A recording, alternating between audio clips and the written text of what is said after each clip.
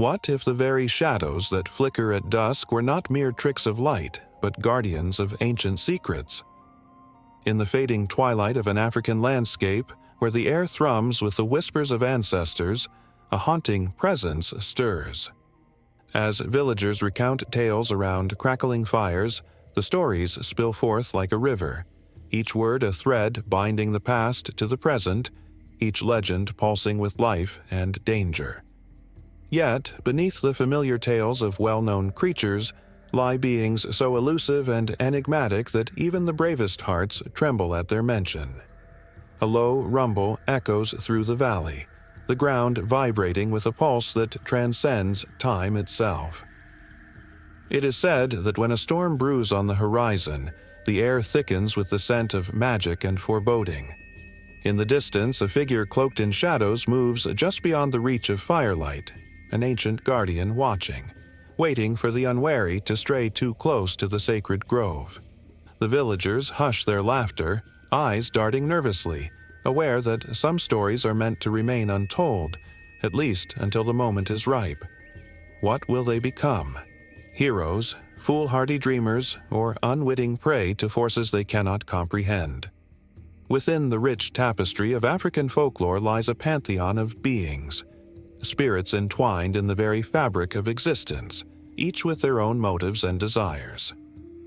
From the fierce yet benevolent Mami Wata, who entices sailors with her siren song, to the elusive Grootslang, part elephant, part serpent, lurking in the depths of forgotten caves, these beings embody the essence of the land, powerful, unpredictable, and profoundly alive.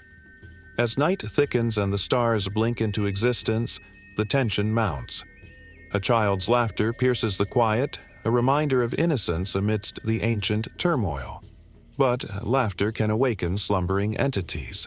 The air crackles, thick with anticipation. The elders exchange glances, their faces etched with wisdom and dread, knowing too well the balance of their world hangs by a thread. In the midst of this fragile harmony, a forgotten prophecy stirs, one that speaks of a time when the mythical will rise and the barriers between worlds will dissolve. As the storm approaches, dark clouds churning in a chaotic dance overhead, a figure steps into the flickering firelight, a newcomer, lost yet determined, drawn by an irresistible pull toward the unknown. With them comes an unspoken challenge, a reckoning that could alter the very fabric of their reality. What price will be paid for knowledge? As the winds howl and the shadows lengthen, the villagers brace themselves. For in the realm of myth, every answer unveils more mysteries, and every step forward could plunge them deeper into the abyss. The night holds its breath, and history teeters on the edge of revelation. The air is electric with possibility. Something monumental is about to unfold, and no one will emerge unchanged. In the dim glow of a crackling fire, flickering shadows dance on the skin of ancient trees, whispering secrets that have lingered for centuries. The air is thick with the scent of earth and wood smoke, a primal connection to the past. Here, stories pulse with life, tales passed down through generations, each one a thread in the rich tapestry of African mythology. The night hums with an electric energy, as if the spirits of ancestors linger just beyond the veil, waiting to be heard. Long before the written word, before maps and borders divided lands, the tribes of Africa spun tales that explained the unexplainable. Every mountain, river, and star held a story, a spirit, a lesson. The sun was not just a celestial body but a powerful deity, whose warmth nurtured the earth and whose strength could scorch it. The moon, with its silvery glow, was a guardian of dreams, a watcher of the night. Each element was alive, breathing, and pulsing with magic, offering wisdom and warning to those who dared to listen. These myths were born from the whispers of nature, from the rhythm of the seasons, and from the struggles of life itself. They were not mere fables but vital teachings, woven into the very fabric of existence. When the rains came too late, the people listened to the tales of the rain gods, invoking their favor with songs and dances. When the sun scorched the land, they turned to the stories of the trickster, a figure who navigated the world with wit and cunning, reminding them that even in hardship, there was a path to resilience. In the shadows of ancient caves, artists crafted images of their gods, spirits, and creatures. These markings, etched into stone, were the first scripts of humanity's intricate relationship with the world. They tell of gods who walked among men, of giants who shaped mountains, and of animals who spoke wisdom in human tongues. Each symbol, each stroke of paint, was a heartbeat, a pulse of a culture that revered the mysteries of life and death. As tribes mingled and traveled, these myths began to intertwine, creating a rich mosaic of beliefs. In the vast savannas, the stories of the Zulu echoed alongside the legends of the Maasai. The Yoruba of Nigeria shared tales with the Akan of Ghana, their narratives weaving together like the intricate patterns of traditional fabrics. Each variation added depth, each region contributed its flavor, yet the core essence remained, a deep respect for the forces that governed their lives. The myths often took on the roles of teachers, offering guidance on morality and ethics. The story of Anansi, the clever spider, became a beloved tale that traversed the continent. Through his cunning, he taught lessons about wisdom, humility, and the power of storytelling itself. Anansi's adventures are a reminder that even the smallest among us can have great impact, sparking laughter and thought in equal measure. Stories of great floods and fiery skies serve to remind people of their humble place in the universe, while others celebrated the triumphs of heroes and heroines who defied the odds to protect their kin. In these ancient narratives, women often emerged as powerful figures, embodying strength and resilience. The goddess Ma'at, representing truth and justice, reigned over the balance of the universe. She was a beacon of hope, guiding the lost and weary. Each tale echoed her wisdom, a reminder that fairness and integrity were as essential as the air they breathed. From the earth goddess Ocean, who commanded rivers and fertility, to the warrior queen Ya Asantewa, legends of fierce women spurred generations to rise against oppression, to fight for freedom, and to reclaim their destinies. Yet, with the arrival of colonial powers, the sacred stories faced unthinkable challenges. The very essence of these myths was threatened by the tides of change. Languages silenced, traditions dismissed as primitive, and cultures pushed to the brink of extinction. Yet, even in the darkest times, the fire of these stories flickered on, hidden in the hearts of those willing to remember. They became whispers in the night, passed down in hushed tones, waiting for the moment to rise again. As the world around them transformed, African mythology adapted, evolving yet remaining rooted in its origins. New characters emerged, blending ancient beliefs with new realities. The stories became not just a reflection of life as it was, but a canvas for hope, resilience, and the indomitable spirit of a people who refused to let their history fade into silence. In bustling marketplaces and quiet villages, the stories still resonate. Elders gather children beneath the sprawling baobab tree, sharing tales that ignite imaginations and bind families. The rhythmic beat of drums accompanies the tales, each thump echoing the heartbeats of ancestors. As laughter spills into the night air, the wisdom of the ages finds new voices, reminding the world that these narratives are not just relics of the past, but living expressions of culture and identity.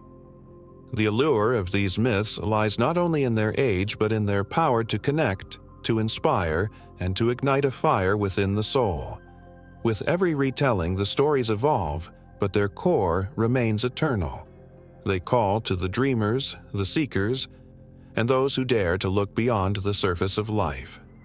The mysteries of the past breathe life into the present, intertwining the lives of countless souls who share in the universal dance of existence.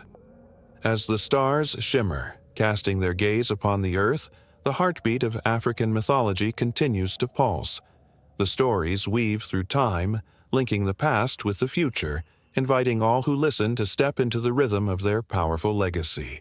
And so the fire crackles on, the shadows deepen, and the tales of gods, spirits, and heroes await the next eager ear, ready to share the magic that binds every life to the ancient whispers of the earth.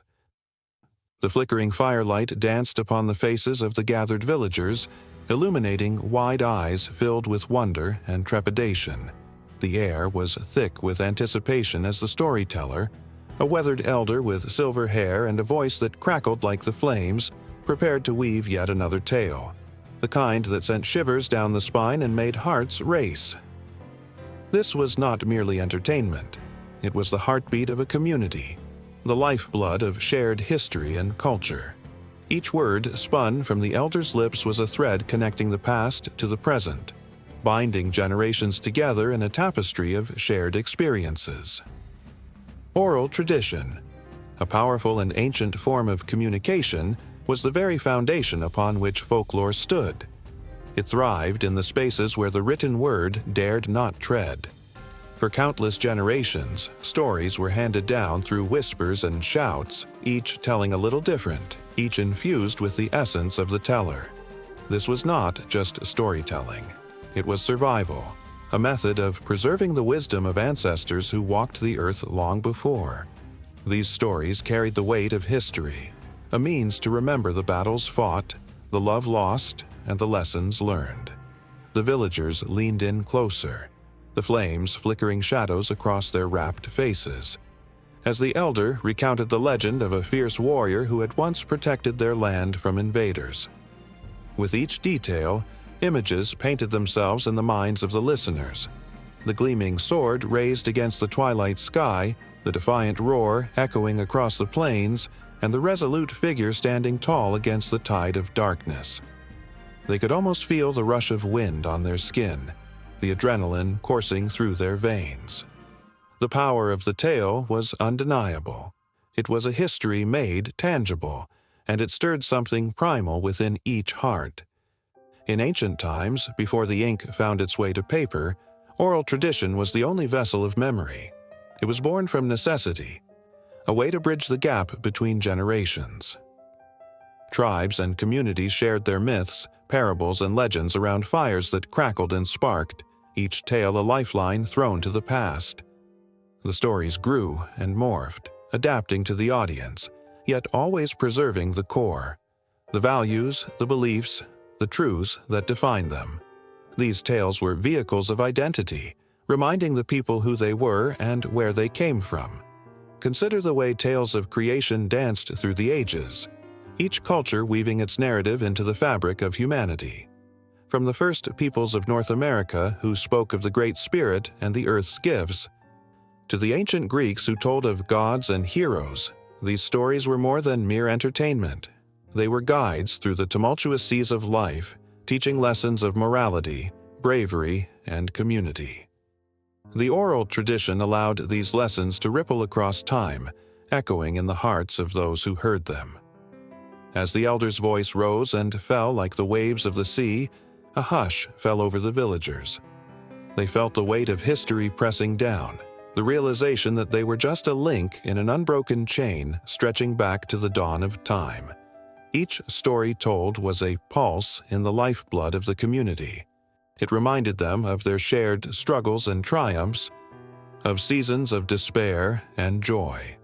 In these moments, they were not just listeners but participants in a grand narrative that shaped their very existence. Every tale had its own flavor, its own lesson wrapped within layers of intrigue. The story of the mischievous trickster, a figure that often blurred the lines between hero and villain, would bring laughter, while the haunting legend of a lost soul wandering the night would send shivers racing down their spines. These narratives had a way of reflecting the complexities of human nature, of capturing the essence of love, loss, and the unending quest for understanding. Through laughter and tears, the tales resonated deeply. A mirror held up to the soul of the community. The elder leaned closer, lowering his voice to a conspiratorial whisper, and spoke of forbidden love that transcended boundaries, of lovers who defied the odds, their passion burning bright even as the world conspired against them. The villagers held their breath, enraptured, feeling the exhilarating rush of hope mingled with despair. Love, in all its forms, had always been a powerful force, and through the oral tradition, its stories found a home in the hearts of the people. But it was not just the stories of joy and valor that were preserved. The darker tales of betrayal, loss, and tragedy also held a vital place in the oral tradition. They served as cautionary tales, reminders of the consequences of hubris and the fragility of trust. The elder's voice dropped to a haunting cadence, recounting the tale of a once great king who lost everything due to his greed. The villagers felt a chill sweep through the circle, a tangible reminder that history was not merely a collection of victories. It was also a testament to the lessons learned through pain and hardship. As night deepened, the flickering flames cast long shadows around the gathering, and the stories entwined like smoke into the starry sky. Children nestled close to their parents, their wide eyes reflecting the spark of the fire, while the elders exchanged knowing glances, each aware that they were guardians of a legacy that transcended mere words. Each story woven into the fabric of their lives was also a promise to honor those who came before them and to pass their tales on to the next generation. With each tale told, the boundaries of time and space dissolved. The villagers felt the presence of their ancestors, the whispers of the past breathing life into the present. They were not just part of a community, they were part of something greater, a lineage of storytellers and listeners, warriors and dreamers, bound together through the ages by the power of oral tradition. As the elder's voice rose once more, a sense of urgency filled the air. Each story was a thread in the fabric of their identity, and as the night wore on, the fires of memory burned brighter, refusing to flicker out. In the deepening darkness, the elders' tales reached further back, to times when the world was young and filled with magic. The villagers leaned in, their hearts pounding with anticipation, knowing that as long as these stories were told, the whisper of their ancestors would never fade into silence. The sun dipped low in the sky, casting long shadows that danced among the ancient trees of the forest. It was a world alive with whispers, where the rustle of leaves carried the secrets of a time long past. Here, in this magical place, the Abatwa, the tiny forest spirits of southern Africa, lived beneath the roots and among the ferns. They were guardians of the wild, elusive and enchanting. Yet their stories echoed in the hearts of those who dared to listen. Legends spoke of their stature, no taller than a finger, yet their impact resonated with the weight of giants. They flitted through the underbrush, their laughter like the tinkling of small bells, bringing joy and mischief to the woodland. But their presence came with a warning. To cross paths with the Abatwa meant to tread lightly, for their magic could bring both fortune and ruin. Farmers whispered prayers to them before planting crops, hoping for their blessing, while hunters feared their wrath should they take too much from the land. In one village, nestled at the edge of the forest, lived a young girl named Thandi. Her days were filled with chores, but her heart belonged to the whispers of the trees. She had heard tales from her grandmother, stories of the brave who had met the Abatwa and returned with gifts beyond their wildest dreams. Thandi longed for such a meeting, her spirit ignited by the thrill of possibility. One evening, driven by a yearning she could not explain, she ventured into the thicket, guided only by the glow of the fireflies. As she moved deeper into the woods, the air thickened with enchantment, and the familiar sounds of her village faded into silence. The world transformed. The trees became tall giants, their gnarled branches reaching out like hands beckoning her closer. A shiver ran down her spine, a mix of fear and exhilaration. What would she find here?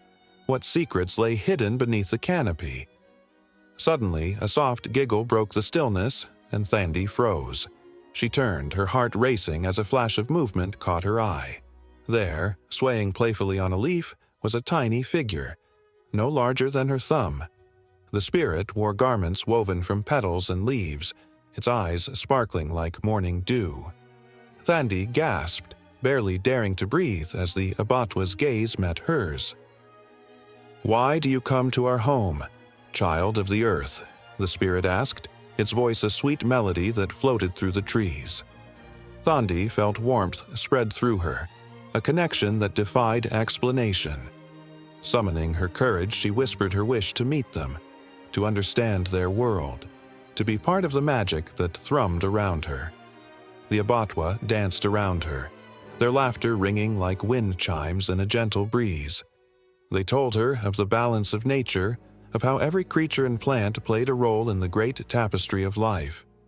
Thandi listened, entranced, as they spoke of the ancient pact between humans and spirits, to respect the land and nurture it in return for prosperity. But unbidden, a shadow flitted across the clearing, a warning of danger. The spirit's expressions changed, eyes widening with urgency. Thandi turned to see a band of men, armed and hungry, pushing deeper into the forest, seeking to destroy the very source of life the Abatwa protected. Fear gripped her heart. Could she help them? What power did she hold against such greed? With a rush of determination, she stepped forward, the weight of her ancestors on her shoulders. "Stop!" she shouted, her voice shaking but fierce. The men turned, eyes narrowing at this unexpected confrontation. Thandi's heart raced as she felt the spirits rally behind her, their energy surging like a wave, lending her strength. She spoke of the Abatwa, of the stories, of the magic that thrived in the forest. Her words flowed like a river, filled with passion and truth. The men hesitated, confusion etched on their faces. Some exchanged wary glances, doubt creeping into their hearts, while others scoffed, dismissing her as a silly girl lost in dreams. But Thandi stood her ground, calling upon the spirits to show their power. She closed her eyes, focusing on the bond she felt with the forest, with every tree and creature. Suddenly, the air shimmered with energy, and the forest seemed to awaken around her. The trees bent and swayed, their leaves whispering words of warning. A gust of wind rushed through, swirling around the men, and they stumbled back, fear blooming in their chests. The Abatwa revealed themselves, their forms glowing like fireflies, dancing around the intruders with a fury born of desperation. It was a sight both bewildering and beautiful, a reminder of the worlds entwined, the sacred bond between humanity and nature.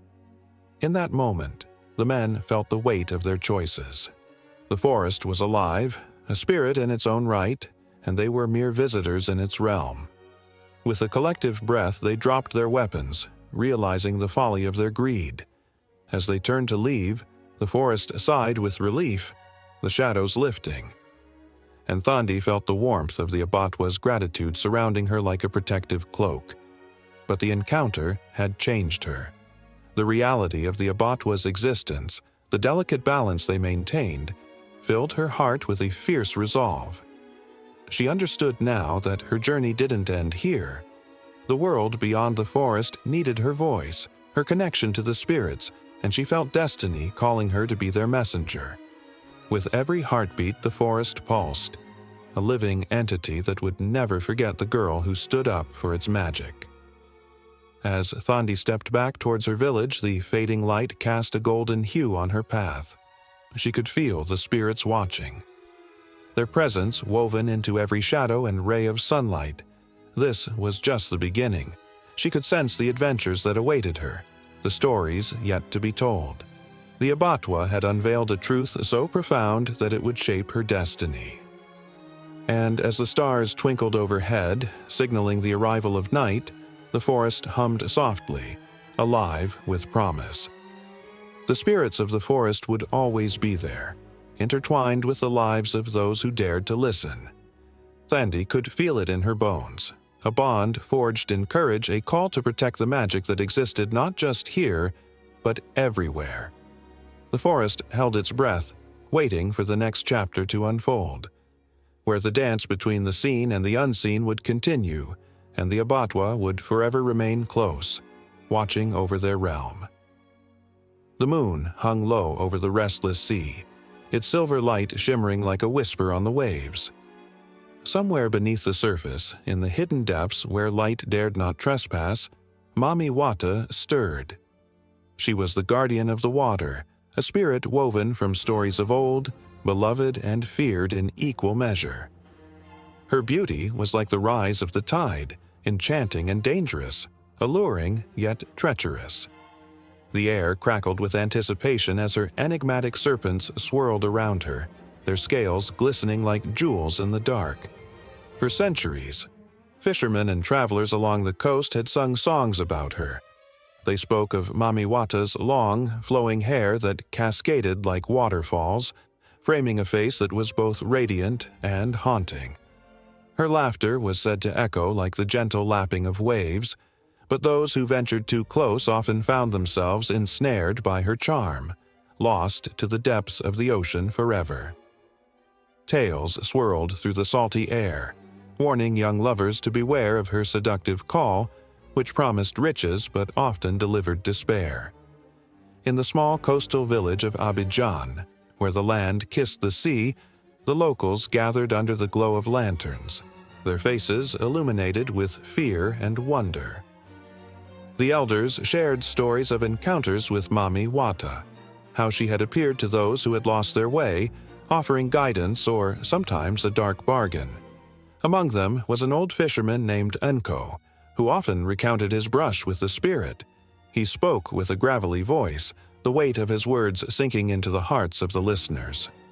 "Nko, tell us again," the children urged, their eyes wide with excitement, while the elders nodded solemnly, aware of the truth that danced behind the tales. "There was a storm," Nko began, his gaze drifting into the distance. "The waves roared like wild beasts, and I thought I would meet my end, swallowed by the sea. But then I saw her, a figure illuminated by lightning, draped in shimmering blue. She came to me, her serpents twisting around her like shadows. 'I can save you,' she said, 'but you must promise to always honor the water.'" Nko paused, the weight of memory heavy on his shoulders. The villagers leaned in closer, their breaths held, caught between fear and fascination. They could almost see the figure in the storm, the glint of her scales, the pull of her gaze. "But I was foolish," Nko continued, his voice trembling. "I thought I could take her gift without giving anything back. I boasted of her help, and in my arrogance I forgot to keep my promise. The very next day, my nets returned empty, and my boat was battered by the waves. Mami Wata had taken her revenge." A shiver ran through the crowd. Mami Wata was not just a spirit of allure. She was a force of nature, a reminder of the delicate balance between man and water. She represented the bounty of the sea, but also its fury. The villagers maintained a delicate relationship with the ocean, offering gifts of fruits, shells, and trinkets, hoping to appease the water dwellers. As night fell deeper, the sound of the waves crashing against the shore merged with the whispers of the villagers. They spoke of the time a young woman named Amina had wandered to the shore alone, lured by the soft, melodic call of Mami Wata. It was said that Amina had danced on the wet sand, entranced by the spirit's song, her heart beating with wild abandon. The villagers had watched in horror as she waded into the waters, the sea welcoming her like an old friend. Hours passed, and when the sun rose, Amina was gone, leaving only a shimmering necklace of shells behind. The villagers believed Mami Wata had claimed her, taking her as a companion in her watery domain. The necklace was a haunting reminder, resting like a curse in the village, an echo of joy turned to sorrow. Nko's voice dropped to a whisper as he finished the tale. "Remember, my friends, the sea is not ours to conquer. It is a world filled with wonder, but also with peril. Mami Wata watches and she remembers." But not all were afraid. Young men often gathered at the shore, bravado in their hearts, eager to challenge the legends. They would boast of capturing one of Mami Wata's serpents, imagining the wealth they would gain. "I'll bring her treasure to the village," one would declare, his eyes gleaming with dreams of gold and glory. "She won't dare touch me." That reckless spirit echoed through the village, and the elders' warnings were often drowned out by the sound of laughter, youthful ambition clashing with ancient wisdom. One moonlit night, as the tides surged and danced, a group of these daring young men set out on a small boat, their hearts racing with the thrill of adventure. They rowed far into the sea, where the water churned and shadows flickered beneath the surface. The air was thick with tension, the kind that makes the hairs on one's neck stand on end. They sang songs of bravery, their voices rising with the swell of the waves, but soon the laughter faded. A heavy silence enveloped them as the moon dipped behind clouds, and an eerie chill settled in the air. The water beneath their boat began to bubble and churn, the serpents of Mami Wata awakening from their slumber, swirling around the boat, their scales glittering like stars fall into the sea. Panic took hold as the young men realized they were not alone. The surface of the water erupted, and there she emerged, Mami Wata, her beauty overwhelming, her eyes deep pools of mystery. The air crackled with electric energy as she raised her arms, summoning her serpents to dance in the moonlight.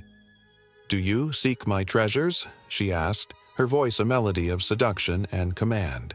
It was a question that hung heavy in the air, whispering of both promise and peril. The young men trembled, caught between awe and terror, their dreams of glory quickly turning into a nightmare. The dance of the serpents twisted around them, mesmerizing but deadly as they felt the pull of the water. The weight of Mami Wata's gaze. Each young man understood, in that moment, that the spirit of the sea did not easily let go of those who dared to challenge her. The legends were not mere stories. They held the weight of reality. As the moon hung high above, the tides surged, and the night deepened. The echoes of fate loomed, and Mami Wata, with her enigmatic serpents, continued her eternal watch over the waters, her laughter mingling with the crashing waves, leaving only questions in her wake. The sun dipped low in the sky, casting long shadows across the ground, as a group of villagers gathered around a crackling fire. Their faces, illuminated by flickering flames, were tense with anticipation. Tonight was a night of tales, where whispers of the past would weave through the air, stitching together the fabric of their folklore. Among them was Anansi, the clever spider, but unseen were his lesser-known relatives, lurking in the shadows, eager to join the tale and stir the hearts of those who listened. In the lore passed down through generations, tricksters like Anansi were the masters of chaos. They danced on the thin line between mischief and wisdom, teaching lessons while igniting laughter. But while Anansi spun his web of stories, other tricksters from distant lands awaited their moment to shine. Each had a voice, a story, a unique brand of cleverness that brought excitement and sometimes discomfort. Among them was the mischievous coyote, a figure celebrated in Native American folklore. With a coat that shimmered like moonlight and eyes that sparkled with mischief, he was known for his cunning schemes. But Coyote was no mere prankster. He carried the weight of creation itself. He tricked the stars into their places and laughed with the winds, yet his tales also bore the scars of his misadventures. When he stole fire from the sun, not only did he bring light to the earth, but he also learned the painful consequences of his actions. His laughter echoed through the mountains, a haunting reminder of how trickery can shape destinies. Then there was Reynard the fox, whose cleverness was as sharp as his teeth. Originating from medieval Europe, Reynard was a sly character, often outsmarting the foolish beasts around him. He was a rogue hero, stealing from the rich and tricking the powerful. But his escapades weren't without a cost. Each deception left a mark. A tale whispered among the villagers spoke of how Reynard once lured a proud wolf into a trap of his own making, only to find that pride would be a foe he couldn't outwit. The cunning fox taught that every trick had its consequences, and sometimes the deepest lesson came from the most unexpected places. Across oceans, the Yoruba people of Nigeria spoke of Eshu, the divine trickster who roamed the crossroads. Eshu was a shapeshifter, embodying chaos and order at once. He wore a red and black hat, a symbol of his dual nature, and carried messages between the gods and humans. Eshu's laughter rang out like thunder, echoing the unpredictability of life itself. Tales of Eshu were often laced with moral threads, reminding the listeners that fortune could change in the blink of an eye. One day, the villagers would praise him for his guidance. The next, they would rue his capriciousness. The trickster was a powerful ally, but also a fearsome adversary. In the lush jungles of Southeast Asia, the stories of the Monkey King, Hanuman, danced through the air like the rustling of leaves. Hanuman was revered as a hero, a protector with the essence of a trickster. His strength was matched only by his cunning. With a leap as high as the tallest trees, he would outsmart demons and save the day, all while teasing the celestial beings above. But beneath his playful exterior lay a heart full of wisdom. When he tricked the indolent gods into taking action, he reminded them of their obligations to humanity. In every escapade, Hanuman revealed the truth that sometimes being tricky was the only way to draw out the best in others.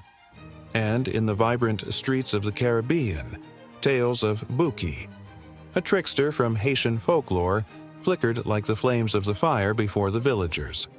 Buki, a clever but lazy jackal, often found himself in absurd situations. Every trick he attempted was an invitation to trouble, and yet he always managed to turn the tables. His stories carried the laughter of the people, speaking to their struggles and triumphs. With each misadventure, Buki reminded the villagers that even the unlikeliest of heroes could rise from their own folly, teaching them to find joy in the absurdity of life. As the night deepened, the flames crackled and popped, sending sparks into the air like fireflies. The villagers sat captivated, their hearts racing with the thrill of each tale. They could feel the tension and wit of the tricksters, alive in their stories, weaving in and out of the shadows of their minds. Each character had a lesson to teach, a different shade of trickery revealing the complexities of life itself. The air was thick with anticipation, and the stories began to intertwine. As Anansi spun his web, the echoes of Coyote's laughter mingled with Reynard's cunning schemes, while Eshu's unpredictable nature danced among the flames. Buki's antics played out, creating a symphony of trickster tales that resonated in the hearts of those gathered. They were not just stories. They were a celebration of resilience, reminding everyone that laughter could emerge from even the darkest moments. Tension hung in the air, a tangible thread connecting the past to the present. Each trickster, in their own way, offered a glimpse into the human experience, a mirror reflecting the joys and sorrows we all share. The villagers leaned in closer, mesmerized by the unfolding drama, their breaths held in wonder. The tales would not end, for the tricksters thrived on the spark of imagination, drawing everyone into their world of mischief and wisdom. And as the fire flickered and shadows danced, the spirit of Anansi's lesser-known relatives filled the night, reminding all who listened that the stories of the tricksters were as endless as the stars above. As the sun dipped below the horizon, a shroud of darkness crept across the village, casting long shadows and amplifying the whispers of the night. Children scampered indoors, their laughter fading into the stillness, as the elders reminded them of the stories, the tales passed down through generations that echoed the very heartbeat of their culture. Among those stories, none was as chilling or captivating as that of the Asanbosum, a creature that roamed the forests of Ghana, waiting in the shadows. The Asanbosum was more than just a myth. It was a guardian of the night, a figure of both fear and respect.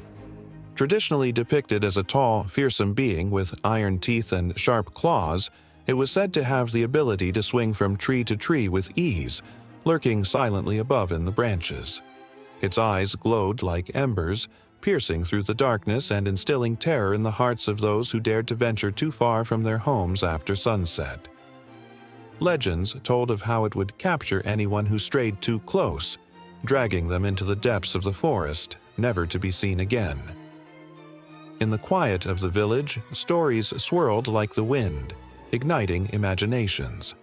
There was a tale of a brave hunter named Kwame, who, fueled by courage and a relentless desire to prove his worth, ventured into the forest one fateful night. Armed with nothing but a spear and his unwavering spirit, he sought to confront the Asanbosum, convinced that he could outsmart this fearsome creature. His friends warned him, their voices trembling as they recounted stories of those who had vanished without a trace. But Kwame, filled with youthful bravado, dismissed their fears, his heart racing with a mix of excitement and dread. As he stepped into the dark embrace of the trees, the air grew heavy. The whispers of the forest wrapped around him like a cloak, and each snap of a twig sent jolts of adrenaline coursing through his veins.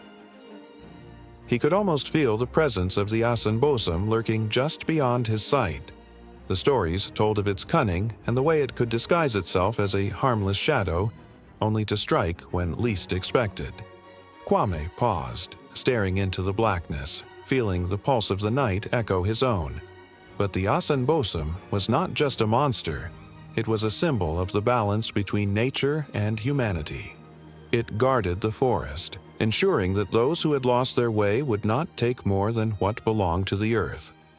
Many believed that it only attacked those who disrespected the land, those who sought to exploit its resources without thought or care.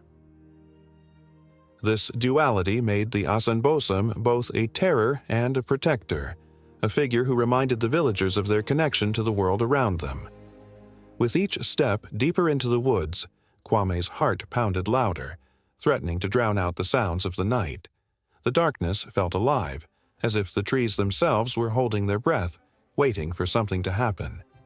He recalled the stories of the elders, their voices crackling like the flames of a fire as they described the Asanbosum's iron teeth, a chilling reminder of its power. Yet his determination did not waver. He was ready to face whatever lay ahead. Suddenly, the air shifted, carrying an electric charge that made the hairs on the back of his neck stand on end. A rustle echoed from above, and Kwame's breath caught in his throat. It was then that he saw it, the Asanbosum, silhouetted against the moonlight, its eyes burning with a fierce glow. It hung from the branches, a creature of both beauty and horror, and for a moment, time stood still. Kwame's bravery battled against the primal instinct to flee, as the weight of ancient stories settled upon his shoulders. The creature's claws glistened, sharp and menacing as it crouched low, surveying its prey. Kwame gripped his spear, the wood pressing against his palm, but doubt began to creep in. What if the stories were true? What if he was merely a moth drawn to a flame, a foolish boy challenging a force far beyond his understanding? As if sensing his hesitation, the Asanbosum let out a low growl that reverberated through the trees, shaking the very ground beneath his feet. In that moment of sheer terror, Kwame remembered the tales of those who had encountered the creature before him. They spoke of respect for the forest, of offerings left at the edge of the trees to appease the guardian. With a newfound clarity, he realized that he was not here to conquer, but to understand. He dropped his spear, the clatter echoing in the night, and knelt on the cool earth, offering a silent prayer to the Asanbosum. The creature paused, its eyes narrowing as it studied the young hunter, and for a fleeting moment, the tension in the air shifted.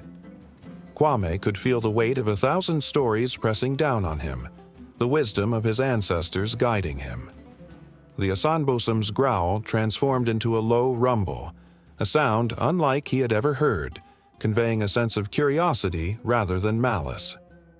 It seemed to recognize the respect in Kwame's demeanor, a flicker of understanding passing between hunter and guardian. This night was not about fear, it was a dance of mutual recognition, a moment suspended in time where the boundary between predator and prey blurred. As the Asanbosom inched closer, Kwame held his breath, aware that this encounter was not merely about survival. It was a lesson etched into the fabric of his existence. In this twilight realm where shadows whispered secrets, a bond was forming, a connection to the stories that shaped his people. But just as the air thickened with possibility, a sudden crash shattered the stillness. A group of loggers, armed with chainsaws and axes, stormed into the clearing, their laughter echoing through the trees, oblivious to the sacred tension that hung in the air. Kwame's heart sank, for he knew the danger they posed to the Asanbosom and the delicate balance of the forest. In an instant, the guardian of the night was no longer alone, and the quest for understanding was overshadowed by a greater threat. The Asanbosom recoiled, its fierce eyes narrowing into slits of fury as it realized its home was under siege. Kwame's mind raced, caught between the horror of witnessing the imminent destruction of the forest and the raw, frightening power of the creature before him.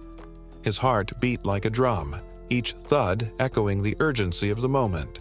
The stories had warned him of this, of the humans who would come to take without asking, of the guardians who would rise to defend what was sacred. As the chainsaws roared to life, the Asanbosom let out a deafening roar that echoed through the trees, shaking leaves from their branches. It leaped into the night, a blur of shadow and fury, and Kwame felt the ground beneath him tremble. The time for fear was gone. The Asanbosom was now a wild force of nature, ready to protect its home at all costs. In that moment, Kwame knew he could no longer remain a passive observer. He had a choice to make: to stand by and watch the destruction, or to join the Asanbosom in its fight against the encroaching darkness. The night was alive with tension, and the stories of the past whispered in the wind, urging him forward. The boundary between human and guardian had blurred, and as the hunter became a protector, both Kwame and the Asanbosom prepared to face the chaos that threatened to consume them.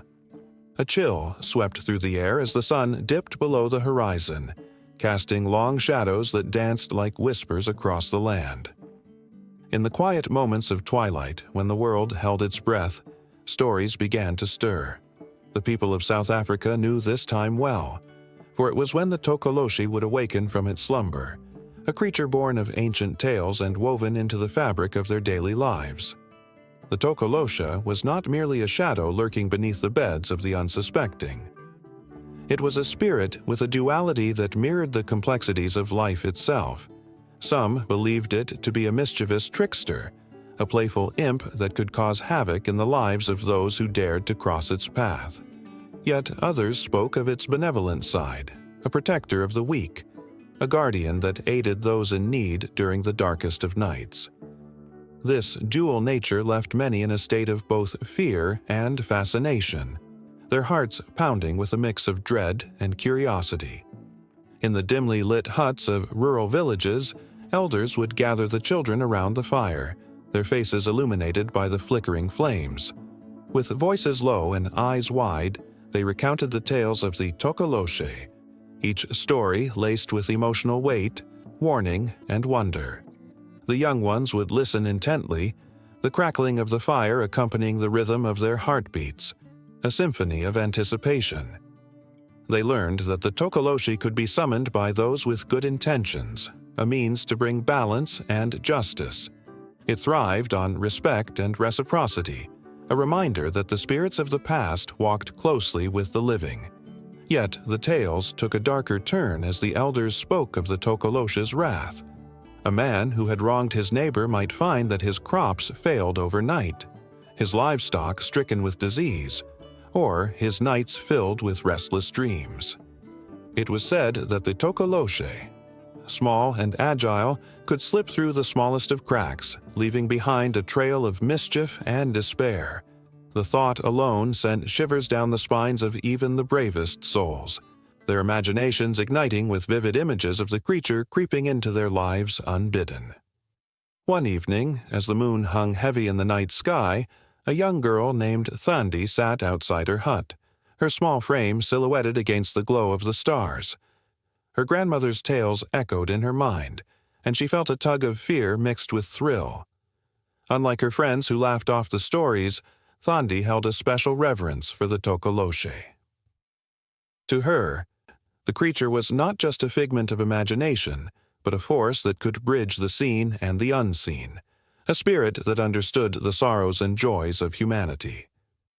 It was during one of those nights, under the watchful gaze of the stars, that Thandi felt a strange presence. A shiver raced down her spine, not of fear, but of connection. She sensed the air shift around her, as if the world was holding its breath, waiting for her to acknowledge the unseen. Just then, a gentle breeze carried a soft whisper through the trees, and Thandi felt a warmth envelop her. The Tikoloshe, she realized, was near. It was as if the spirit was responding to her unspoken wish for guidance, for strength to navigate the complexities of life. In the stories shared by her elders, she had learned that the Tikoloshe could be called upon in times of need. With a heart full of hope and a mind racing with possibilities, Thandi whispered a prayer into the night, asking for protection for her family and the strength to stand against injustice. She believed deeply in the bond that existed between the living and the spirits, and as the wind swirled playfully around her, she felt a response, a promise that she was not alone. Across the village, in another hut, an old man named Sifo was wrestling with despair. His family had suffered loss after loss, and his heart was heavy with grief. The stories of the Tikoloshe haunted him, but not in a way that filled him with dread. He believed that the spirit could be a force for healing. One night, feeling particularly vulnerable, he lit a candle and placed it by his door, whispering an invitation into the stillness. "If you are here, Tikoloshe, I welcome you. Help me find a way to mend my heart." As the flames flickered, a sudden gust of wind swept through the room, extinguishing the light. Sifo's heart raced, and for a moment he felt panic rising within. But then, amid the darkness, he felt a comforting presence, a soft rustle in the shadows, a sense of being watched over. He understood then that the Tikoloshe was not there to bring mischief, but to remind him of hope. Healing would come in its own time, and he was not alone in his struggles. The stories of Thandi and Sifo, woven together by the common thread of belief in the Tikoloshe, resonated throughout the village. It was a reminder that the spirit was a part of their lives, a guardian and a trickster, a force that demanded respect and offered companionship. The nights became charged with energy, filled with whispers of possibility, and the flicker of candlelight became a beacon for those seeking solace. As the moon waned and the days turned into weeks, the Tikoloshe remained a constant presence. It slipped through the cracks of homes and into the hearts of those who dared to believe. In the joyous laughter of children and the quiet resilience of elders, the spirit danced, its essence entwined with the very fabric of their existence. Each story shared, each prayer whispered into the night, strengthened the bond between the seen and the unseen.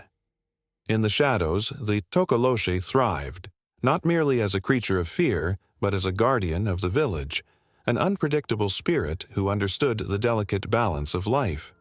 It danced on the edges of dreams, weaving through the stories of every heart, every soul, echoing the timeless truth that in the realm of belief, nothing was ever truly lost. The night held secrets, and the Tikoloshe was the keeper of those secrets, a reminder that even in darkness, a flicker of light could guide the way. The sun dipped low on the horizon, casting an orange glow that danced like flickering spirits across the ancient, weathered stones of a village long forgotten. Children played beneath the sprawling branches of a gnarled tree, laughter mingling with hushed whispers of an age-old tale. It was a tale woven into the very fabric of their lives, the whispers of ancestors, voices that echoed through time, guiding and shaping the present. In the dim light of a modest home, an elder sat cross-legged on a worn mat, eyes closed as if in prayer.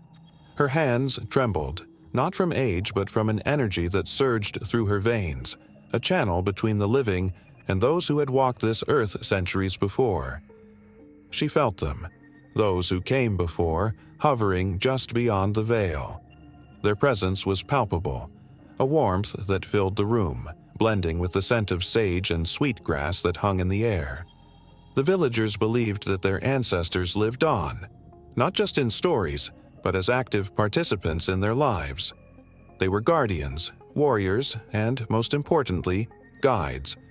Whenever a decision loomed or a path seemed unclear, the people called upon their ancestors, seeking wisdom from those who understood the hardships of life. Every festival, every meal shared was a tribute to the spirits that had paved the way. They believed that when the crack of a twig echoed in the stillness of the night, it was not just the wind, it was a sign, a message from the other side.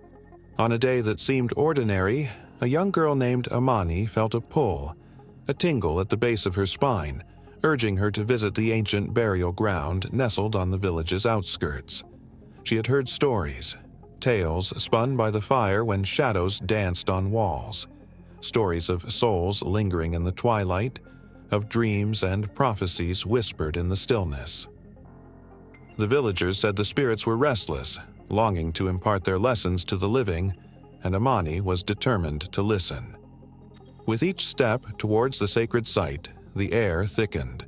The gentle rustling of leaves morphed into soft murmurs, and she thought she could make out fragments of conversations, laughter, cries, and the solemnity of a farewell.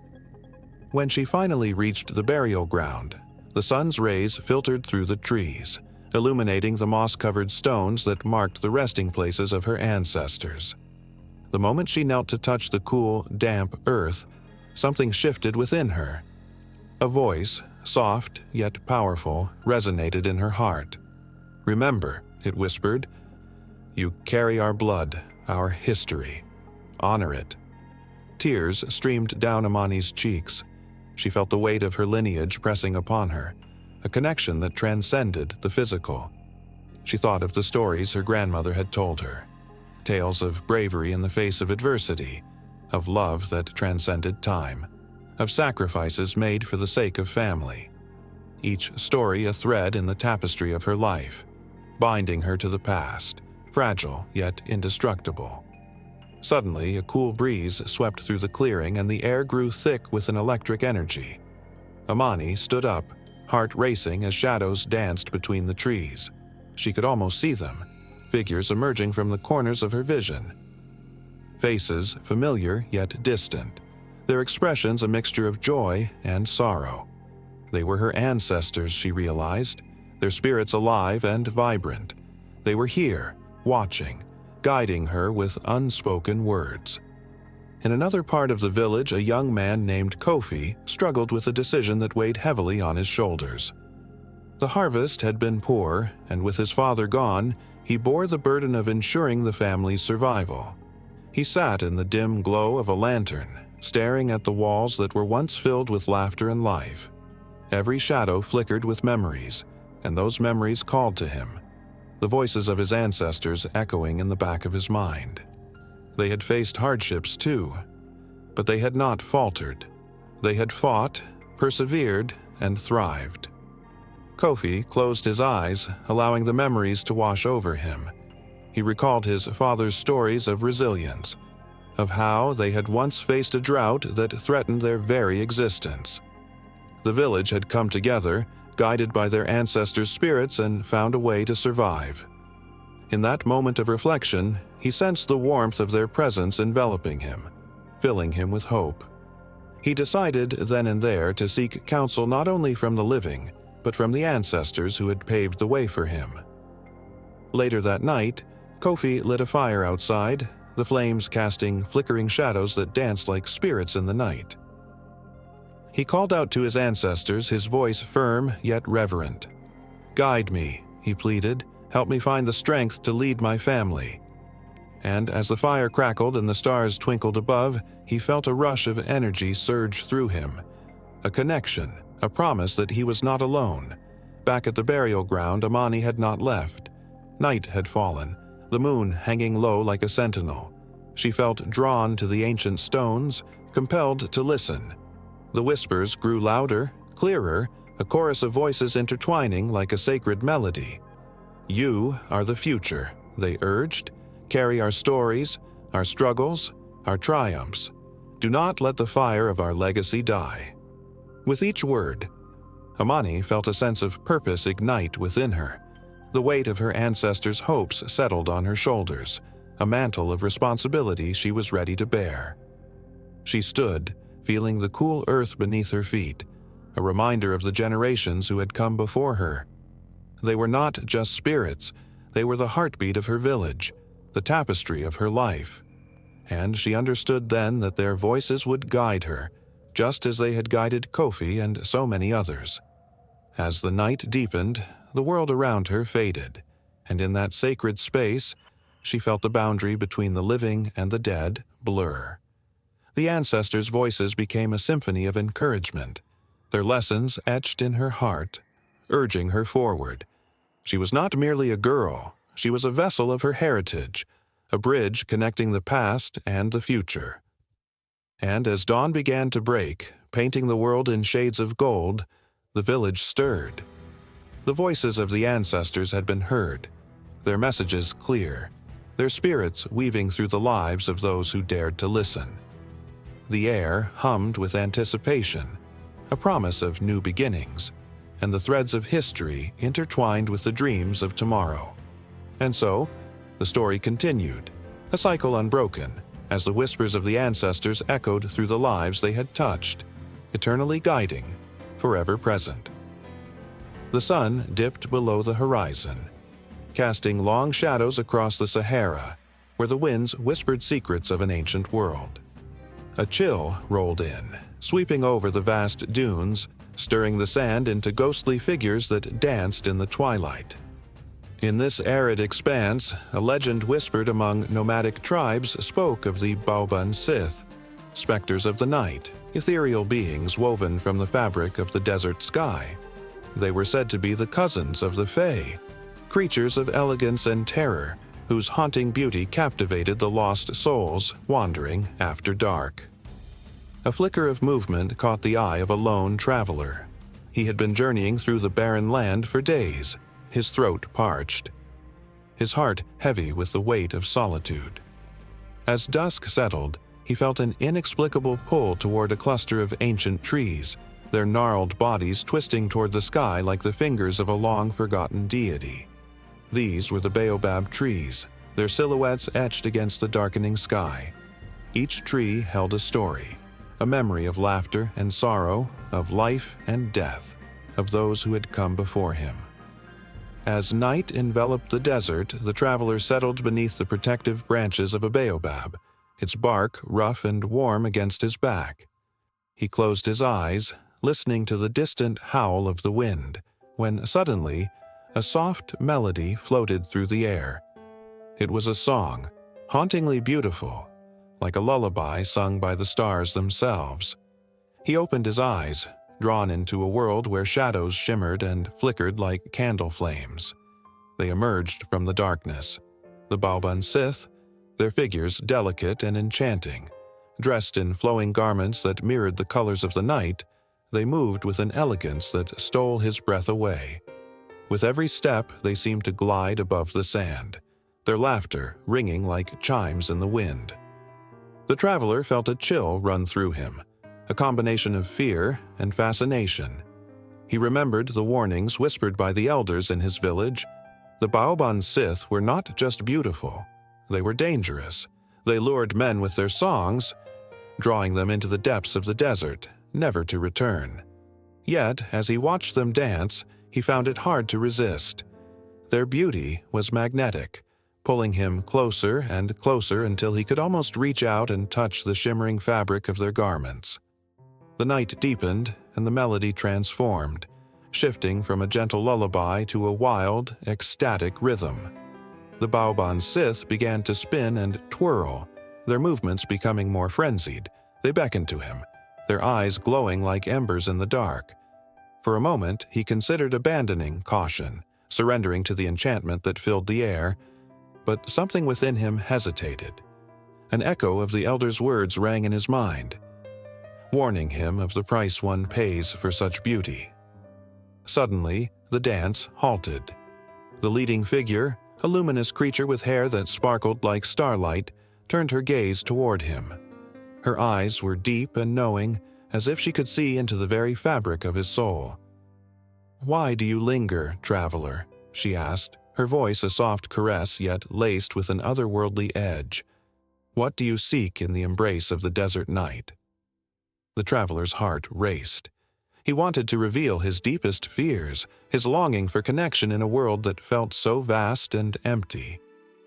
"I seek companionship," he finally confessed, his voice barely above a whisper. "I am lost." The Baoban Sith exchanged knowing glances, their expressions a mix of sympathy and mischief. Many come seeking solace, yet few understand the price. A chill crept down his spine. "What price?" he dared to ask, the words slipping from his tongue despite the warning bells ringing in his head. "Your heart," she replied, a haunting smile gracing her lips. "To dance with us, to revel in our beauty, you must leave behind your mortal ties. The desert will cradle your essence, and you shall become one with the stars." Fear gripped him, but the allure of the Baoban Sith was intoxicating. The thought of becoming part of something eternal, something greater than himself, called to him with a siren's song. The wind picked up, swirling the sand around them in a frenzy, echoing the chaos in his heart. "I can't," he finally stammered, but the words felt weak against the power of their gaze. With each passing heartbeat, he felt himself slip closer to the edge of a decision he hadn't fully comprehended.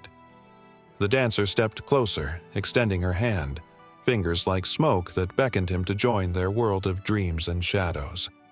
The desert wind howled, drowning out his thoughts, and as he hesitated, a sudden flash of memory pierced through the fog, his family waiting for him, their laughter ringing in his ears.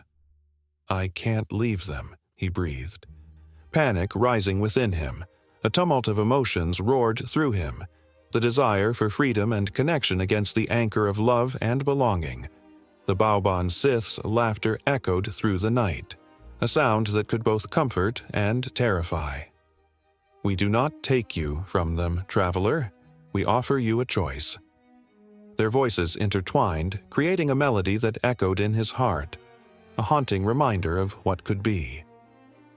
"Dance with us, even for a moment. Taste the ephemeral nature of joy, then return to your world, changed forever." As the tension mounted, the traveler felt time slow. Would he break free from the chains of the mundane, if only for a heartbeat? The air crackled with energy. A battle between desire and duty. He took a step forward, his foot sinking into the cool sand, as the Baoban Sith encircled him, their ethereal forms shimmering like mist. He felt their warmth, their energy, wrapping around him like a cocoon.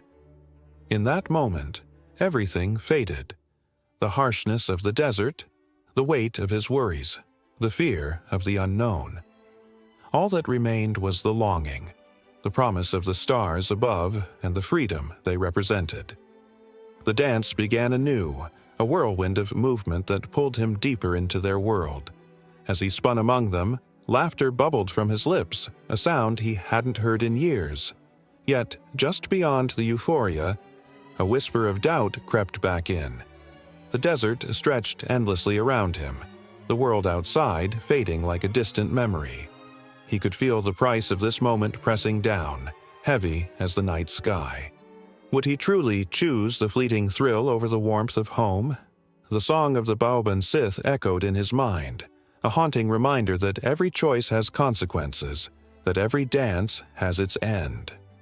As the sun began to rise, painting the desert with hues of hope and light, the traveler stood suspended between two worlds, caught in the web of the Baoban Sith's enchantment. Every heartbeat a silent plea, a choice lingering on the edge of his soul, waiting to see what the dawn would bring. Under the thick canopy of West Africa's jungles, where whispers of ancient spirits intertwine with the rustle of leaves, a shiver of fear dances through the air. Shadows flicker beneath the trees, and the ground feels alive, pulsing with the heartbeat of something extraordinary. Here, tales of the Ninki Nanka, a creature wrapped in mystery and dread, have thrived for generations, casting a spell upon the hearts of those who dare to listen. The Ninki Nanka is no ordinary beast. Described as a serpent-like creature, it slithers through the myths and folklore of the Mandinka and other groups, its scales shimmering like the surface of the water under the moonlight. With a long neck, a mesmerizing tail, and piercing eyes that gleam like polished stones, it evokes both awe and terror. Elders sit around flickering fires, their voices low and trembling as they recount chilling stories of how this creature lured the unwary into the depths of the jungle, never to be seen again. In a village tucked away in the folds of the land, children often gather, eyes wide with wonder as their grandparents spin tales that seem to breathe with life. Beware, they warn, for Ninki Nanka feasts on souls, drawing the innocent into its watery lair. The villagers share nervous glances, recalling how, not too long ago, a young boy had vanished, leaving behind only a haunting silence and the echo of laughter that lingered in the air like a fading song. The sun dips low, painting the sky in hues of crimson and gold, and the jungle hums with an unsettling energy. A group of teenagers, emboldened by bravado and the thrill of adventure, decide to venture into the depths of the forest. Armed with nothing but flashlights and their laughter, they dismiss the warnings of their elders, convinced that the Ninki Nanka is just a figment of imagination, a story to scare children into obedience. As they step past the last flickering lights of their village, the jungle envelops them, the darkness thick and suffocating. With each step, the air grows heavier, the sounds of the jungle changing from the familiar chirps of crickets to a deeper, more ominous silence. They reach a small river, its surface glistening in the fading light, and suddenly, the laughter dies down. A chill runs through them, its icy fingers gripping at their hearts. "Let's turn back," one of them suggests, glancing nervously at the water. But the bravest among them, a tall boy named Kofi, scoffs, "It's just a story. We'll prove it." Kofi steps closer to the river, peering into the depths. The water moves, almost as if it's breathing, swirling with a life of its own. A faint ripple breaks the surface, and for a fleeting moment, something glimmers beneath the water. The others gasp, stepping back as a sense of dread washes over them like cold rain. "Did you see that?" one girl whispers, her voice tremulous. Kofi, filled with a reckless determination, nods but doesn't back down. He leans further, his heart pounding, the thrill of fear coiling around him. Then, from the depths, a low, resonant growl emanates, vibrating through the air. It's a sound that seems to come from the very soul of the earth, echoing through the trees and sending shivers cascading down their spines. The river bubbles ominously, and in that moment they all understand. Ninki Nanka is not just a story. It hangs in the air around them, a palpable presence. Panic erupts among the group and they turn, racing back toward the safety of the village. But Kofi hesitates, caught in a trance. The jungle seems to pull him closer, the glowing eyes of the creature calling him into the shadows. The whispers of the wind carry him deeper into the wilderness, where the trees close in like walls and the very ground feels alive beneath his feet. The others scream for him to return, their voices desperate and raw, ringing in his ears as they disappear into the thickening dusk. As the last of the daylight fades, Kofi's heart races. What if he is caught? What if he becomes just another tale? A ghost haunting the stories told around the fires? The whispers of the Ninki Nanka swirl around him, and he feels the weight of its gaze upon him. The jungle holds its breath, and for a heartbeat, time stands still. Then, like a flash of lightning, the water erupts. A massive form rises, scales shimmering in the moonlight, revealing the Ninki Nanka in all its glory. It coils and twists, a magnificent creature with a presence that is both mesmerizing and terrifying. Kofi can only stare, frozen, fear and fascination intertwining in his chest. The creature's eyes bore into him, ancient and wise, yet filled with a haunting hunger. For a moment, it seems to communicate, a silent understanding passing between them. Kofi feels the weight of history in that gaze, the countless souls claimed by this enigmatic beast. He can almost hear the echoes of those who came before, lost to the lure of the unknown. The jungle quakes with tension. The air is thick with emotion, as if the very fabric of reality is holding its breath. Just as quickly as it appeared, the Ninki Nanka dips back beneath the surface, leaving only ripples behind. Kofi, trembling, takes a step back, desperation clawing at him as he realizes he can't remain here. He spins around and races towards the screams of his friends, the sound pulling him back to reality like a lifeline. The jungle seems to close in behind him, as if it is reluctant to let go of its secrets. Each step feels heavier, his heart pounding in rhythm with the whispers of the forest. Kofi bursts into the clearing where his friends are waiting, eyes wide with terror. They see the wild look on his face and know that something has changed. As the night deepens, the jungle continues to pulse with life, the stories of the Ninki Nanka lingering in the air, twisting around the hearts of those who dare to wander. A new tale is waiting to be told, echoing through the shadows, forever binding them to the mysteries that rise from the waters of West Africa. The air crackled with an electric tension as the sun dipped below the horizon, casting shadows that danced like whispers on the forest floor. In the fading light, the Shaneks emerged, guardians of the land, shrouded in mystery and bound by ancient promises. These small, elusive figures slipped through the trees, their laughter echoing like the rustling leaves, a sound both joyous and haunting. With eyes that glimmered like stars, they watched over the earth, ensuring that the balance between nature and humanity remained intact. Born of the very soil they protected, the Shanekes were said to have powers woven deeply into the fabric of existence. They were keepers of secrets, protectors of the wild, and tricksters who played with the hearts of those who dared to disrespect the land. Stories whispered through generations told of their mischievous deeds, of travelers lost in the woods only to find themselves led home by the gentle guidance of these guardians. Yet, beneath their playful exterior lay a fierce devotion to their sacred duty. But where did these enigmatic beings come from?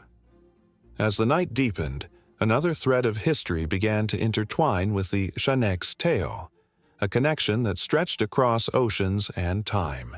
It was a link that tied them to the African spirit, to the rich tapestry of cultures that had endured struggle, survival, and resilience. The ancestors of the Shaneks were not just local myth, but a reflection of distant roots, African traditions carried on the backs of those who were stolen from their homeland, but whose spirits remained unyielding. In the lush landscapes of Mexico, the legacy of the Shaneks was alive with the rhythms of the earth. From the vibrant colors of the flowers to the rustle of the wind in the trees, each element was a reminder of the harmony that must exist between humanity and the natural world. Yet, lurking beneath the surface of this harmony was a tension, a struggle that echoed the stories of their African ancestors who fought against oppression and injustice. One particularly moonlit night, a young girl named Xochitl wandered into the woods, her spirit filled with curiosity and wonder. She had heard the tales of the Chanek, the guardians who protected the land, but had never seen one. As she walked, the air became thick with anticipation. Shadows flickered, and she felt a presence, something watching her from between the trees. Her heart raced, caught between fear and excitement. Suddenly, a small figure appeared before her, barely the height of her waist. The Chanek, with a crown of leaves and a mischievous grin, studied her with eyes that sparkled like dewdrops at dawn. "What brings you here, little one?" he asked, his voice a melody carried on the wind. Xochitl, taken aback, stammered out her admiration for the beauty of the forest. The Chanek tilted his head, a smirk dancing on his lips. "Do you know what it means to protect this land?" he challenged, the playfulness in his tone giving way to something deeper. Do you know the stories that flow through these roots and rivers? Do you know where they come from?" Before she could respond, the Shanek waved his hand, and the world around her transformed. Suddenly, Xochitl found herself standing on a distant shore, the waves crashing against the rocks. The vibrant sounds of drums filled the air, and she could see the faces of joyful dancers, their movements telling tales of survival and strength. They sang songs of their ancestors, who had been taken from their homes but never lost their spirit. As she watched, tears filled her eyes. The dancers' bodies moved in perfect harmony with the music, each step echoing the heartbeat of their ancestors, an unbreakable connection that transcended time and space. Xochitl felt a surge of emotions, a realization that the Chineks were not just guardians of the land, but also of the histories and stories that shaped their existence. In that moment, the Shanek reappeared beside her, his expression serious. "You see, little one, the power of the land is intertwined with the power of the spirit. To protect one is to honor the other. You carry their legacy within you, just as I do. But with that comes responsibility. Do you understand?"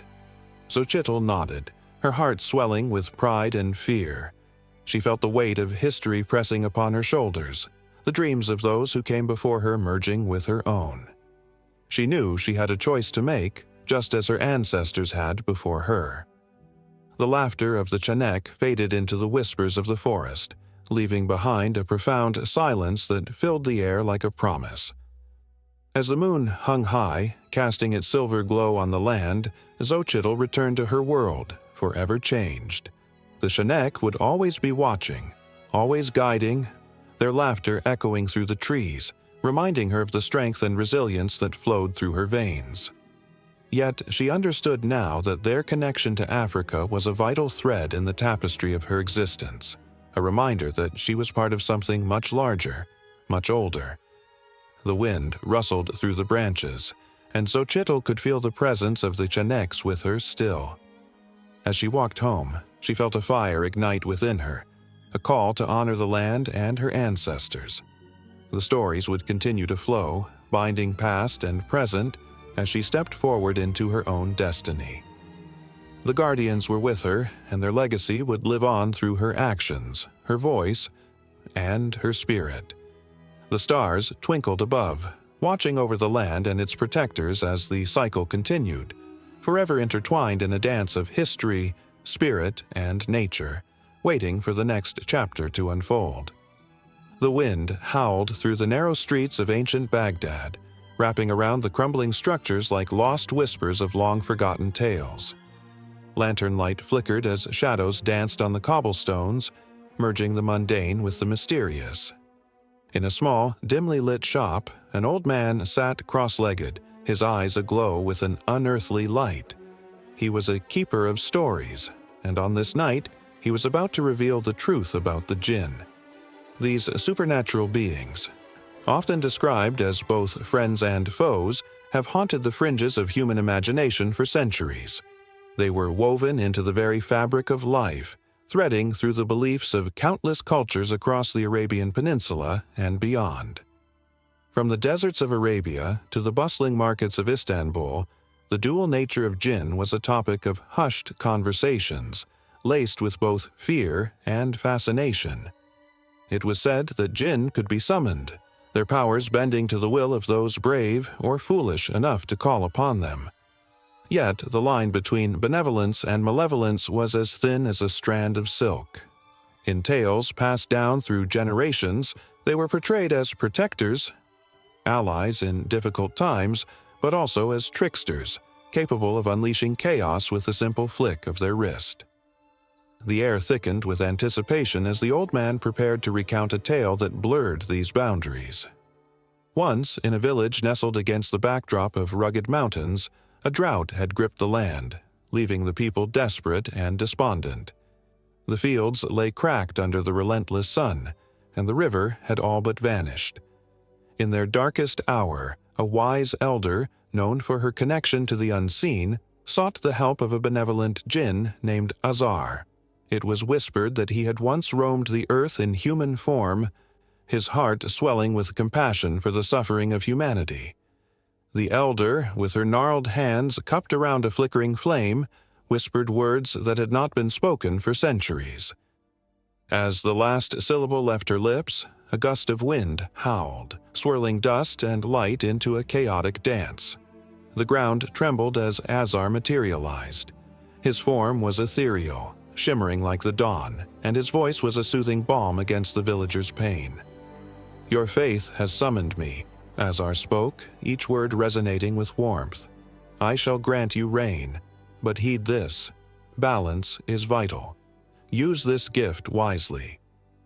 The villagers rejoiced, and rain fell in torrents, bringing life back to the parched earth. The joy, however, was soon overshadowed by greed. As crops flourished, the people began to forget the wisdom of their elder. They hoarded the bounty, fighting amongst themselves. In their arrogance, they called upon Azar once more, demanding more than he had offered. But Azar had vanished, retreating into the shadows, leaving behind only a whisper of warning. The skies darkened, and with a roar, a tempest erupted. This was not the gentle rain they had prayed for, but a deluge that swept away what little they held dear. The village, once thriving, was reduced to ruin, and the jinn they had misused became the very force that turned against them. The old man paused, his voice laden with the weight of sorrow and warning, as the flickering lanterns cast long shadows around him. Through the cracks of time, echoes of Azar's rage reverberated, a reminder of the fine line between gratitude and greed, between a friend and potential enemy. Yet not all jinn were vengeful. Not far from that forsaken village in the bustling oasis of Al-Ula, another tale unfolded. Here lived a young girl named Layla, her heart pure and filled with dreams of adventure. One evening, while gathering flowers near a sacred spring, she encountered a different kind of jinn, one who was playful and mischievous. His name was Jafar, a trickster known for his cleverness and charm. Unlike Azar, Jafar thrived on laughter and light, often blurring the lines between reality and fantasy. "Take my hand and let us dance among the stars," he beckoned, his eyes sparkling with mischief. With a heart full of wonder, Layla accepted. Together they soared through the night sky, leaving the constraints of the earthly realm behind. They spun and twirled, laughter echoing through the heavens, weaving tales of joy that transcended the mundane. But even Jafar had his limits. Upon their return, Layla found her family in distress, their crops wilting under the weight of a sudden blight. With a flurry of excitement, she called upon Jafar to help, but he, with a smirk, reminded her, "Magic has its price, dear Layla. The world thrives on balance." Determined to save her family, Layla sought out ancient texts, learning the ways of the earth and its cycles. Armed with knowledge rather than magic, she rallied her community, teaching them to care for the land. In time, the blight faded, and the crops flourished once more, a true testament to the power of unity and understanding. As the old man's tale unraveled, the listeners sat entranced, and the very air thick with anticipation. The jinn, with their dual nature, were neither wholly good nor entirely evil. They were reflections of humanity itself.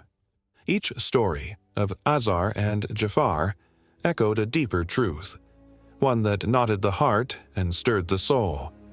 The wind outside shifted, echoing the whispers of the past, and a shiver ran through the gathered crowd.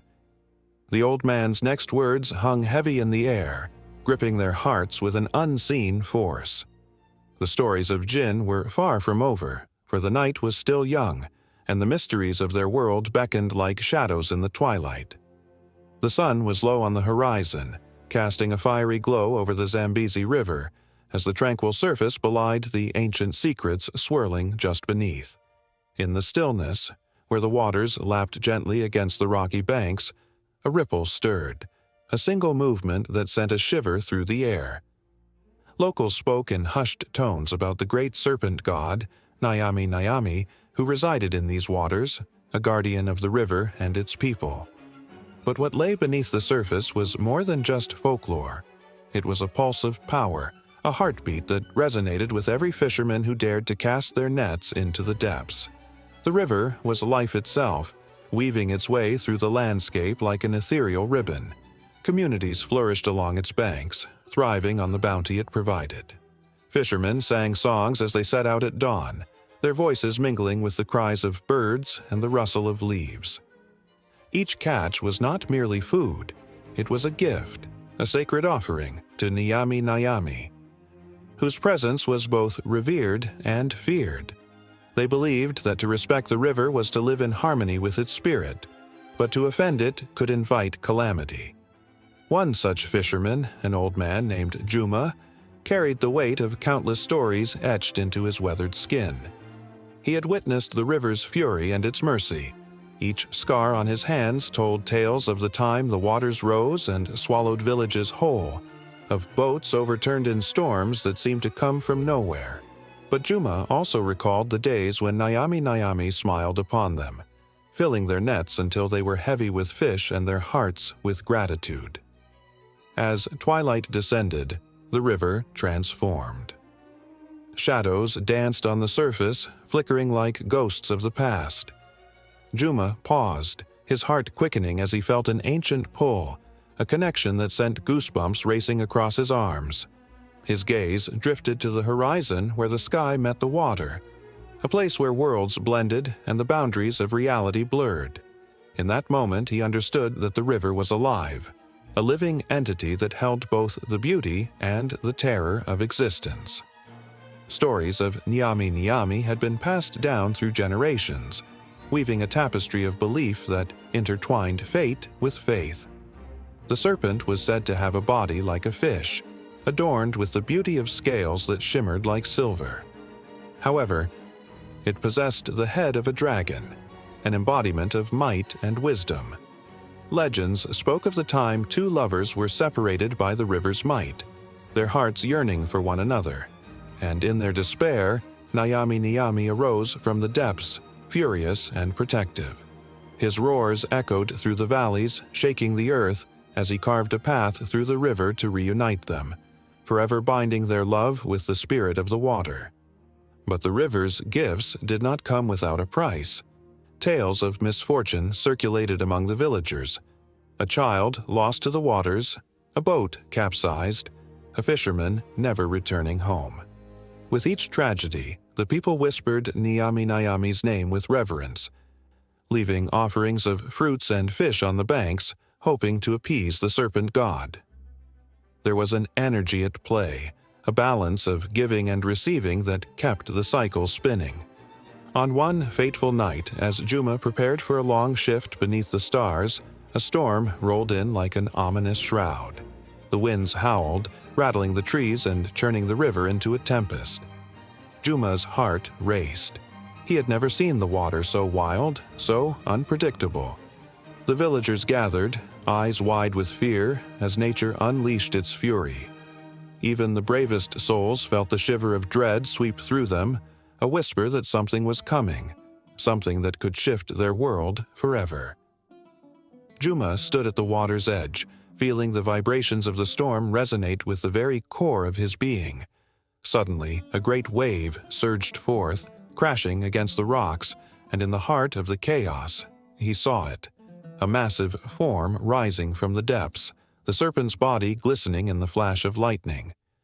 Nyami Nyami had emerged, fury and grace intertwined. The villagers gasped, awe and terror mixing in their chests as they witnessed the embodiment of their beliefs come to life. The serpent's eyes, deep and knowing, locked onto Juma's. In that moment, time suspended, and the chaos of the storm faded into the background. It was as if the river itself had opened a window into eternity. Juma felt the weight of history, of the countless stories told and untold, of the sacrifices made and the lives intertwined with the waters. He sensed the pain of the river, the sorrow of the losses it had endured, and the joy of the bountiful days that had come before. In the gripping silence that followed, Juma understood the truth. The river was not merely a body of water, but a conduit of emotion, a living testament to the struggles and triumphs of his people. The storm raged on, but it no longer felt like a punishment. It was a cleansing, a reminder that life ebbs and flows, just like the river itself. Nyami was not just a guardian. He was the very essence of the Zambezi, embodying the dichotomy of creation and destruction. As the winds howled and the rain pummeled the earth, Juma raised his arms in a silent offering to the serpent god. The river roared back, a sound that vibrated through the night and echoed in the hearts of all who dared to listen. In that moment of connection, he felt the pulse of the world, the rhythm of life swaying like the currents that carried stories from the past into an uncertain future. The storm began to wane, and with it, the serpent slowly sank back into the depths, leaving behind a silence that felt almost sacred. But the villagers would never forget what they had witnessed. Nor would they forget the lessons etched in the fabric of those tumultuous moments. The river remained their lifeblood, but now it was more than just a source of sustenance. It was a living reminder of the bond they shared with Nyami. As dawn broke, painting the sky with hues of orange and pink, Juma stood by the water once more, the serenity of the morning contrasting sharply with the chaos of the night before. The Zambezi flowed quietly, its surface unmarred, yet beneath lay the untold stories waiting to be told. The villagers gathered, eyes wide with wonder, as Juma shared his experience. Each word resonated like a drumbeat, each heart beat in unison with the river's song. The legend of Nyami would continue, a thread woven into the very fabric of their existence, endlessly connecting them to the serpent god and the mysteries of the Zambezi. In the dim light of dusk, when shadows stretched and twisted into eerie shapes, the forest came alive with whispers and rustles. The air hung thick with an ancient energy, a pulsing heartbeat that resonated with a deep, timeless magic. This was the land where the Sasa and the Sasabonsum roamed, beings entwined with the spirit of the earth, both feared and revered by those who dared to believe. The Sasa, graceful and ethereal, floated like a wisp of smoke through the air, her delicate wings shimmering in the fading light. She was the guardian of the forest, a creature of enchantment whose laughter echoed like the tinkling of distant bells. Legends spoke of her kindness, of how she protected the children of the village from harm, leading them to safety when they strayed too far. But there was a darker side to her beauty. It was said that she could weave dreams and nightmares alike, a reminder that not all magic was benevolent. Somewhere deeper in the woods, the Sasabonsum lurked, a creature of nightmares with a heart as cold as the stone beneath his feet. He was a giant with long sinewy limbs and a taste for the unwary. His eyes glowed like coals, fierce and unyielding, while his sharp fangs promised a fate that chilled the bones. The villagers spoke of him in hushed tones, warning their children to stay close, for the Sasabonsum would not hesitate to snatch away the misbehaved, dragging them into a world of despair. On one fateful evening, as the sun dipped below the horizon, a young girl named Abina strayed from her home. The forest, thick with towering trees, seemed to draw her in, each step quickening her heartbeat. She had heard the tales of the Sasa's laughter and the Sasabonsum's roar, but her curiosity was a fire that burned brighter than fear. The golden light of the setting sun danced around her, guiding her deeper into the enchanted woods. As she wandered, the shadows shifted and swirled, and the air thickened with anticipation. Abina felt the weight of eyes upon her, the unseen inhabitants of the forest watching her every move. Suddenly, a melodic sound floated through the trees, soft and inviting. It was the Sasa, her voice weaving a melody that caressed the heart, urging Abina to come closer. Captivated, Abina followed the sound, her heart pounding with both joy and trepidation. But the enchanting song was a delicate lure, and as she ventured further into the forest, the atmosphere shifted. The laughter of the Sasa morphed into a haunting echo. and the once welcoming woods grew darker and denser. Abena stumbled upon a clearing where moonlight spilled like silver water, illuminating a scene both beautiful and terrifying. There, hovering just above the ground, was the Sasa, her wings aflame with a soft glow, but behind her loomed the Sasabonsum, his presence a looming shadow that stifled the air. Fear gripped Abena as she realized the truth. The Sasa was not there to save her, but to ensnare her in a web of enchantment, while the Sasabonsum's fierce gaze promised an end that was anything but gentle. The forest, she understood now, was a battleground of light and dark, a place where one could be lost forever if they did not tread carefully. "Come closer, little one," the Sasa sang, her voice sweet like honey but laced with something darker.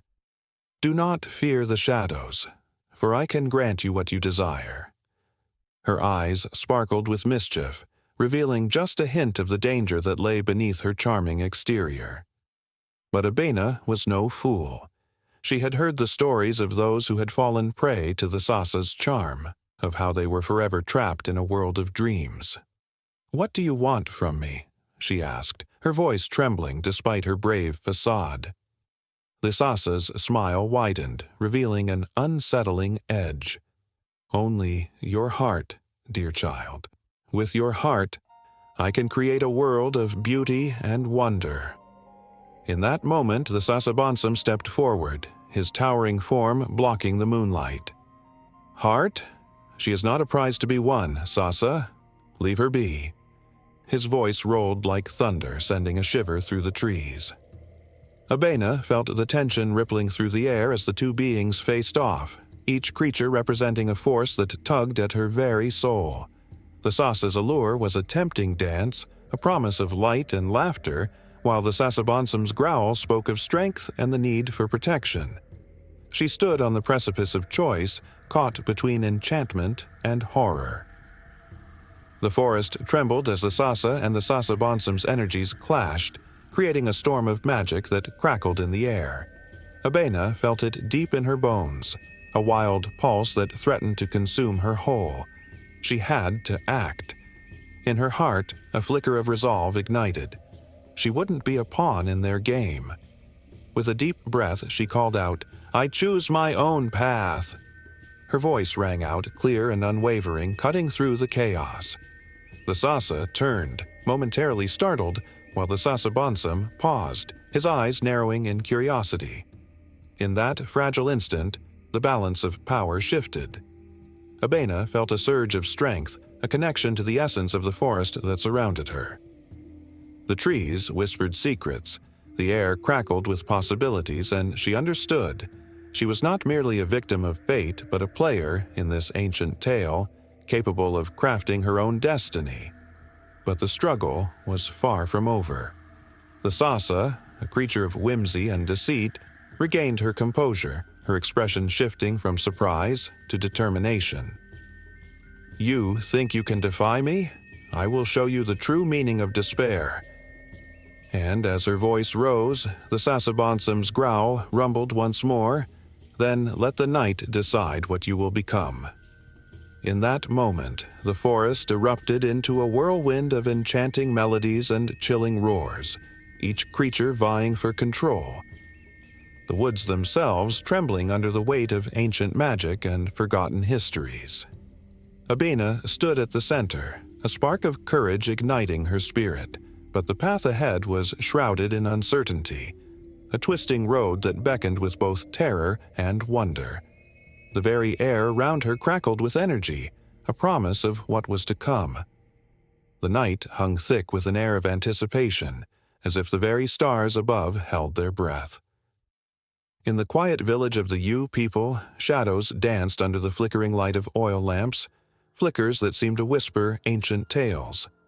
A hush fell over the gathering as the villagers recounted the legend of the Adze, a mystical creature said to roam the realms between the living and the dead.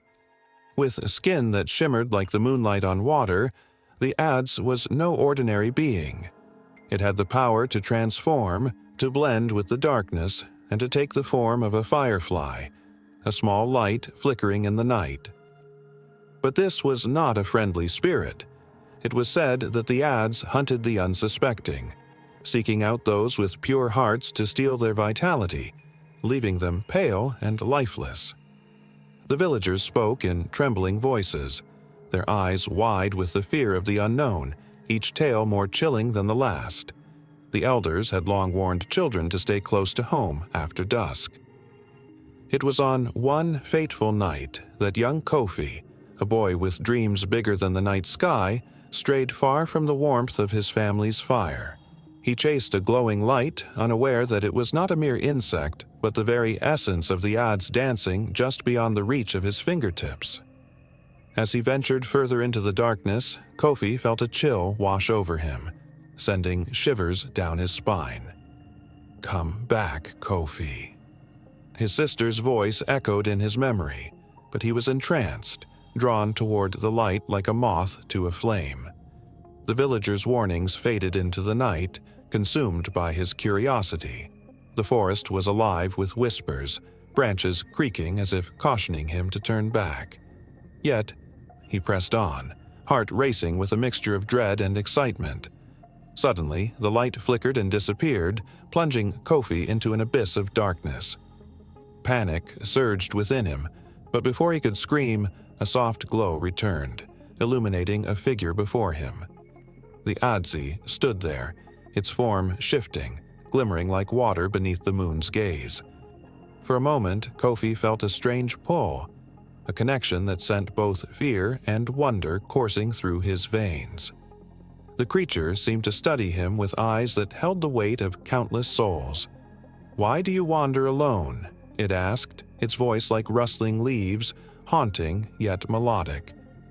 Kofi's heart thudded in his chest, feeling both the terror of the unknown and an inexplicable allure toward this being.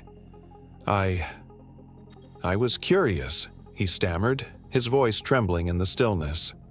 The Adze smiled, a smile that both entranced and terrified him, revealing pointed teeth that glinted like sharp blades. "Curiosity can be dangerous, young one," it whispered, and Kofi could feel the chill of those words seep into his bones. The villagers spoke of how the Adze could drain the very life from its victims, feeding on their essence to grow stronger. Kofi's thoughts raced as he considered the stories of those who had been taken, how their laughter had vanished, leaving only hollow shells behind. In that moment, Kofi's mind flashed to his family, their faces filled with love and warmth. He thought of the laughter that filled their home, the way his sister would tug him along to play in the fields, the stories shared under the night sky. "I want to go home," he finally said, his voice barely above a whisper. The Adze tilted its head, the light around it flickering in response to his words. "Home," it echoed, a hint of mockery in its tone. "Home is where shadows linger and darkness thrives. I can show you wonders beyond your imagination, Kofi, but you must leave the light behind." Kofi felt a shudder run through him, every fiber of his being screaming to flee. He could sense the hunger in the creature's gaze, a longing that stretched far beyond mere companionship. His heart raced as he took a step back, the weight of the darkness pressing against him. "No, I want to go home," he shouted, panic rising like a tide within. The Adze's expression darkened, and for the first time, Kofi felt the chill of fear grip him. The luminescent glow flickered, and he realized the truth of the tales. This was not a mere creature of folklore, it was a harbinger of doom. In an instant, Kofi turned and ran, the soft, haunting laughter of the Adze trailing behind him like a whisper in the wind. The forest twisted and turned, branches clawing at his skin as if trying to hold him back. Each heartbeat seemed to echo against the walls of his soul, urging him to flee faster. He could hear the rustling footsteps behind him, the promise of shadows and despair. The deeper he ran, the more lost he felt, the darkness closing in like a shroud. As he burst through the trees and stumbled into the clearing, he caught sight of the flickering lights of his village in the distance. Relief surged through him, pushing him to sprint toward safety. The laughter of the Adze faded, swallowed by the thick veil of trees behind him. Kofi stumbled into the warm embrace of the village, gasping for breath. But the weight of the encounter lingered. The villagers gathered around, sensing something was amiss. Kofi's eyes darted around, searching for the reassuring faces of those he loved, but the chill of the day still clung to him. He had faced the darkness and returned, yet a shadow lingered in his heart, as if a piece of him had been left behind in that haunted forest. The elders gathered near, their wise eyes searching his face, knowing full well the mystique of the Adsa and the scars it left on those who encountered it. Kofi felt himself trembling as he shared his story, but he knew the fear of the Adsa was not just his alone. It was an ancient fear, woven into the very fabric of the Yu people. And as the sun dipped below the horizon, casting long shadows over the village, the night whispered secrets of the Ads to the stars, binding the past and the present together in an unbreakable loop. The shadows flickered, and somewhere in the distance the haunting glow of a firefly flitted through the trees, a reminder that darkness was never too far away, always waiting, always watching.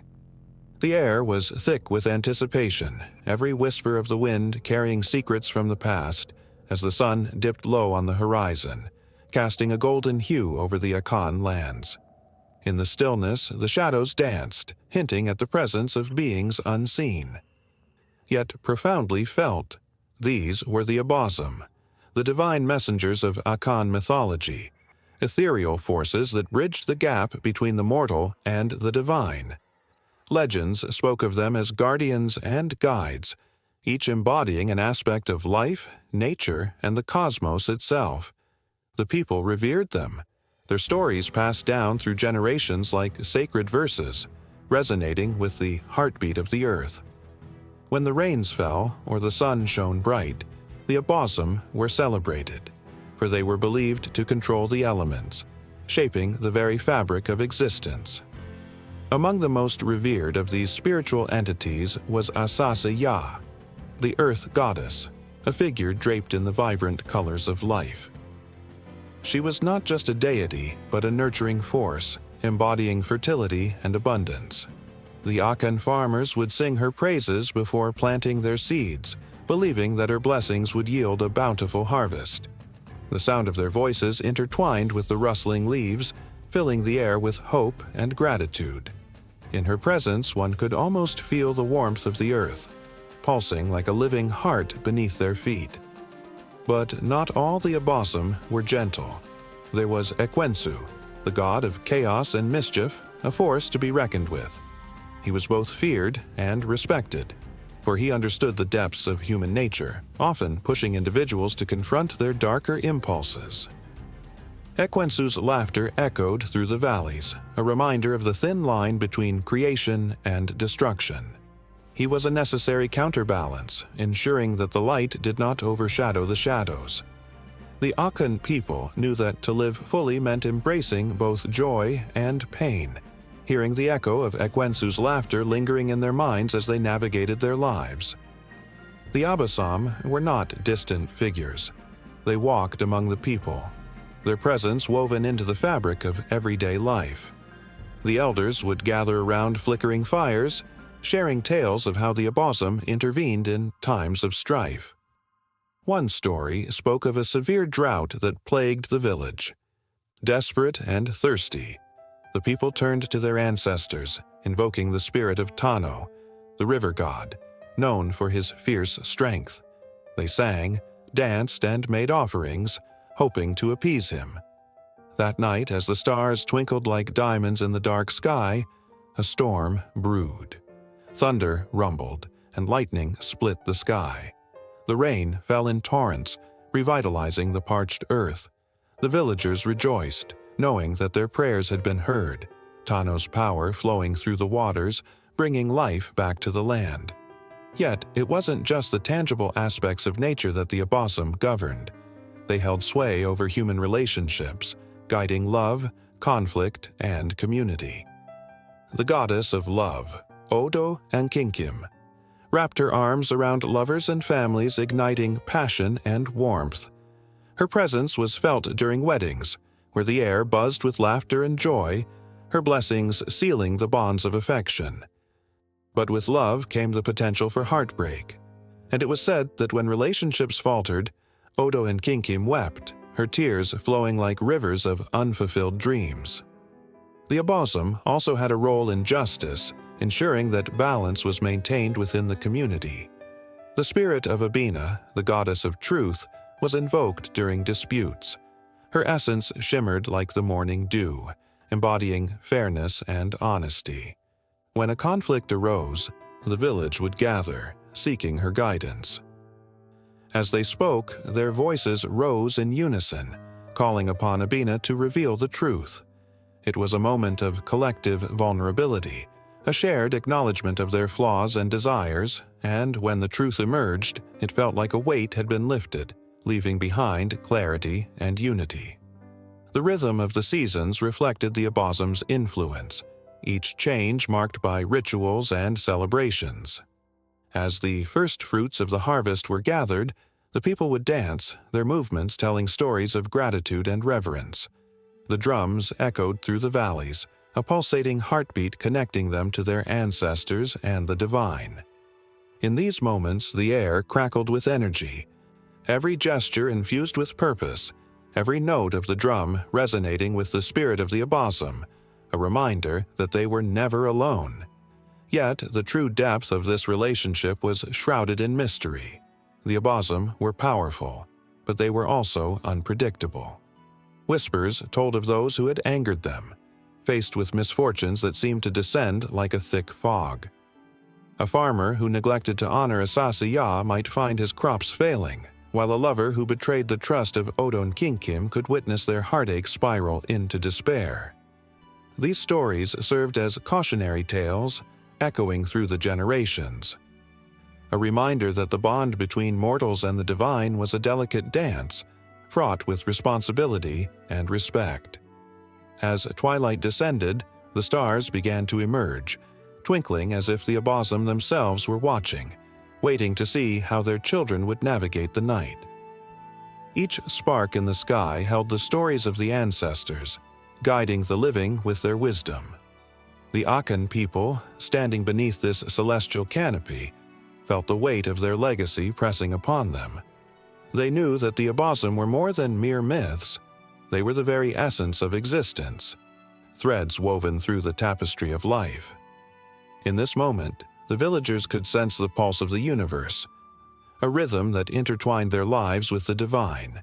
And as the drums began to play once more, a call to celebrate and honor the Abosom, the air shimmered with possibility, drawing everyone into an embrace of the sacred and the sublime.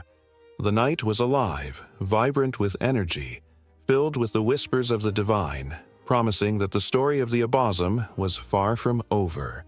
With every note that rose into the air, the connection between the seen and the unseen deepened, a promise of guidance, protection, and the delicate balance between chaos and order.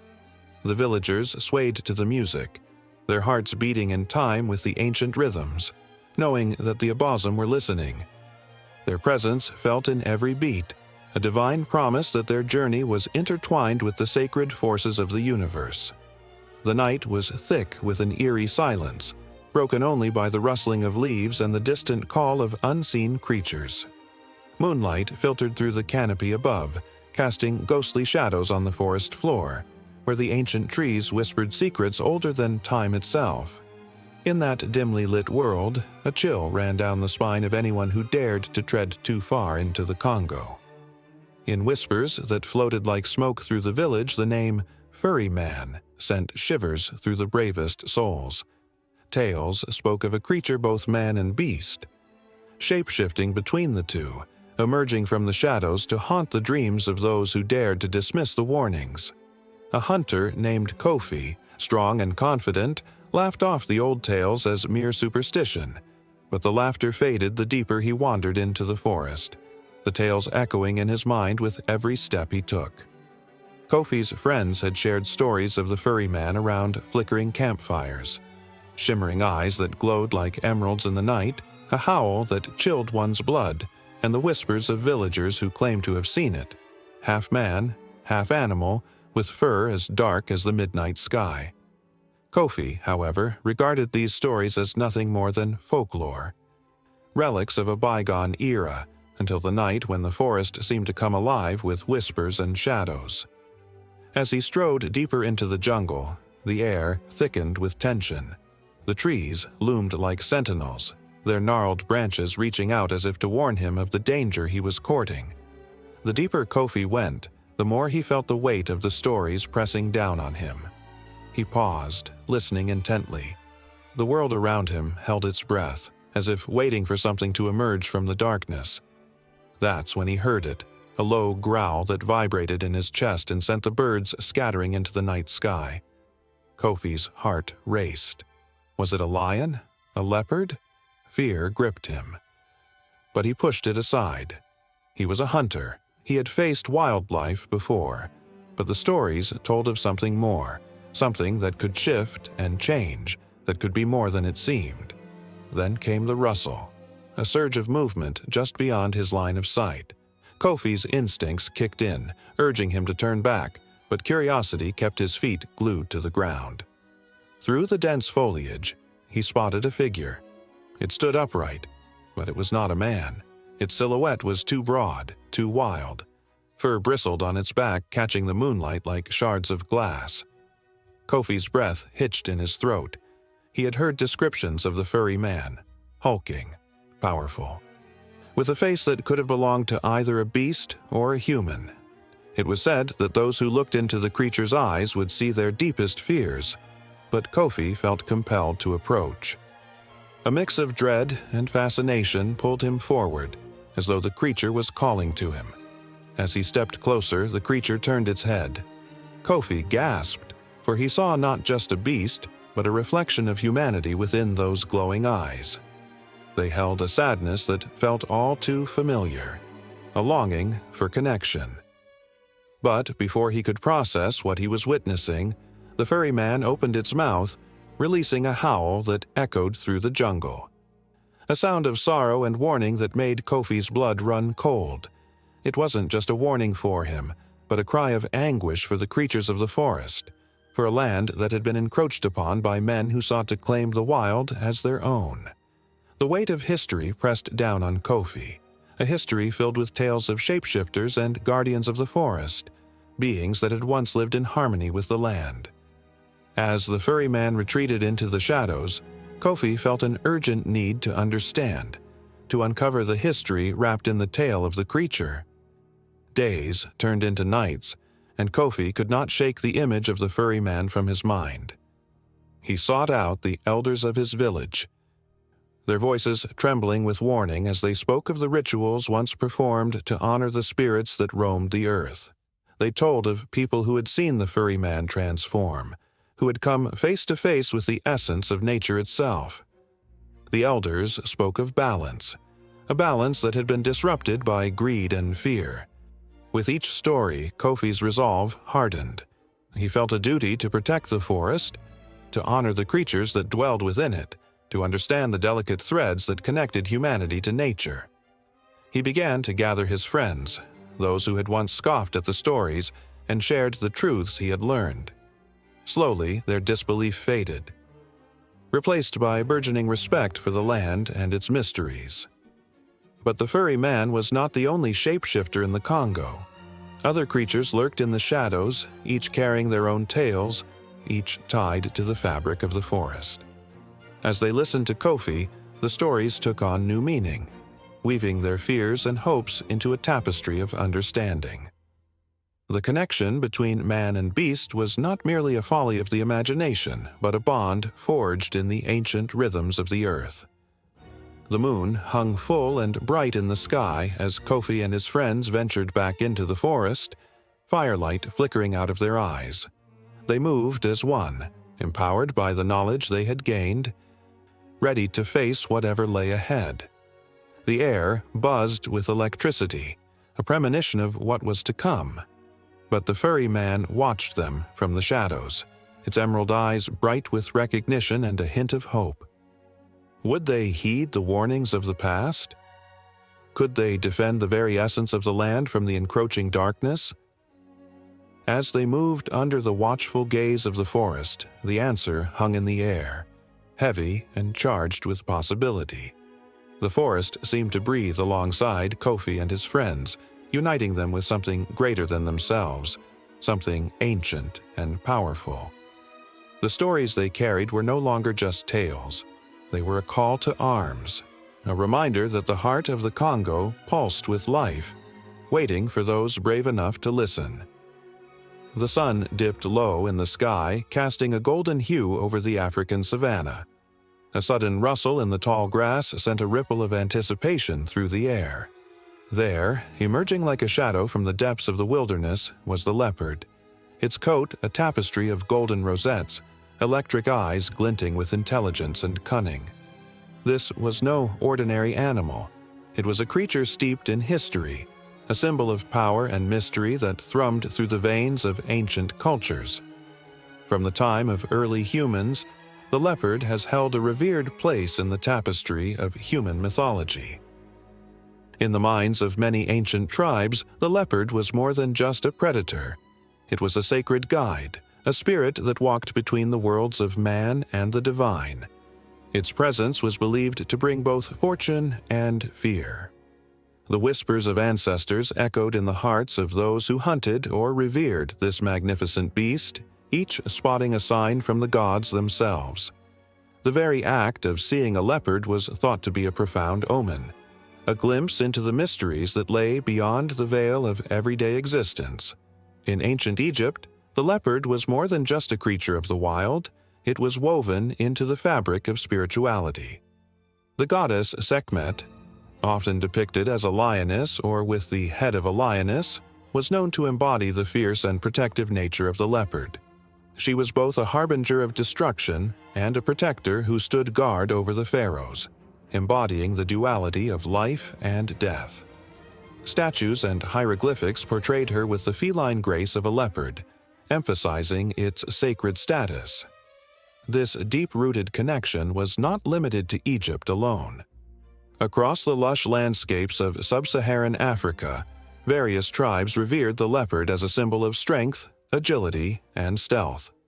The Maasai, for instance, saw the leopard as a creature of great spiritual significance.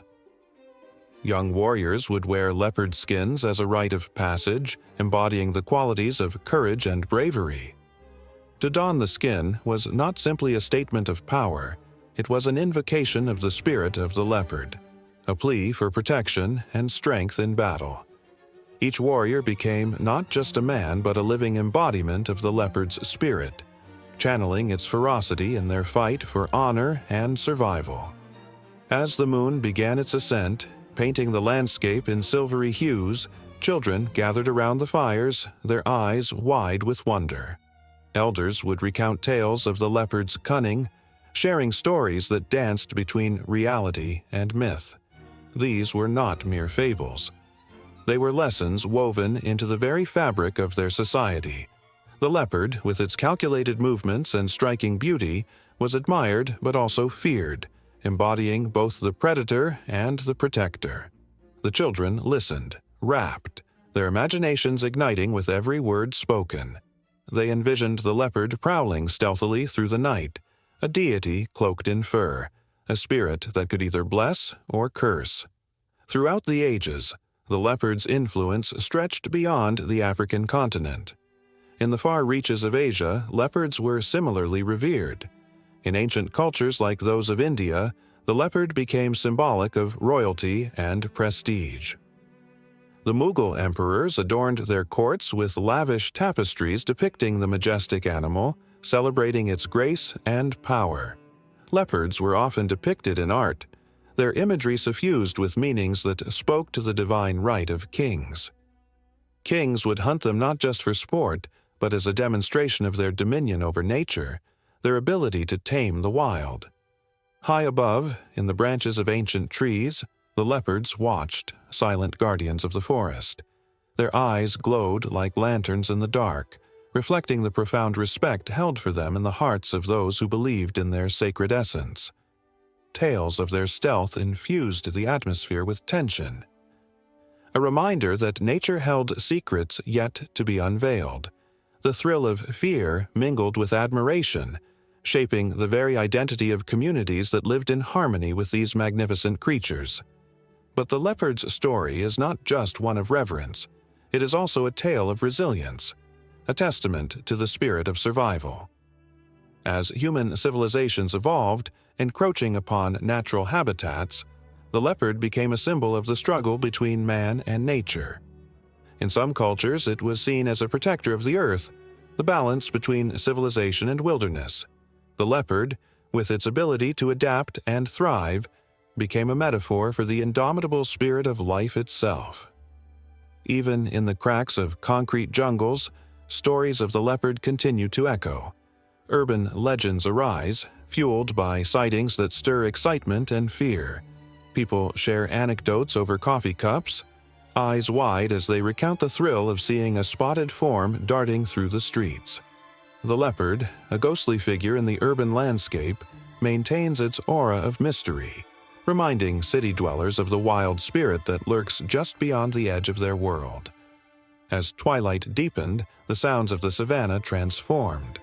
The chirping of crickets filled the air, a symphony of nocturnal life awakening. The leopard lay still, its body a blend of shadow and light, a guardian of the night. The very essence of this creature seemed to pulse with stories untold, a reminder of the interwoven fates of man and nature. The heartbeat of the land echoed in the distance as the wind carried whispers of the past, and the leopard, ever vigilant, remained an enduring symbol of sacredness. In the gathering darkness, the tension thickened, the air alive with the energies of history and tradition. The stories of the people and the spirit of the leopard danced together, entwined in a saga that would never truly end. Each moment held the promise of revelation, the air charged with the weight of ancient reverence.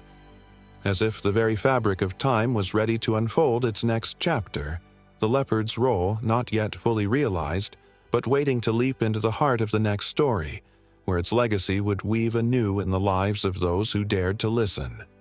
The wind howled through the skeletal trees, a chilling echo that seemed to whisper the stories of ages past. As dusk wrapped the village of Oyo in its velvety grasp, shadows began to dance on the walls of huts, twisting and stretching in ways that made even the bravest hearts quiver. The air was thick with anticipation, as if the night itself held its breath, waiting for the tales to unfold.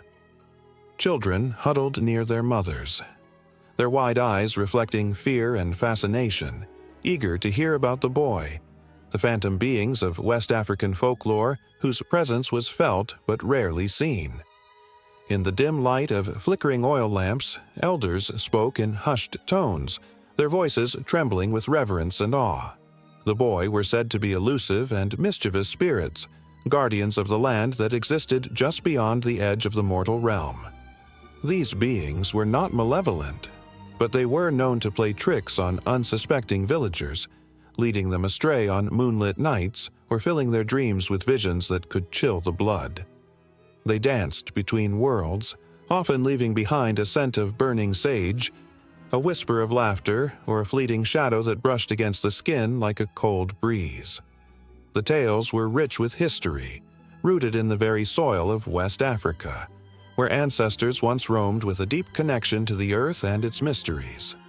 Each story was a thread woven into the fabric of their culture, passed down from generation to generation, a living testament to the belief that the boy were protectors of the natural order, ensuring the balance between the seen and unseen. They watched over the rivers, the mountains, and the skies, their presence felt in the rustling of leaves and the rippling of water. As the night deepened, a sudden hush fell over the gathered crowd, tension thick as a blanket. Eyes darted toward the edge of the forest where shadows twisted with a life of their own.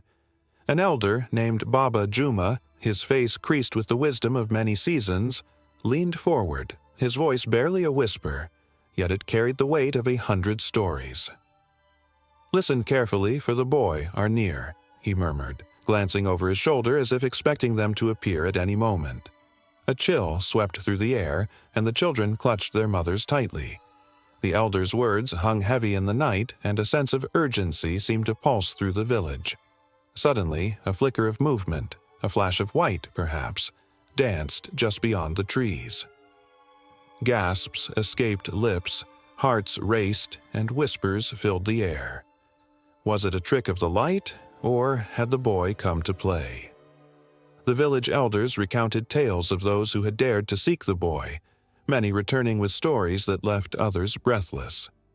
One such tale was of a young warrior named Kofi, who had been brave enough to venture into the forest alone. He sought wisdom from the spirits, confident that his courage would earn him their favor.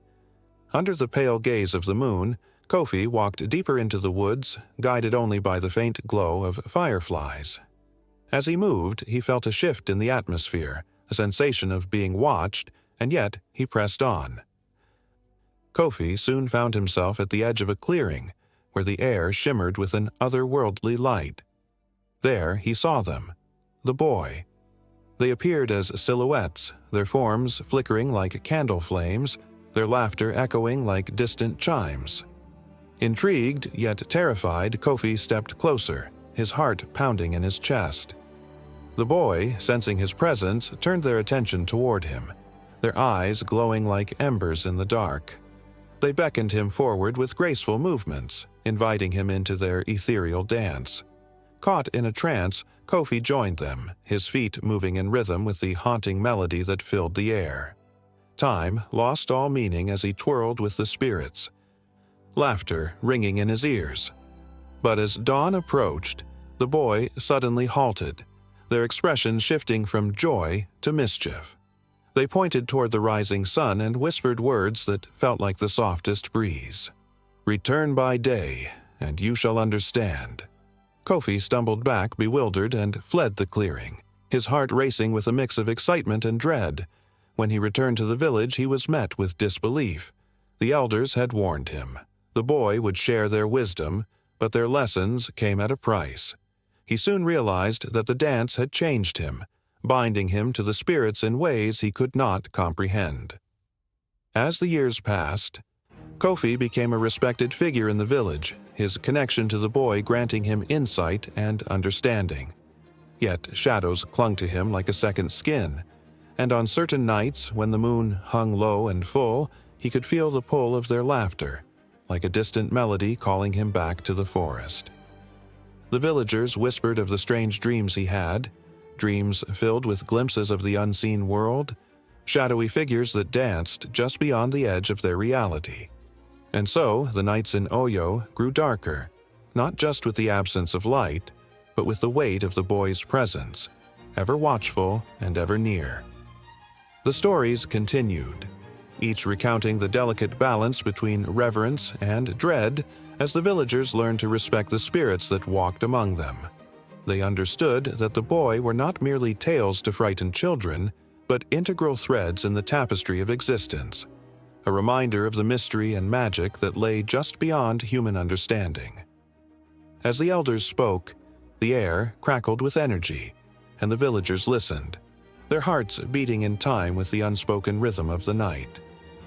The whispers of the boy lingered in the atmosphere, a gentle reminder that the unseen was always there, waiting to enchant those brave enough to seek it. The tension hung thick, and the stories wove in and out of reality, blurring the lines between truth and myth. In the silence that followed, a sudden rustle in the trees sent a shiver down spines, and the flickering flames sputtered as if responding to an unseen force. The villagers leaned in closer, eyes wide, breath held. The boy were nearer than ever, their presence palpable, ready to show their true selves in a dance that would forever change the way the village understood the spirits that roamed the earth. In a land where silence held the weight of ancient secrets, two towering figures crouched beneath a blood-red sky. Their stone skin glinted under the fading sunlight, a stark reminder of both wisdom and mystery. These were the guardians, creatures carved from the very soul of the earth, their eyes harboring centuries of knowledge and untold stories. The air thrummed with tension, as if the world around them held its breath, waiting for a whisper of truth to escape the lips of the sphinx-like beings. With each passing breeze, the scent of dust and age filled the air, tinged with the faintest hint of jasmine, a flower once revered by ancient Egyptians as a symbol of love and beauty.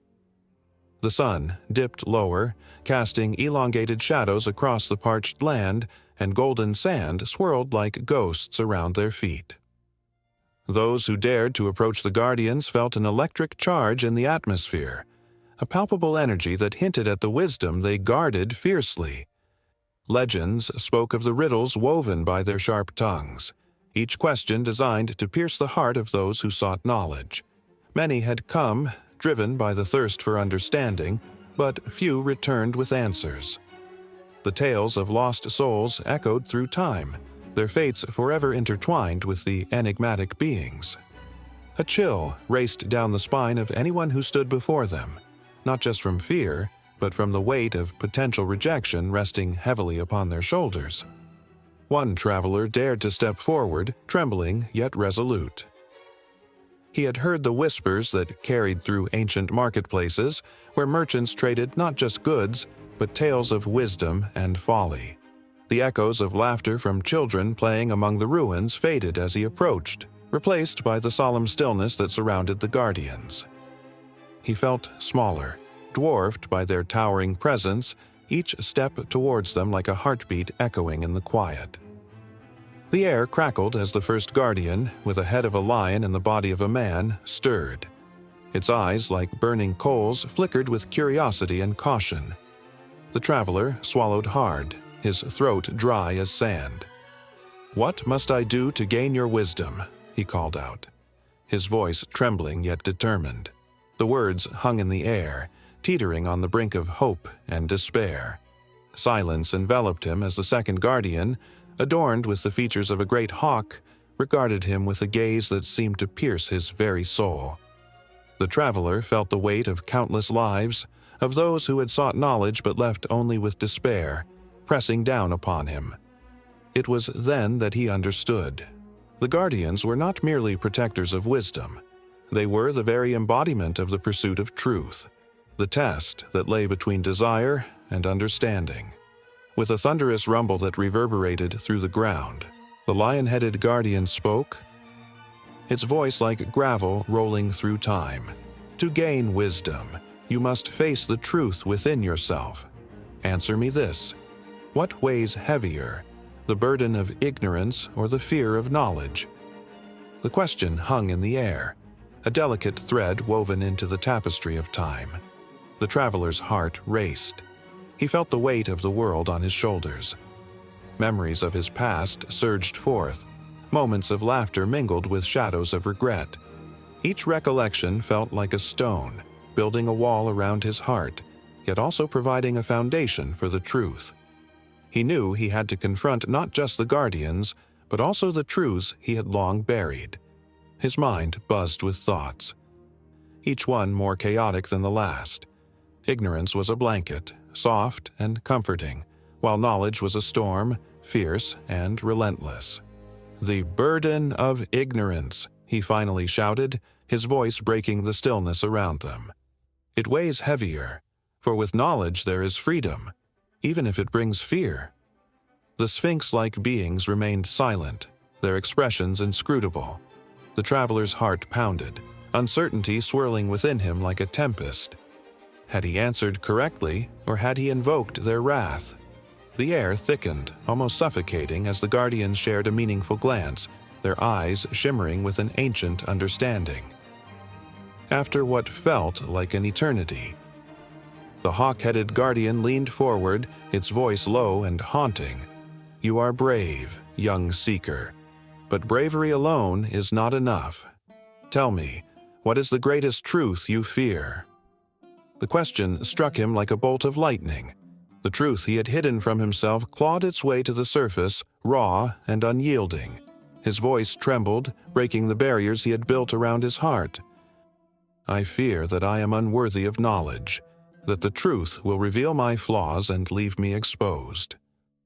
The guardians exchanged glances, and the traveler felt as though their gaze had pierced through the veil of time, seeing all those who had come before him, those who had hesitated, who had turned away from the light of truth, and those who had forged ahead despite their fears.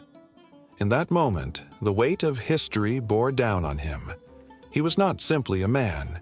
He was a vessel of countless souls, each wrestling with their own fears and doubts. The lion-headed guardian responded, its voice soft yet powerful. It is not the truth that makes one unworthy. It is the refusal to confront one's own reflection. Only through this confrontation can the light of wisdom illuminate the path forward. A tremor of emotion raced through him, a mix of hope and fear intertwining like vines around his heart. He realized that this was not just a challenge. It was a chance, a moment to rise beyond the shadows of his fears. The guardians loomed larger than life, yet each word they spoke carved a piece of the enormity away. With every second that passed, the air grew thicker with the weight of choice and consequence, creating a tension that was almost unbearable. Breathless, he felt the world shift around him, as if the very sands beneath his feet were alive with the energy of those who had stood here before him. The question lingered in the air, a siren call to the depths of his soul, pushing him to confront the very essence of who he was. In the presence of these ancient beings, he understood that the path to wisdom was not a straight line, but a winding road filled with trials and revelations, each step a chance to uncover more than just knowledge. It was a journey into the very fabric of his being. In a small village nestled between towering mountains and a vast ocean, whispers of ancient spirits danced on the lips of its inhabitants. The wind howled through the trees, carrying the laughter of children and the soft murmurs of elders sharing tales steeped in history. A chill ran through the air, sending shivers down spines as the sun dipped below the horizon, painting the sky in hues of crimson and gold. Here, in this enchanted place, the stories of the wind and water beings took root, intertwining with every breath of wind and every crashing wave. Once, long ago, the wind beings roamed free and untamed. They were playful, mischievous spirits swirling around like dervishes, teasing the leaves and coaxing the clouds. Each gust of wind was a whisper of their laughter, a reminder that they were always present, always watching. Local folklore spoke of them as guardians, guiding lost souls and carrying messages across great distances. When the winds picked up, it was said that the beings were at play, dancing through the valleys, their invisible hands caressing the grass and sending ripples of excitement through the villagers. However, these spirits were not just about joy and laughter. They held power, too. There were nights when the winds would rise in fury, shrieking through the streets, and villagers would huddle in their homes, hearts pounding with fear. The wind beings, they believed, were reminding them of their strength, of their ability to create and to destroy. Storms could sweep across the land in moments, uprooting trees and flooding fields, teaching the villagers that balance was essential. Each gust, each gale carried a lesson, and the community learned to respect the forces of nature, to live in harmony with the whims of the wind. Water, on the other hand, was a different story. The water beings were serene and mysterious, their essence flowing through rivers and streams, gliding over the ocean's surface like a soft caress. They were nurturing spirits, believed to cradle the village's future. The villagers would gather by the shore, their feet buried in the cool sand, watching as the waves ebbed and flowed like a gentle lullaby. Mothers would tell their children that the water beings were always near, listening to their hopes and dreams. It was said that if you whispered your secrets to the sea, the water beings would carry them away, granting wishes in their own time. Yet, beneath the calm surface of the water lay hidden currents that held immeasurable strength. One fateful evening, when the moon was full and bright, the ocean grew restless. A storm brewed on the horizon, dark clouds rolling in as if summoned by an unseen force.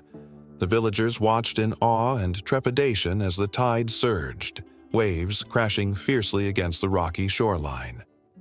The water beings were no longer nurturing but had transformed into formidable guardians, warning the villagers of the tempest's approach. The roar of the ocean echoed through the night, drowning out the cries of the wind, revealing the raw, unbridled power that lay within these spirits. As the storm raged, an old sailor stood at the edge of the dock, soaked to the bone yet undeterred. He had always felt a connection to the water beings, believing they guided him through treacherous waters. With a heart full of faith, he raised his arms to the sky, shouting a prayer that was swallowed by the howling wind. The villagers watched, their breaths caught in their throats, as the sailor seemed to commune with the elements, his figure silhouetted against the crackling lightning. A moment later, the winds shifted, and as if responding to his call, the storm began to calm. The waves, once wild and chaotic, turned to gentle swells, lapping at the shore as if cradling the village in a protective embrace. The villagers gasped, witnessing this miraculous moment, a reminder of the bond shared between humans and the elemental spirits. The sailor, now soaked but smiling, felt a warmth spread through him, a connection that transcended the chaos around him. It was a reminder that even in the toughest of storms, hope could prevail. But the tale was far from over. The villagers learned to look beyond the surface, to see the interplay of wind and water as a dance of life itself. Children would gather by the river, their laughter mingling with the babble of the stream, while the elders spoke of the lessons learned from the raging storms. They understood that the wind beings and water beings were intertwined, a delicate balance of freedom and nurturing, chaos and serenity. However, not all stories ended in harmony. There were whispers of ancient conflicts, of times when the wind beings and water beings clashed, their powers colliding with devastating effects. Legends spoke of a great drought when the winds carried away the clouds, leaving the rivers dry and the fields barren. The villagers, once thriving, faced hunger and despair, their only hope resting on the whispers of their ancestors. It was said that only a powerful ritual, a plea to both spirits, could restore the balance and bring forth the rains once more. The night of the ritual arrived, shrouded in tension and anticipation. The villagers, united in purpose, gathered by the sacred river, their faces illuminated by flickering torches, they sang songs of old, their voices rising to the heavens, weaving a tapestry of hope that echoed through the winds. As they poured their hearts into the offering, a strange stillness enveloped the land. The air grew heavier, charged with an electric energy that held the promise of change. Suddenly, a gust of wind swept through the gathering, carrying with it the unmistakable scent of rain. Gasps filled the air as dark clouds rolled in, swirling above the heads of the villagers. A soft patter began, slowly at first as raindrops kissed the parched earth.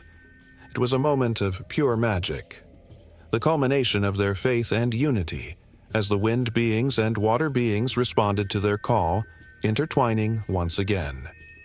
As the rain poured down, laughter erupted, mingling with the sounds of the storm. The village transformed into a celebration of life, each drop a reminder of resilience. The spirits had heard their pleas, and the water flowed freely, embracing the shores once again. And so, the lives of the villagers continued, ever entwined with the elemental spirits, each day a testament to the delicate balance of nature. The stories would be passed down through generations, the lessons learned from the wind and water forever etched into the hearts of those who dared to believe. As night fell and the stars twinkled above, the winds whispered secrets and the waters sang lullabies, a never-ending connection that bound them all together. The cycle of life persisted, waiting for the next chapter to unfold under the watchful gaze of the elemental spirits. The moon hung low in the sky, a silver coin tossed by the gods, casting its eerie glow over the vast African plains. Shadows danced beneath the trees, whispering secrets of ancient times. In the distance, a haunting howl pierced the stillness of the night, sending chills down the spines of anyone who dared to listen. It was the call of the were hyena, a creature born from myth and fear, a being that walked the line between man and beast. In East Africa, where the sun blazed fiercely during the day and the nights held an unsettling stillness, the were-hyena lived in the imaginations of the people. In villages nestled close to the savannah, the stories were told around flickering fires, the flames casting long shadows as the elders recounted tales that made the bravest hearts tremble. "Beware the night," they would say, their voices low and steady. For when darkness falls, the were-hyena roams, seeking the souls of the unwary. Once a man, now a creature, the were-hyena embodied the duality of existence, the hunger for life and the hunger for chaos. Local folklore painted a vivid picture of these shapeshifters. Legend had it that a man who wronged another could be cursed to transform into a hyena under the full moon, his humanity stripped away, leaving only the wild instincts of a predator. With piercing yellow eyes and a mane of coarse fur, the were-hyena prowled, a ghoul of the night driven by an insatiable thirst for blood. In the dusty village of Mombasa, where the ground was cracked and the air heavy with the scent of earth, whispers of the were-hyena echoed in the hearts of the villagers. Children, wide-eyed and shivering, huddled around the fire, their imaginations ignited by the stories. "They say the were-hyena can smell fear," one child whispered, his voice trembling. "If you show no fear, you might just live to tell the tale." Yet, deep-seated fears could not be ignored. On the eve of a full moon, villagers would often gather to share warnings, cautioning each other not to stray too far from the warmth of their homes. The darkness seemed to hold its breath as if waiting for the moment when it could pounce, and many believed that the shadows themselves were alive, watching and waiting. One night, a young woman named Aisha ventured too far from her home, drawn by the soft murmur of the wind and the thrill of the unknown. The moon illuminated her path, but its glow also revealed the lurking dangers. As she walked, her heart raced with a mix of excitement and dread. Had she heard the sound of distant laughter? Or was it the howling of the night? The hairs on the back of her neck stood up, and she felt a chill run through her veins. Without warning, the air shifted. A presence emerged from the darkness. Glimmering eyes stared back at her, reflecting the moonlight like two glowing embers. Aisha's breath caught in her throat. The were-hyena stood before her, half man, half beast, its body contorted in a way that defied nature. She could feel its hunger, an insatiable yearning that seeped into her bones. Instinct took over. Aisha turned to flee, her feet pounding against the earth, heart hammering in her chest. But the were-hyena was faster, a blur of motion that danced on the edge of the shadows. It laughed, a sound both intoxicating and terrifying, echoing in the night like a taunt. The villagers had warned her, "If you run, it will chase you." The hunt had begun. Aisha stumbled through the tall grasses, the thorns tearing at her skin, but she pressed on. Memories of her family flashed through her mind. Her mother's warm embrace, her father's proud smile. She couldn't let this creature claim her. She refused to be another story told around the fire. As she darted toward the village, she thought of the elders' tales, of curses and lost souls. The were-hyena was not just a monster, it was a reflection of humanity's darkest fears, a reminder of what lurks within. With each heartbeat, she felt the weight of her ancestors' stories, their warnings, their hopes. Would she become another tale, another lost soul whispered about in hushed tones? Suddenly, a sharp pain shot through her leg. A thorn had snagged her flesh. She fell, the ground rising up to meet her, and in that moment of vulnerability, she could hear the were-hyena's breath, ragged and primal, echoing in the silence.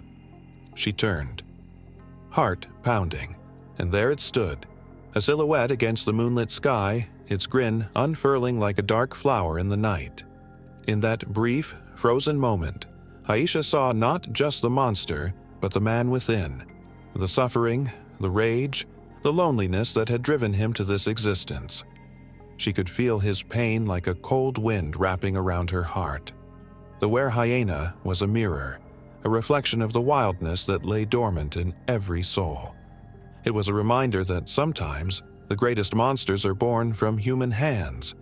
But fear gripped her, tugging at her resolve. She scrambled to her feet, the throbbing pain forgotten as the instinct to survive took over. The ground beneath her was familiar now, filled with the scents and sounds of home. She dashed through the threshold of the village, her screams echoing into the night. The were-hyena halted at the edge of the darkness, its eyes gleaming with something like sadness, a fleeting moment of recognition perhaps. The villagers rushed to her side, their faces filled with concern, their hearts echoing her own fear. Yet, as the moon hung overhead, casting its silver light, they too felt the pulse of the night, the weight of the stories whispered in the shadows. The air was thick with tension, and as Aisha caught her breath, she glanced back into the darkness. The were-hyena stood alone, a figure of sorrow and chaos, waiting for the night to take him once more. The villagers gathered around her, their chatter a blend of relief and disbelief, yet deep down they all understood. The were-hyena was not just a creature of horror, it was a reminder that the night holds both beauty and terror, and sometimes the line between the two is impossibly thin. As they huddled together, the night stretched on, filled with possibilities and fears, each pulse of the moon a reminder that the stories of the were-hyena would never truly fade. They would echo through the ages, entwined with the fabric of existence, waiting for the next soul brave or foolish enough to wander into the depths of the night. In the cool, crisp air of a late afternoon, shadows stretched across the desert floor, mingling with the golden hues of the setting sun. A whirlwind of dust danced where the earth met the sky, whispering tales of ancient times. It was here, in this vast expanse of the Navajo Nation, that stories of resilience and spirit echoed through the canyons and mesas. Among these stories, the Tohono'i stood as guardians, unseen yet deeply felt, their presence woven into the very fabric of life. The Tohono'i, often perceived as mystical protectors, were believed to embody the powerful forces of nature. They were more than just spirits, they represented the strength and wisdom of ancestors, a bridge that connected the Navajo people to their past. The very name, Tohono'i, carried the legacy of those who had come before, their essence resonating in every prayer, every song sung around flickering fires. Yet, beneath this sacred lore lay a history that intertwined with far-off lands, echoing through time, a connection that would send chills down the spine. Long before modern highways and bustling cities paved over the landscapes, the ancestors of the Navajo roamed the earth, guided by the stars and the whispers of the wind. As they migrated across the plains, they carried not just their belongings but stories and traditions that would evolve with each step. Could it be that in their journey, they brushed shoulders with others, cultures intermingling, creating a tapestry rich in color and texture? It is said that during the formative years of the Navajo, they encountered people who shared a similar connection to the divine. These were individuals from distant lands, whose stories echoed with prayers for protection, strength, and courage. As the sun dipped low, casting a warm glow over the land, one could almost hear the murmurs of these ancient souls, blending with the call of the Tohono'i. The rhythm of life thrummed in harmony, a heartbeat uniting those who believed. But who were these protectors and where did they come from? The answers lay buried in the sands of time, interlaced with the threads of African heritage. The echoes of ancient tribes from the continent, their rituals and beliefs, resonated in the very bones of the Navajo. Perhaps they too had felt the weight of the world, the need for guardians who watched from the shadows, unseen yet ever present. Consider the night when the stars twinkled like diamonds scattered across the velvet sky. The wind carried a chill, and the crackling fire cast flickering shadows that danced like spirits among the rocks. A Navajo elder, with deep lines etched into his weathered face, shared tales of the Tohanoi to wide-eyed children. As his voice rose and fell, he spoke of battles fought and won, of the unseen protectors watching over the land. In those moments, the children felt the fire of their ancestors ignite within them, an overwhelming rush of connection that surged through their veins, echoing across the generations. Yet, within this warmth lay a tension that could not be overlooked. The struggles of the Navajo people, their fight against oppression, echoed with the struggles of those from distant lands. The African roots entwined with the tales of the Tohanoi spoke of a shared resilience, a strength born from adversity. Each heart carried the weight of stories untold, the pain of loss mingling with the joy of survival. The protectors, the Tohanoi, were not just figures of legend. They were a testament to the endurance of the human spirit. As the moon climbed higher, casting a silvery sheen over the land, the stories grew more intense. The air crackled with the energy of generations past, as if the spirits themselves were listening intently. Shadows lengthened, and the children huddled closer, feeling the protective embrace of the Tohanoi. They were not just spectators. They were participants in a dance that transcended time and space, where every heartbeat was a reminder of the struggles and triumphs woven into their identity. But darkness brings forth light, and with the dawn came hope. It was said that during times of great strife, the Tohanoi would manifest in various forms, guiding the Navajo through turbulent waters. This connection often led to moments of divine intervention, a child's laughter breaking through despair, a warrior finding renewed strength. The legacy of the Tohanoi was not simply about protection, it was about empowerment, awakening the spirit within, ensuring that the stories of the past continued to breathe life into the present. In the valleys where the sun kissed the earth, the winds carried the whispers of ancestors far and wide. The tales of the Tohanoi intertwined with the stories of African heritage, each thread a reminder that despite the distances that separated them, a shared spirit coursed through their veins. The realization struck deep. These unseen protectors were not bound by geography. They were universal in their essence, embodying a profound truth that connected humanity across time and space. The desert, vast and unforgiving, bore witness to the unfolding legacy. As the shadows grew long and the sky shifted to hues of purple and indigo, the stories of the Tohanoi and their roots in distant lands merged into a single, powerful narrative. Hearts raced with the knowledge that this was more than mere folklore. It was history, alive and breathing, coursing through the veins of every man, woman, and child who believed. And so, the night deepened, filled with the pulse of life and the whispers of the unseen. The Tohanoi were more than protectors. They were the embodiment of courage, the spirit of resilience that surged through the very soul of the Navajo. As they stood there, under the vastness of the starlit sky, the promise of tomorrow glimmered on the horizon, beckoning them forward into the unknown. The stories, rich and vibrant, would continue to unfold, echoing through the valleys and across the plains, forever entwined with the spirit of the Tohanoi, the unseen guardians of hope and strength.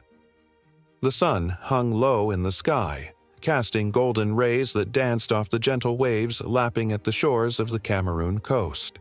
Laughter echoed through the air as children chased each other along the beach, their carefree joy a stark contrast to the whispers of ancient legends that haunted the elders in the nearby village. Among those legends, the story of the Jengu loomed large, a tale of mysterious giants who emerged from the depths of the sea, bringing both awe and terror to those who dared to speak of them. The Jengu were not mere figments of imagination. They were said to be water spirits, adorned with shimmering scales that reflected the colors of the ocean.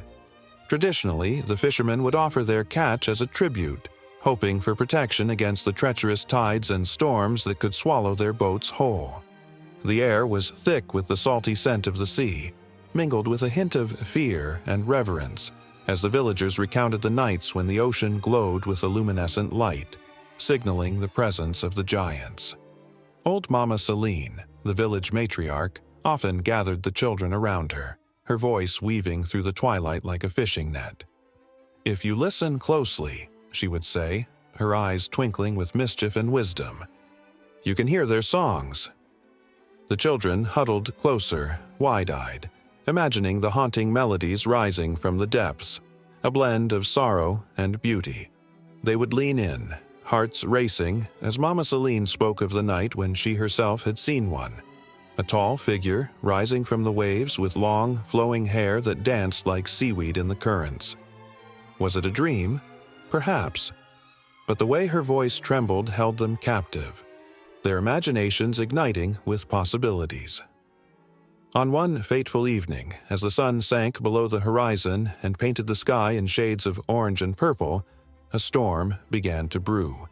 The winds howled and the sea roared angrily, battering the shore with waves that crashed like thunder. The village felt the shift in the atmosphere, an electric tension that crackled through the air. Men rushed to secure their boats while women gathered their children close, praying to the Jangu for mercy. It was a night that would forever be etched in their memories. Among those caught in the tempest was young Amina, a curious girl with an adventurous spirit. She had heard the stories all her life and had always dreamed of meeting a Jangu. As the storm raged, her heart raced with fear and excitement, a wild cocktail of emotions. Unable to resist, she slipped away from her mother's side and ran to the beach, where the waves loomed like mountains crashing with an unrelenting fury. It was there, in the chaos of nature's wrath, that she saw it, a magnificent silhouette rising from the water. The figure was tall, impossibly so, with shimmering scales that glimmered even in the tempest. Amina's breath caught in her throat, her heart pounding like a drum. The Jangu was real, and it was beautiful. She felt a magnetic pull, an urge to approach despite the fierce winds and swirling water. "Jangu!" she called, her voice barely audible above the roar of the storm. "I am here." In that moment, time seemed to freeze. The giant turned its gaze toward her, eyes like deep pools reflecting the stormy sky. A sense of calm washed over Amina, as if the chaos around her had been muted. The Jangu began to sing, a haunting melody that echoed through the wind, wrapping around her like a warm embrace. The villagers, huddled in their homes, could hear it too, a song that spoke of love, loss, and the ancient bond between the sea and the land. But the moment was fleeting. A deafening clap of thunder broke the connection, and the Jangu vanished beneath the waves, leaving Amina standing alone on the shore, drenched and trembling. The storm began to subside, and as she turned to run back home, she felt something cool and smooth in her hand, a small, shimmering scale. Her heart raced as she realized she held a piece of the Jangu, a tangible connection to the giant whose song had filled her soul. The villagers would later say that the storm had calmed because of Amina's encounter. Their fear shifted to curiosity, and her tale became a new chapter in the legend of the Jangu. But as the days turned into weeks, strange occurrences began to unfold. Fish caught in the nets seemed to shimmer with an otherworldly glow, and the waters became unusually calm, as if the Jangu were watching over them. The villagers began to gather at the shore each evening, singing songs of gratitude to the spirits of the sea, their voices mingling with the gentle waves. Yet, with each passing day, Amina felt a pull toward the ocean that she couldn't understand. She spent hours at the water's edge, waiting for a sign, longing for another glimpse of the giant that had captivated her heart. The scale she had kept hidden under her pillow felt warm at night, whispering secrets that only she could hear. The villagers noticed her restless spirit, and whispers of her becoming a vessel for the Jangu began to circulate. They spoke of prophecies, of a chosen one who would bridge the world of humans and spirits. One fateful night, under a moon that glowed like a beacon, Amina found herself standing at the very spot where she had first seen the Jangu. The air felt electric. charged with anticipation. She held the scale tightly in her hand, a token of her connection to the mysterious giant. As the waves lapped gently at her feet, she closed her eyes and called out to the sea, her voice steady yet filled with longing. "Jengu, I am here. I wish to understand." In that moment, the water began to swirl, and a gentle light emerged, illuminating the darkness around her. A figure rose once more from the depths, and Amina felt her heart soar. The Jengu stood before her, larger than life, with eyes that sparkled with wisdom and depth beyond measure. The singing began once again, weaving a tapestry of emotions that pulled Amina closer, beckoning her into the mysteries of the ocean. Amina knew then that her life would never be the same.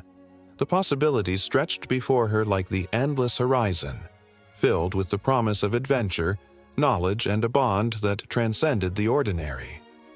With one step forward, she felt the boundaries of her world dissolve, and in that moment, she was both terrified and exhilarated, ready to embrace whatever lay ahead in the vast unknown.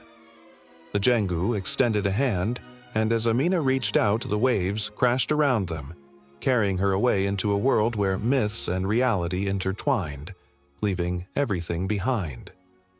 In the dim light of dawn, the air crackled with anticipation. The village alive with whispers and the rustling of leaves, women adorned in colorful fabric gathered in a circle, their voices rising and falling like the rhythm of a heartbeat as they prepared for the sacred rites. Here, in this small corner of Central Africa, the spirits of fertility were summoned, and the very essence of life intertwined with the pulse of the earth. As the sun broke over the horizon, casting a golden hue across the landscape, the Waza emerged from the shadows, their presence both formidable and comforting. These spirits were not mere figments of imagination. They were the lifeblood of the community, deeply revered and feared. Each spirit, a guardian of fertility, held stories as ancient as the land itself, stories waiting to be told, stories that echoed through generations. The tales of the Waza were told through dance, music, and the sacred art of body painting. Each stroke of paint represented an offering to the spirits, a plea for blessings upon the crops and the wombs of the women who yearned to bear children. The village elders, their faces etched with wisdom and experience, led the ceremonies, invoking the spirits with chants that rose like smoke from a sacred fire. It was a moment when the veil between the living and the supernatural thinned, and the air buzzed with an electric charge. Among the dancers was Adia, a young woman whose long, dark hair flowed like a river down her back. Each step she took was a prayer, every twirl a hope.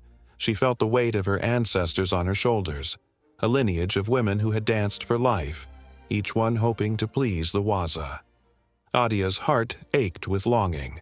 She desperately wished for a child to cradle in her arms, to carry on the legacy of her family. The rhythm of the drums pounded in her chest, urging her to connect with the spirits. But the Waza were not easily swayed. Tales spoke of a time when the spirits had turned their backs on humanity, angered by the neglect of their rituals. The fertility of the land had waned, villages suffered, and families were torn apart by despair. It was said that only when the cries of the people reached the heavens would the Waza return. As the dance intensified, the atmosphere thickened with emotion. The energy wrapped around the women like a warm embrace. Suddenly, a piercing scream cut through the cadence of the drums. The crowd parted as a figure stumbled forward, Kofi, a man whose life had become a dark tapestry of loss. His wife had died in childbirth, leaving him with a void too vast to comprehend. He had come to the ceremony not for joy but for answers, his heart heavy with grief. Kofi fell to his knees, arms raised to the sky, as he called upon the Waza with a voice raw and trembling. The village watched in stunned silence, the tension palpable. Would the spirits hear his despair? Would they respond to his cries? It was a moment that hung in the air like a fragile dream, the hopes of everyone in the village resting on the outcome. The drums slowed, the dancers faltered, and a hush fell over the gathering. Adia felt the air thicken with a presence, something ancient and powerful. In that stillness, she could almost hear the whispers of the Waza, urging the people to remember the balance between giving and receiving, to honor the earth and each other. Suddenly, the ground trembled slightly, and a gust of wind swept through the clearing, rustling the leaves and sending chills down spines. Some gasped, others wept, believing it to be a sign, a promise. Adia felt a surge of courage. She stepped forward, her voice rising in a song that spoke of love, loss, and the eternal cycle of life. The rhythm shifted, melding with Kofi's cries, creating a tapestry of sorrow and hope. As the sun climbed higher, the dancers resumed their movements, guided by an unseen force. The air shimmered with energy as the Waza began to weave their magic, and for a moment, the line between the spirit world and the living blurred. Adia felt the spirits swirling around her, their whispers filling her ears, urging her to dance for all who had suffered, for all who had lost. The ceremony reached a fever pitch, and the drums pounded like a heart racing with excitement. Suddenly, a figure appeared from the shadows, an elder clad in a cloak of leopard skin, eyes gleaming with wisdom and power. The villagers gasped as he raised his hands, calling for silence. All eyes turned to him, filled with desperate hope. "You have called upon the Waza," he boomed, voice resonating with authority. "But know this, they require a sacrifice, an offering of love and unity. Only then will the blessings flow." The air grew heavy, and a collective breath was held. The villagers knew the weight of his words. Would they be willing to give what was needed? Adia's heart raced. She thought of her dreams, her yearning for a child, and the sacrifices that might be required. The stories of her ancestors swirled in her mind, women who had given everything to ensure the next generation would rise. She stepped forward, eyes shining with determination, ready to offer herself to the spirits. But Kofi, still kneeling, interrupted, his voice shaking. "What if our pain is the offering? What if our grief, our longing to heal, is enough?" His words hung in the air like the first drops of rain before a storm, awakening an unspoken truth within the gathering. Around them, the villagers began to murmur, voices rising in a chorus of shared pain and hope. As they united in their collective sorrow, the Waza stirred. The ground seemed to pulse beneath them, the air thick with possibility. In that moment, they understood that the spirits were not only waiting for offerings of sacrifice, but for a recognition of their shared humanity, the bonds that tied them together. The Waza danced around them in the soft whispers of the wind, carrying their hopes into the ether. Adia felt a warmth envelop her, a surge of energy that promised change, a new beginning. The rhythm of life echoed in their hearts as the sun reached its zenith. The ceremony had awakened something powerful. An unbreakable connection between the villagers and the spirits that lingered just beyond their reach. And as the ceremony unfolded further, the villagers held their breath, caught in the suspensive moment where reality shimmered with the threads of destiny, waiting for the Waza to respond. Would they be embraced or forever left in silence? The answer hung like fruit on the cusp of ripeness, waiting for the right moment to fall. In the thick of night, when the moon hung low and the air buzzed with the soft sounds of crickets, the village lay shrouded in a blanket of heavy silence.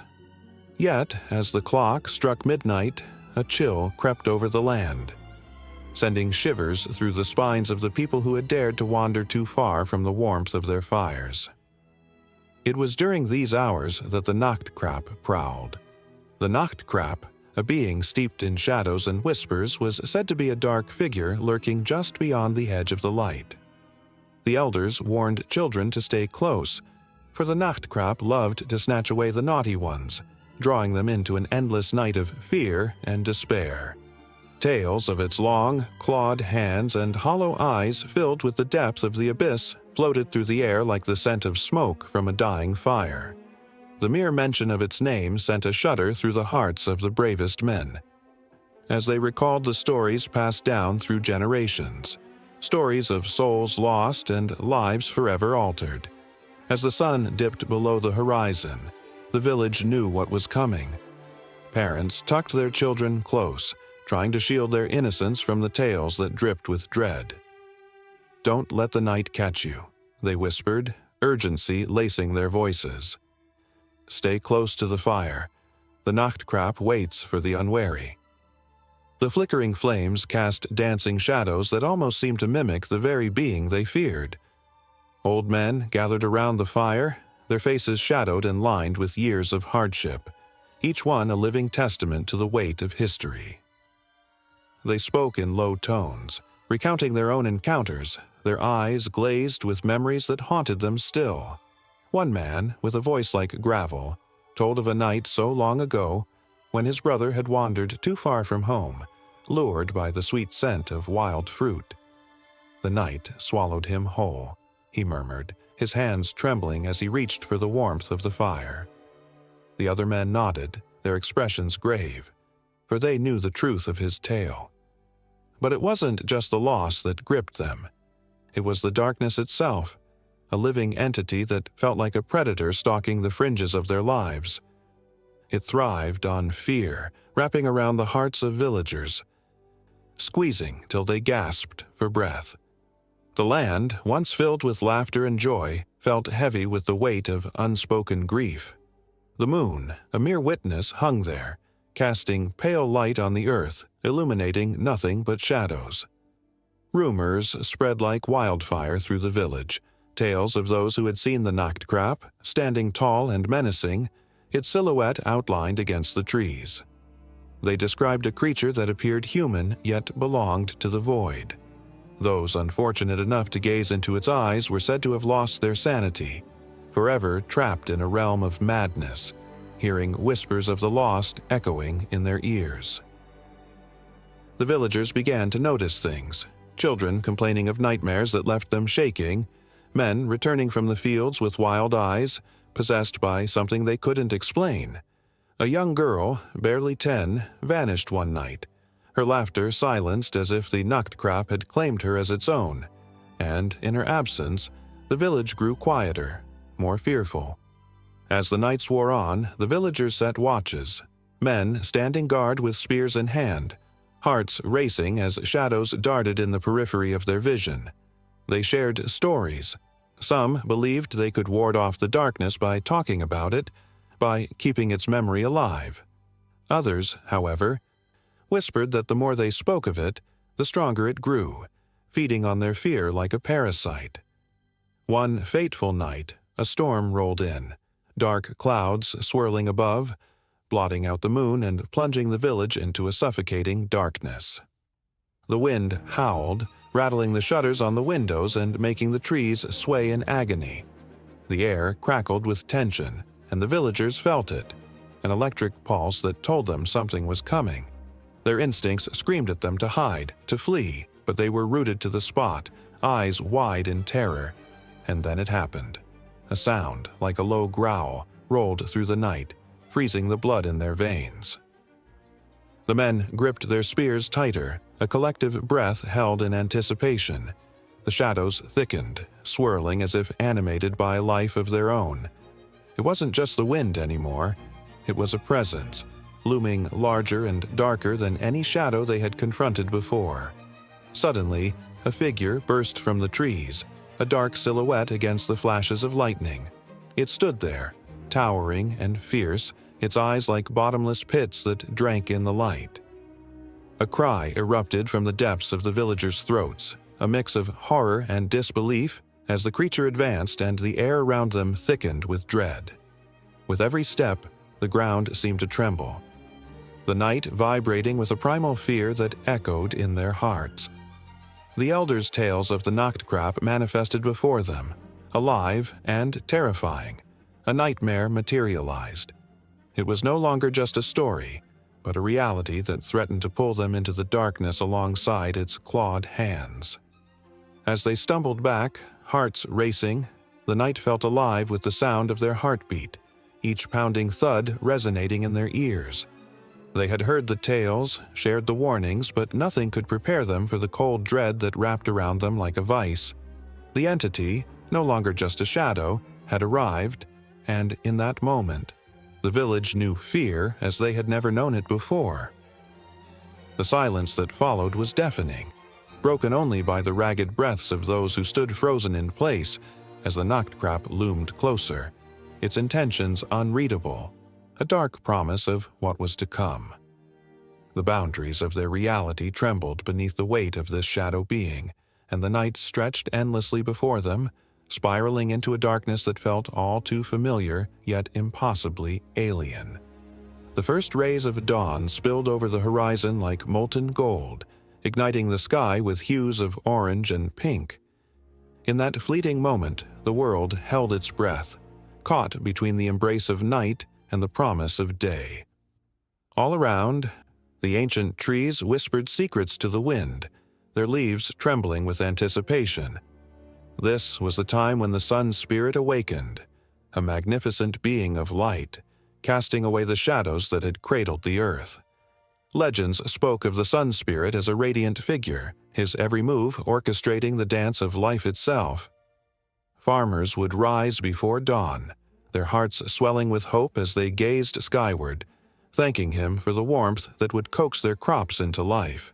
Each sunrise was a reminder that there was a force far greater than themselves, a force that painted their world anew with every passing day.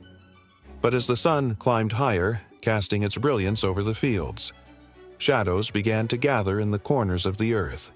It was then that the moon spirit emerged, a silvery figure draped in a gown of shimmering stars.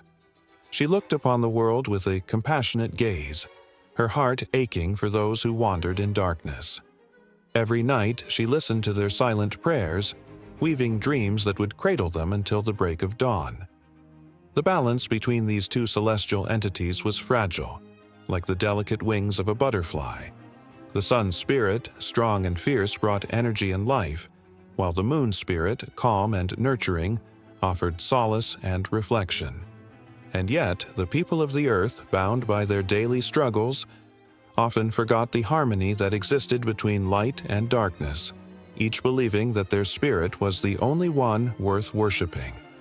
In a quaint village nestled between the mountains, children played in the fields, their laughter ringing through the air like music, but the elders would often gather at dusk, exchanging stories that whispered of an ancient prophecy. It was said that one day the sun and moon spirits would unite, creating a force so powerful that it would reshape the very fabric of their existence. As the moon rose high above, casting a silver glow, the villagers gathered to witness the celestial event they had only heard of in tales. The night was electric with anticipation, hearts pounding like drums. The sky, a canvas of swirling clouds, seemed to hold its breath as a hush fell over the crowd. Suddenly, a blinding light erupted from the horizon, more brilliant than anything they had ever seen. Gasps filled the air as the sun spirit poured forth his essence into the night, illuminating the sky with a golden hue.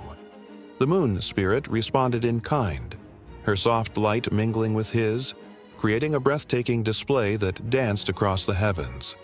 In that moment, the villagers felt something shift deep within their souls. A flicker of recognition sparked in their hearts as they realized the truth. They had been living in the shadows of their own misconceptions. The sun and moon spirits were not rivals, but lovers entangled in an eternal embrace, and their union was a beacon of hope and unity. As the spectacle unfolded, a sense of urgency coursed through the crowd. Some began to remember the tales of old, the stories their ancestors had passed down through generations. They spoke of the celestial balance, of the need to honor both light and darkness. The elders urged the young ones to understand that in their quest for prosperity and growth, they must also nurture their dreams and emotions, those delicate threads that wove the fabric of their humanity. But beneath the surface of harmony, tension simmered. A faction in the village, led by a man named Kalen, believed that the sun spirit alone should be revered.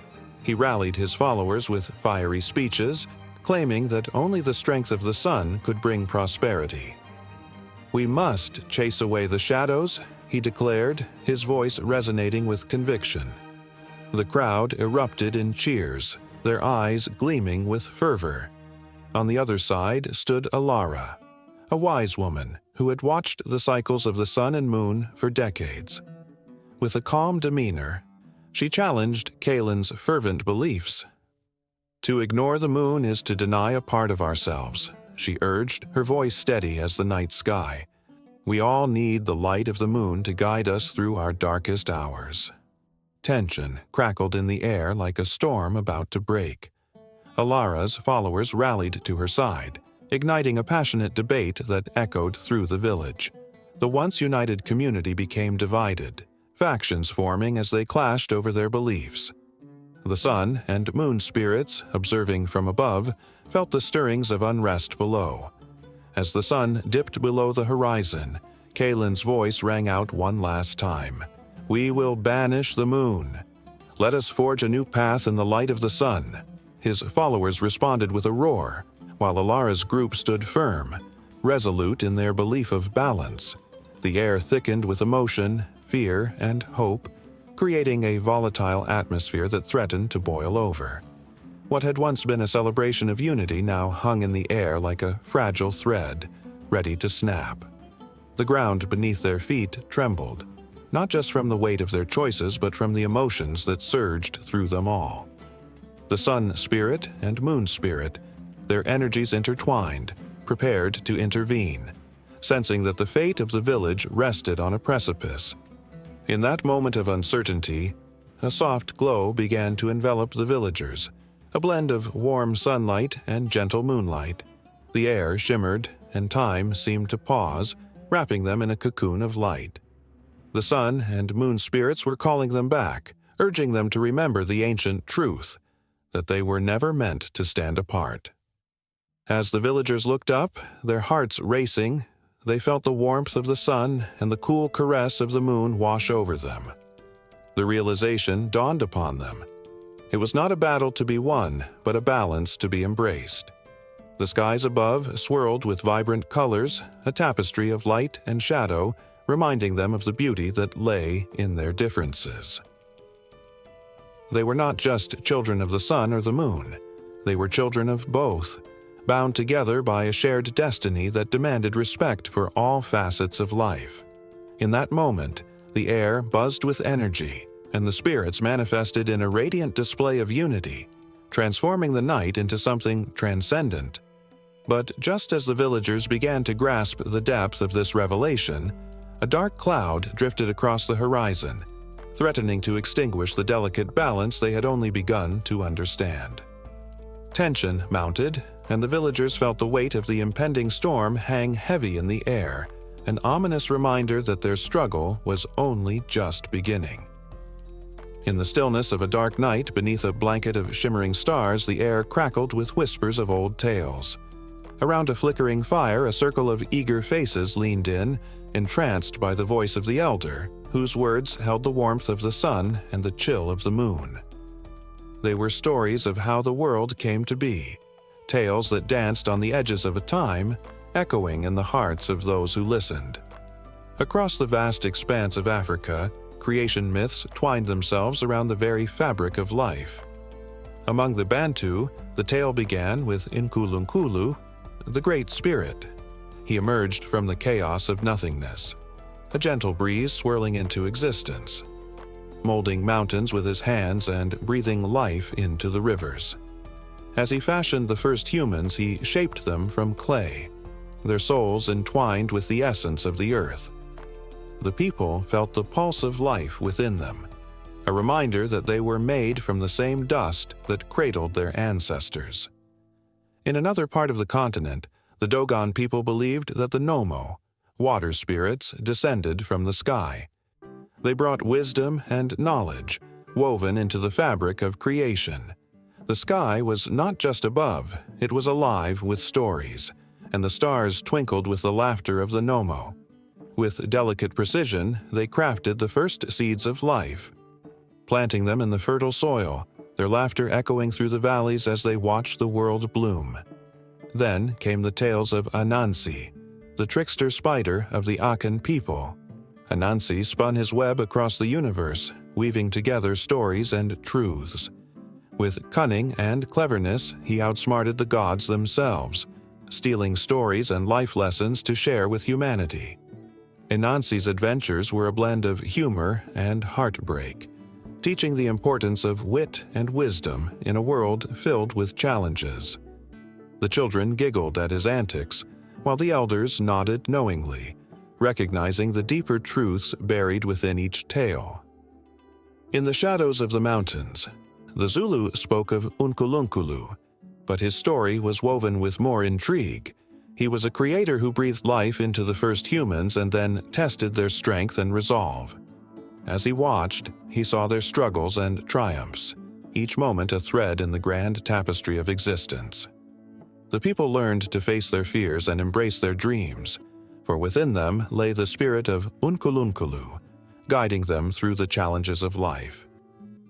The excitement in the circle grew, faces illuminated by the flickering flames, hearts racing with the thrill of the unknown. As the elder spoke of the San people, the listeners leaned closer. The San believed in Creator, a powerful force that danced through the skies and painted the world with colors. They saw the Creator as a spirit that was both fierce and loving, someone who could bring forth storms or showers of gentle rain. Their creation myth told of a time when the earth was bare, and Creator sang to the barren land, coaxing it to life with a melody that resonated in the hearts of every living being. The laughter of children echoed in the air, and the rustling of leaves became a symphony, a reminder of the sacred bond between the earth and its inhabitants. As stories flowed like the rivers that nourished the land, the tension in the air thickened. The elder's voice dipped, plunging into a darker tale of the Yoruba.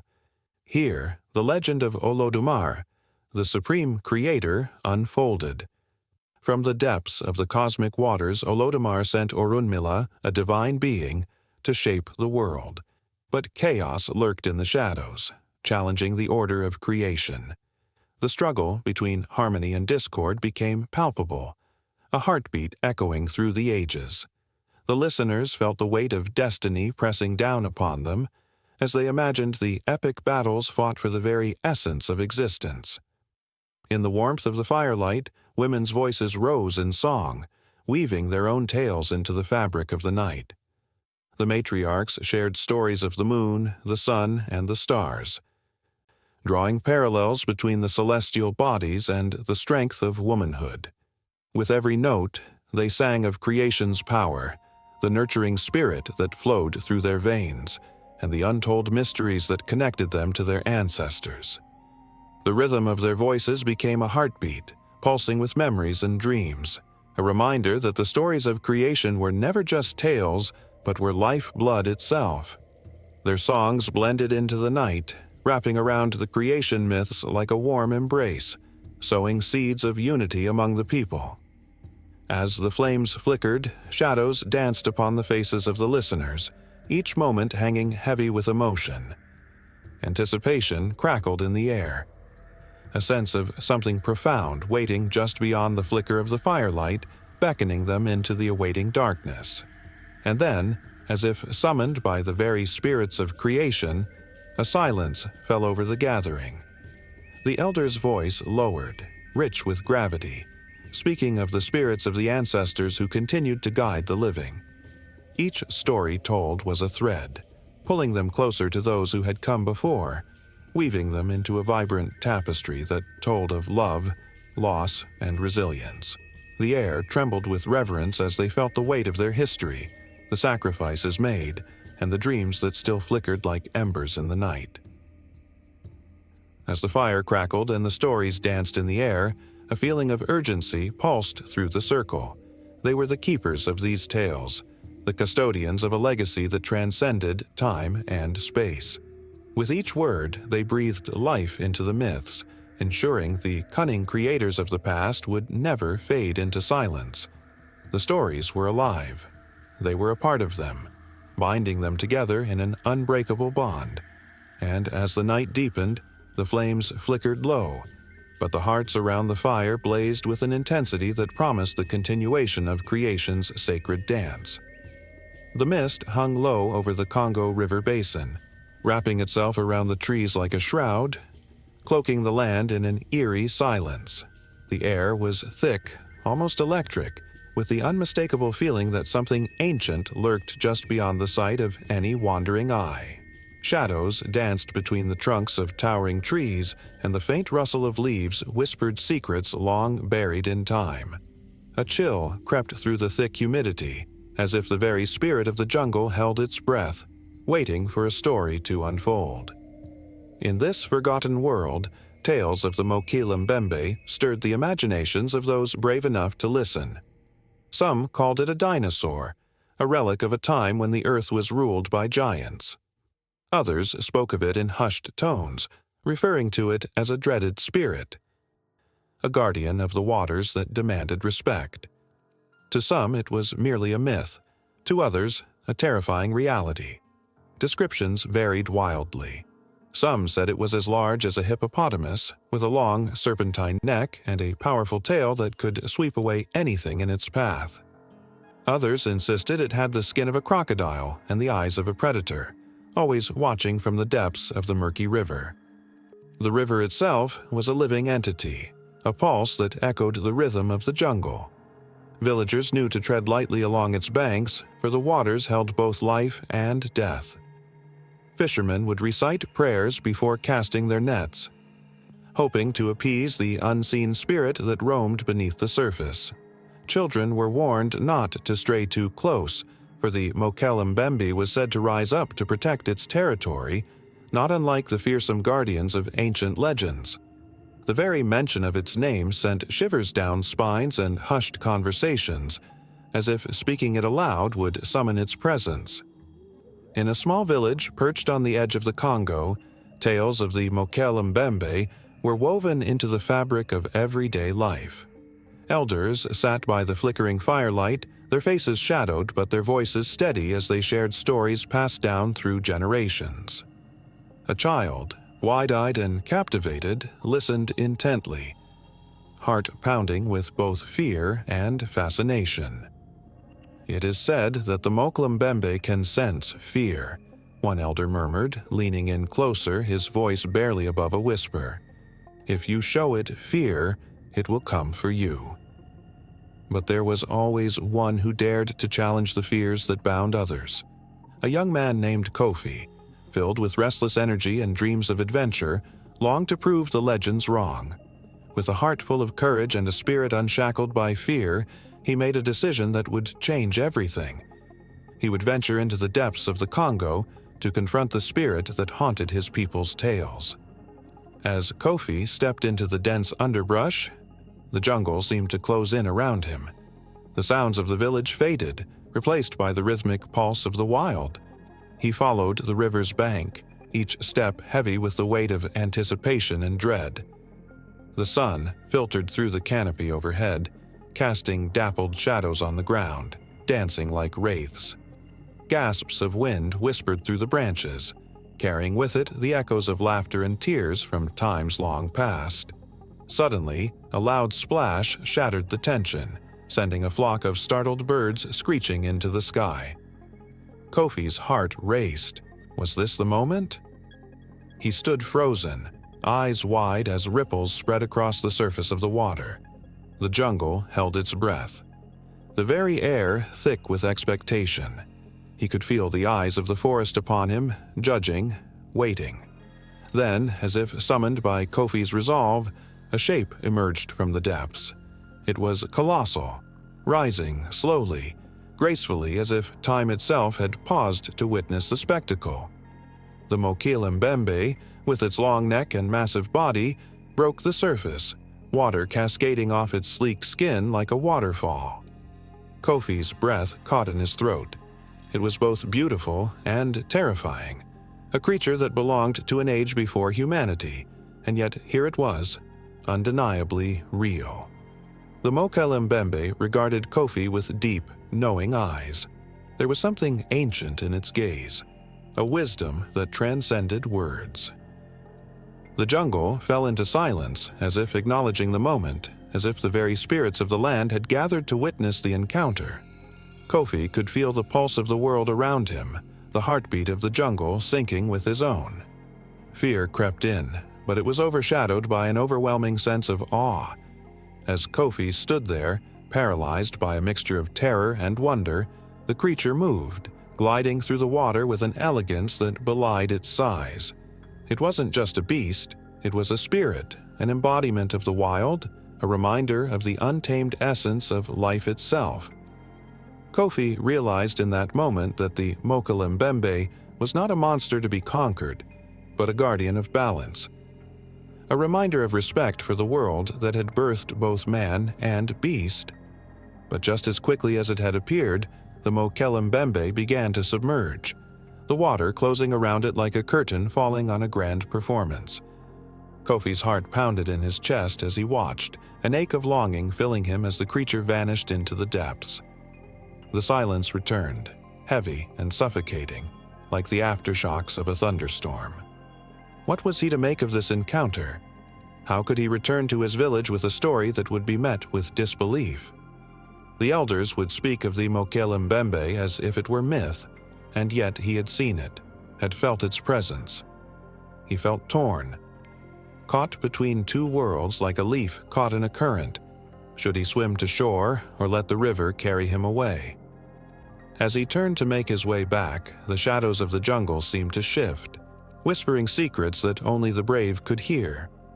The spirit of the Mokele-mbembe lingered in Kofi's mind, a reminder that some legends were not just stories, but deep-rooted truths that lived in the heart of the jungle, waiting for another to listen, to see, and to believe. The pulse of the Congo beat on, its secrets still hidden, its stories far from over, as the echoes of the past begged for more to be revealed. The sun dipped below the horizon, casting long shadows that danced across the ancient stones of the earth. The wind whispered secrets through the trees, while water trickled nearby, its gentle murmur a haunting lullaby. In this sacred space, where elements converged, one could almost feel the pulse of life itself, a heartbeat shared with the spirits of earth, air, fire, and water. Each element, with its own essence, coalesced into a tapestry rich with history and emotion, woven through the very fabric of time. The spirit of earth stood tall and proud, its roots intertwined with the stories of mankind. From the rolling hills of the first civilizations to the towering mountains that scraped the sky, earth had cradled every footstep, every tear and laugh of humanity.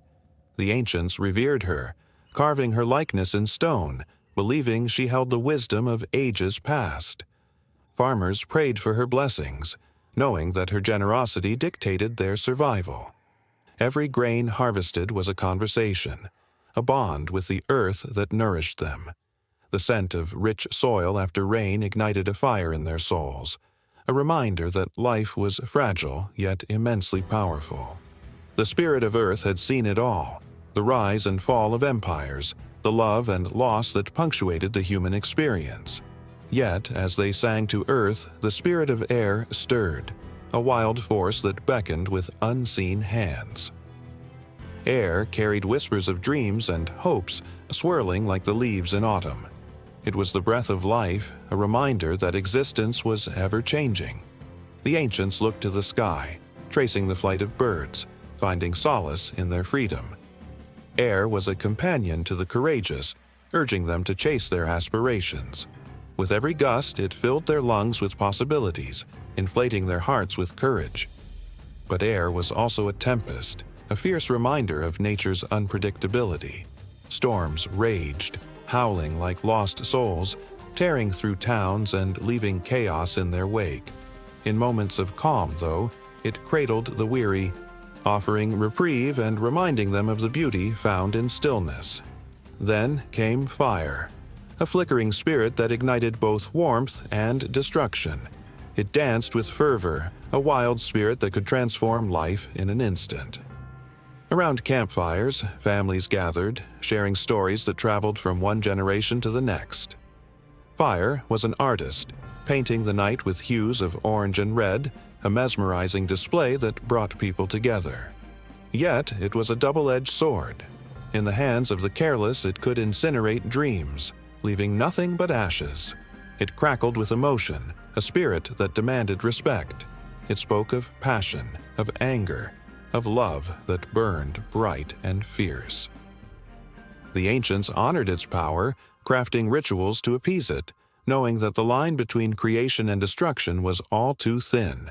And lastly, there was water, the most fluid of all spirits, a gentle touch that could also unleash its fury. It shaped the land, carving valleys and creating lakes, a life-giver that quenched the earth's thirst. Rivers flowed like veins through civilizations, their banks teeming with life. People gathered by the water's edge, letting its rhythm soothe their souls, washing away worries and fears. Water held the stories of love lost and found, of journeys begun and ended. Yet, when it raged, it became a fearsome beast. A wave crashing down on all in its path, reminding humanity of its vulnerability. The ancients crafted vessels to honor its depths, seeking to understand its mysteries. Water was a mirror reflecting emotions, from the calm surface of a still lake to the tumultuous waves of a stormy sea. As the twilight deepened, the elements seemed to pulse with an energy that was almost palpable. The spirits were not mere forces of nature. They were alive, breathing, and interconnected. Each one bore witness to the struggles and triumphs of human existence. They whispered through time, urging the next generation to remember their stories, to honor the delicate balance of life. In the stillness of the night, a single tear fell to the ground, a tribute to the bond that tied humanity to these spirits. It landed softly on the soil, a reminder that even in pain, there is beauty. The earth embraced it, holding it close as if to say, "You are never alone." The wind picked it up, carrying the essence of that emotion high into the sky, where fire ignited it with a spark of warmth, sending it swirling into the heavens. Water, ever the nurturer, pooled around the tear, creating ripples that danced like laughter on the surface. The moment lingered, heavy with emotion, and yet it was fleeting, a reminder of the impermanence of life. The spirits remained, watching, waiting. They were intertwined in a cycle of creation and destruction, of love and loss, forever tethered to the human experience. The air thickened with anticipation, each element poised to guide the next chapter of the story. The night deepened, yet the spirits of earth, air, fire, and water stood united, their whispers joining in a harmonious chorus that echoed through eternity, beckoning those who dared to listen. The air was thick with the scent of burning sage, a sweet and earthy aroma that danced like whispers through the small, dimly lit room. Shadows flickered against the walls, cast by the soft glow of candles arranged in a circle. In the center sat Marisol, her face calm yet etched with concentration, beads of perspiration dotting her forehead. The rhythmic beating of a drum pulsed in the background, each thump resonating like the heartbeat of the earth itself. At that moment, all else faded away, and the boundaries between the physical world and the spirit realm began to blur. Marisol was not just a healer, she was a bridge, standing at the intersection of two worlds, where ancient spirits lingered and whispered their secrets. Her hands, adorned with intricate tattoos and rings of bone, moved gracefully as if conducting an unseen orchestra. Shamans have always been the guardians of their communities, their role steeped in rituals passed down through generations. They were not merely menders of the body, but also guides for the spirit. In cultures across the globe, from the Arctic tundras to the lush Amazon, shamans performed their sacred duties, invoking spirits of ancestors, animals, and nature itself. Each incantation, each offering, was a thread woven into the vast tapestry of life. As Marisol chanted softly, the room seemed to swell with energy. Her voice, a melodic hum, summoned the spirit of the jaguar, a powerful protector in her culture. Those who witnessed the transformation could hardly believe their eyes. Her body swayed, moving fluidly, embodying the strength and grace of the creature. To the untrained eye, it might have seemed like mere performance, but the seasoned observer felt the weight of ancestral presence filling the space. In the chill of the night, far away in the frozen tundra, an elder shaman named Tarek stood beneath the shimmering veil of the northern lights. His breath fogged in the frigid air as he gathered his people, faces aglow with the wonder of the celestial display. They sought guidance, healing, and wisdom from the spirits of the land. Tarek's weathered hands, calloused from decades of toil, cradled a bundle of eagle feathers, a conduit for the divine. With a gentle flick, he sent the feathers spiraling into the sky, each one carrying a wish, a prayer to the heavens. As the feathers danced against the lights, a hush fell over the crowd. The shimmering auroras responded, flickering vividly, as if the spirits themselves were listening. An overwhelming sense of connection enveloped them all, binding them to the earth and each other, their hearts beating in unison under the watchful gaze of the cosmos. In different corners of the world, the role of the shaman remained strikingly similar, yet uniquely tailored to their culture's needs. The Australian Aboriginal shamans, known as Ingankari, drew on the dream time, a sacred time when ancestral beings formed the world. They would enter a trance, venturing into a place where past and present entwined, bringing forth healing through the stories of their ancestors. Their connection to the land was not merely physical, it was spiritual, woven into their very being. Back in Marisol's humble chamber, a sudden silence fell, the drumbeat ceasing abruptly. Her head tilted as if listening to a distant call, and then with a sharp intake of breath she began to weave tales of healing and transformation, her words soaking the room in an electric anticipation. She spoke of a warrior who had lost his way, wandering through the valley of despair. In her vision, she saw him battling shadows, and as she recounted the story, the room filled with an urgent energy, compelling her audience to feel the weight of every word.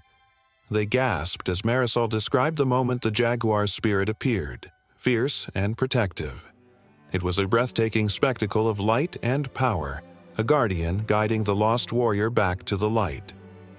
Every listener felt the intensity of that moment, an embodiment of faith, hope, and courage. With a sharp inhalation, Marisol returned to the present, her eyes sparkling with the remnants of her journey. The energy in the room shifted, a palpable sense of reverence settling over her audience. They understood they were not mere listeners. They were participants in a divine cycle that connected them to ancestors, to the earth, and to each other. The shaman's role transcended the personal. It was a communal thread binding all souls together. The stars twinkled above Tarek as he whispered his final prayers into the night, the spirits of his ancestors hovering close. The people, invigorated by the shared experience, could feel the warmth of community wrapping around them like a blanket against the cold. Each heartbeat echoed with gratitude, an unspoken promise to carry forth the teachings of the spirits. Tarek, now grounded in his purpose, felt the same electric pulse that had ignited Marisol's circle. The stories of shamans echoed through time, woven into the very fabric of human existence. Each healer carried within them a legacy, a truth that transcended their own lives. They were the storytellers, the mediators, the ones who danced between worlds. As they worked, they reminded their people of the interconnectedness of all things, of the spirits that linger in the shadows and light. In dimly lit rooms and under vast, starry skies, shamans continued their sacred work, their rituals threading together the fabric of life, death, and rebirth. The drums would beat, the feathers would whisper, and the spirits would come alive, eternally entwined with the healers who called upon them. And as both Marisol and Tarek felt the energy of their respective circles surge, they knew the stories would continue to ripple outward, each one touching hearts, healing souls, and fostering a legacy of hope and connection that could never be broken. The sun dipped low on the horizon, splashing gold and crimson across the sky as the villagers gathered in hushed reverence around the ancient stone altar. The air was thick with anticipation, every heartbeat echoing like a drum in the collective chest of the crowd. Tonight was special, for the Sasa were coming, the protector spirits of the land. They were silent sentinels, guarding the village from unseen darkness, and their annual arrival was a moment steeped in gratitude and fear. As the villagers settled into a circle, the elders recalled stories of the Sasa, spirits that were said to be woven from the very fabric of the forest. Their presence was felt not just in the whispers of the wind or the rustle of leaves, but in the heartbeat of the earth beneath their feet. Long ago, the Sasa had taken forms of fierce animals, luminous beings, and even the shadows that danced at twilight. Each spirit held its dominion, each guardian selected to protect a specific aspect of life in the village. Yet, for all their power and benevolence, the Sasa required respect. It was said that disrespect could summon the wrath of the guardians, a darkness that could consume the very soul of the land. The villagers remembered the one time, decades ago, when a traveler dared to tread too loudly through the sacred grove, laughing at the legends. That night, a storm unlike any other swept through, uprooting trees and flooding fields. The traveler was never seen again, a harsh reminder that the Sasa watched and judged. As the elders prepared the offerings, fruits, grains, and woven wreaths, the aromatic smoke from their sacred fire curled high into the sky. It seemed to carry the villagers' hopes and fears, weaving them into the tapestry of the night. With each flicker of the flame, stories came alive, stories of brave children who had faced the unknown and returned with the Sasa's blessing, stories of desperate harvests saved by a sudden rain, believed to be a gift from the spirits. The connection between the village and the Sasa was tangible, a bond forged through belief and ritual. The air grew dense with emotion, and a chill ran through the crowd as twilight settled in. It was then that a figure appeared at the edge of the clearing, a shadow against the last rays of daylight. It was an elder, cloaked in the ceremonial garb of the guardians. Her presence commanded attention, and silence fell like a heavy blanket. The villagers leaned in, intrigued and anxious, as she raised her arms, calling upon the spirits. "May the Sasa hear us," she intoned, her voice steady yet filled with an undercurrent of urgency.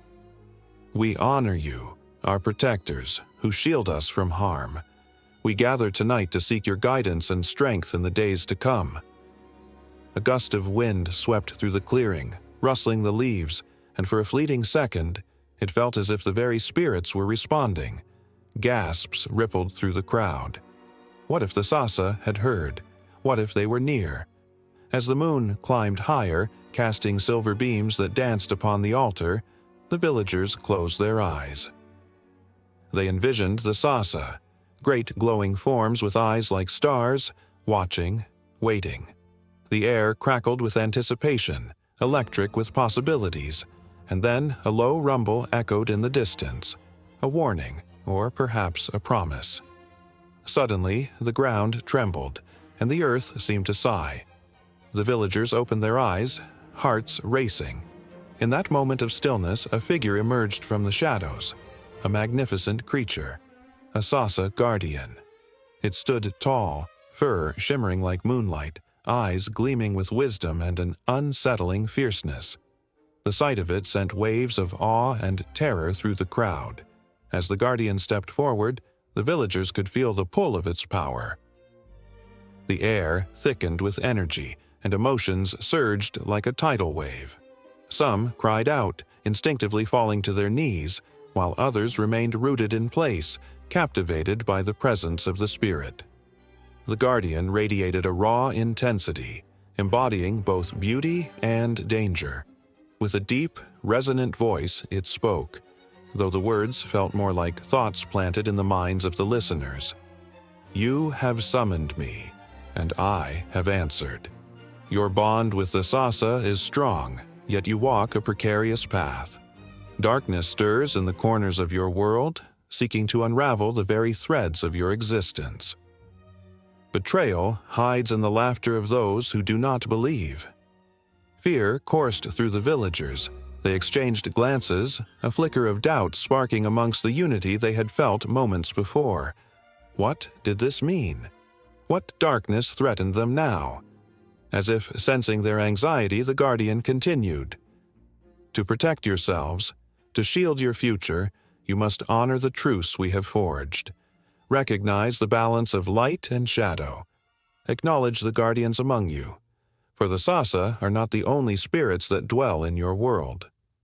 A gasp echoed through the crowd as the weight of the guardian's words sank in. The villagers glanced at each other, uncertainty casting a shadow over their hope. The stories had always been about the Sasa, the protectors, the champions of life. But what were these other spirits? What could they mean? With a sweeping motion, the Guardian gestured to the forest beyond the clearing, its ancient trees now looming, dark and foreboding. The woods hold both allies and foes. Seek the truth, for it lies hidden among the roots of your fears. You must choose wisely, for not all who appear as friends will bring you safety. As the last words echoed into the stillness, the Guardian began to fade into the moonlight, leaving behind a haunting reminder of their conversation. The villagers stood in stunned silence, grappling with the revelation that had just unfolded.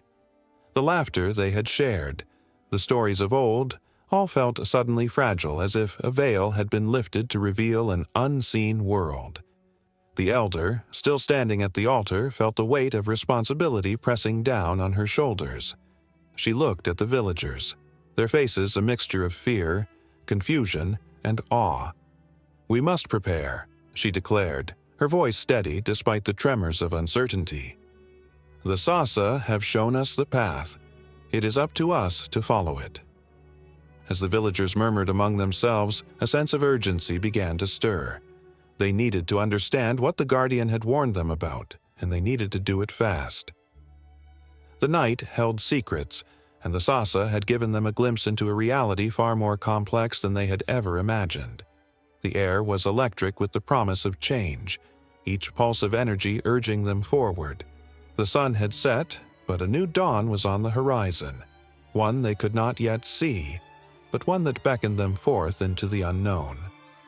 The flickering candlelight cast long shadows on the walls of the ancient ceremonial space, where the air was thick with the weight of memories and the whispered words of the past. Each flicker seemed to breathe life into the stories of those who had come before, their spirits lingering like a warm embrace, waiting to be acknowledged. The scent of sage and cedar hung in the air, wrapping around the gathered souls, igniting a sense of reverence that pulsed throughout the room. A young woman stood at the center, her heart pounding in rhythm with the drumbeats echoing from the outside. She was carrying the legacy of her ancestors, those who had walked the earth long before her, who had laughed, cried, fought, and loved. As she held a small wooden figure, carved with intricate designs and symbols, she felt an electric connection to a world she could barely comprehend. It was as if the very essence of her ancestors surged through her veins, urging her to honor their sacrifices and stories. Around her, the elders began to chant, their voices weaving a tapestry of sound that wrapped everyone in its embrace. Each voice was like a thread, pulling at the fabric of history, intertwining the past with the present and stitching together the collective memory of a people. The chanting rose and fell, a rhythmic heartbeat that underscored the importance of remembering where they came from. It was not merely an act of remembrance, it was a call to action, a reminder that the legacy of the ancestors is not something to be forgotten. The woman's eyes glistened with unshed tears as she thought of her grandmother, who had spun tales of their lineage by the firelight. Her grandmother had spoken of the ceremonies, the moments when the veil between the living and the dead thinned, allowing the spirits to guide them, to offer wisdom and warnings. These were the stories of survival, of love that transcended time, of trials that forged the spirit. They were the very essence of identity, and she felt a fierce determination to carry those stories into the future. As the drums intensified, The rhythm quickening, she felt the ground beneath her pulse with an energy that was both alarming and exhilarating. The song was no longer just a remembrance. It transformed into a calling. The spirits, she sensed, were restless, eager for recognition, for their stories to be told anew. With each beat, she could almost hear the laughter of children, the sighs of the weary, the cries of the brave warriors who had once stood on this very ground. They were all present, watching, waiting, yearning. Suddenly, the air shifted, growing heavier as the chanting rose to a fever pitch. The candle flames flickered violently, casting eerie shadows that danced around the room. The young woman felt as though time itself had folded, allowing the past to spill into the present. In that moment, she closed her eyes, surrendering to the pull of the spirits around her. Images flooded her mind. A great-grandfather standing on the banks of a river. Spear in hand, his face set with determination. A great-grandmother weaving brightly colored fabrics beneath a sprawling tree, her laughter ringing clear as a bell. She saw the hardships, the struggles against oppressive forces, and the quiet moments of joy shared beneath star-filled skies. These were not just stories. They were the very fibers of her being. The ancestors were not distant figures in the shadows. They were alive in her heart, urging her to remember, to honor, to live with intention. The emotional swell became almost unbearable, a tide of love and loss crashing over her, pulling her under and washing over her in waves of understanding. As the ancient chants reached their climax, she felt the energy shift once again, like a sudden gust of wind stirring the very souls of the room. It became clear that this was not just about honoring the past, it was about harnessing it to forge a path forward. The spirits of the ancestors were not merely voices echoing through time, they were guides, infusing her with strength and purpose.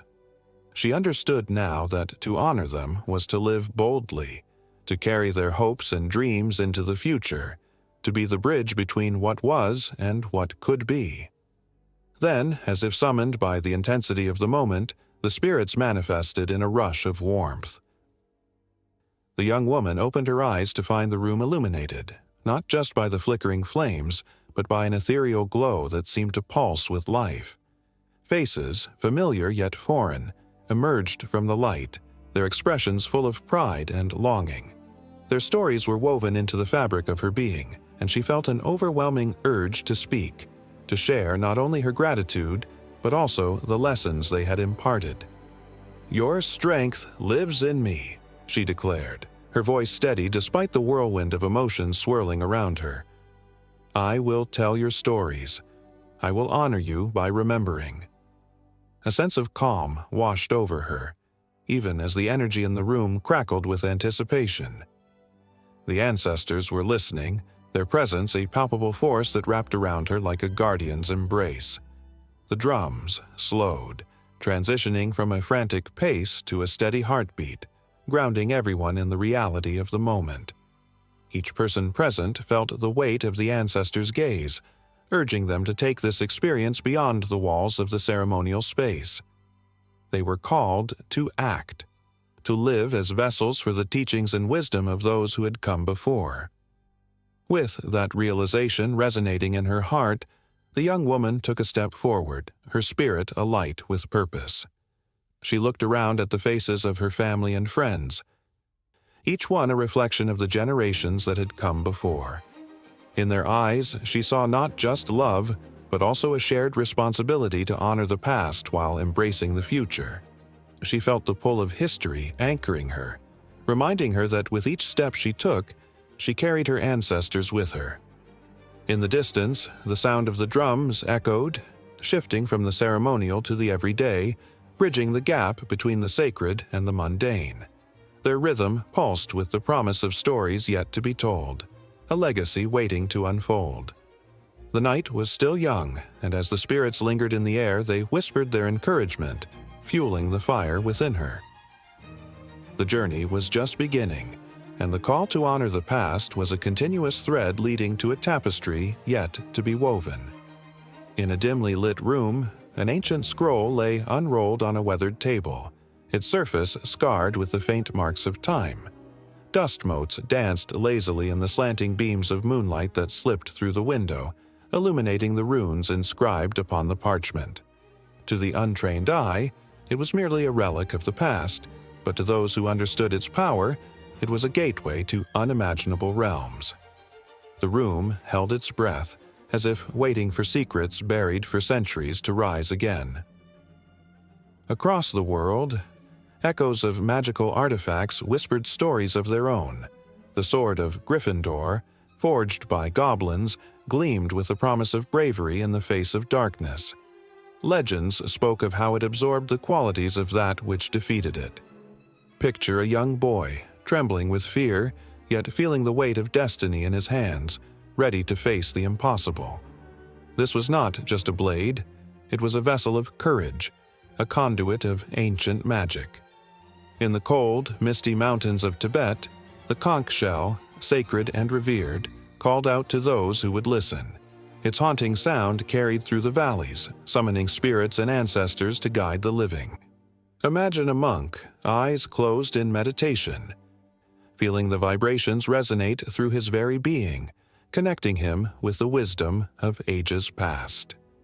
Each note from the conch was steeped in history, a reminder that the line between the physical and spiritual world was as thin as the air at high altitudes. In the heart of Africa, the legendary Zulu shield stood as a symbol of protection and pride. Adorned with intricate patterns, it was said to hold the essence of the warrior spirit, empowering those who wielded it. Picture a young warrior poised before battle, feeling the pulse of his ancestors through the shield. With each heartbeat, he drew strength from the stories of those who fought bravely before him, their spirits merging with his own. Over in the dense forests of the Amazon, the feathered serpent, Quetzalcoatl, wove tales of creation and destruction, embodying the duality of life itself. The intricate carvings of the serpent glistened in the dappled sunlight, hinting at the powers contained within its form. Young children gathered around the old shaman, eyes wide with wonder, as tales of the serpent's gifts filled their hearts with hope and dreams, weaving a tapestry of connection between the past and the present. Yet not all artifacts were benevolent. The cursed necklace of the pharaohs whispered secrets of greed and betrayal, its gemstones glinting ominously in the dark. It was said that whoever dared to wear it would be haunted by the spirits of those who had suffered for its beauty.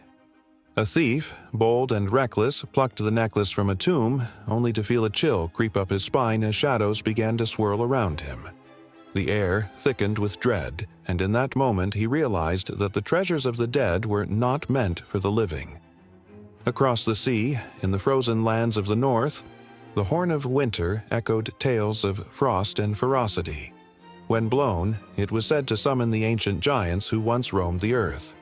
Imagine a lone warrior, standing atop a cliff, the horn gripped tightly in his hands, ready to unleash a storm that could change the fate of his people. As he raised it to his lips, the world seemed to hold its breath, the air charged with anticipation. Would he unleash chaos or bring forth a new dawn?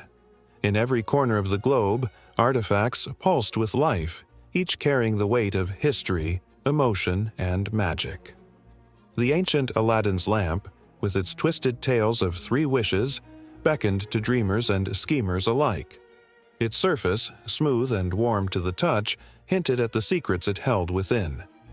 A boy, wide-eyed and desperate, rubbed it with trembling hands, his heart racing as the air shimmered, and a genie emerged, ready to grant his deepest desires. But, as the tales warned, wishes come with a price, and the line between hope and despair was perilously thin. In the vast deserts of the Middle East, the crystal ball of fate glowed with an ethereal light, its surface swirling with visions of what was and what could be. Seers gathered around it, their hearts racing as they sought glimpses of the future. A mother, desperate to see her child's fate, peered into its depths, her breath held tight in her chest, hoping for good news. The ball pulsed with energy, revealing shadows of potential that danced before her eyes, a reminder that the future remained unwritten, waiting to be shaped. Then there was the fabled Philosopher's Stone, said to hold the key to immortality. Alchemists obsessed over it, spending lifetimes chasing its elusive magic. Picture an old man, bent with age, poring over ancient texts, his heart yearning for the forbidden knowledge that could defy death. The stone glimmered in his dreams, a beacon of hope and despair, reminding him that some things are better left untouched. As the stories intertwined, one could feel a growing tension, an electric charge that pulsed through the air, drawing the past into the present. The artifacts, each with its own tale, echoed the triumphs and tragedies of humanity. They were more than mere objects.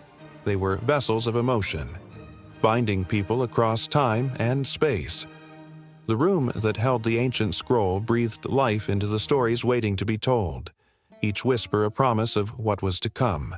And so, the air thickened with anticipation, the weight of the past pressing against the present. Each artifact held a piece of the puzzle, a thread that wove a tapestry stretching back through the ages. The night was far from over, and the scroll, now beginning to glow with an otherworldly light, hinted at secrets waiting to be unveiled. The magic of the past lingered, tantalizingly close, ready to intertwine with the stories yet to be written.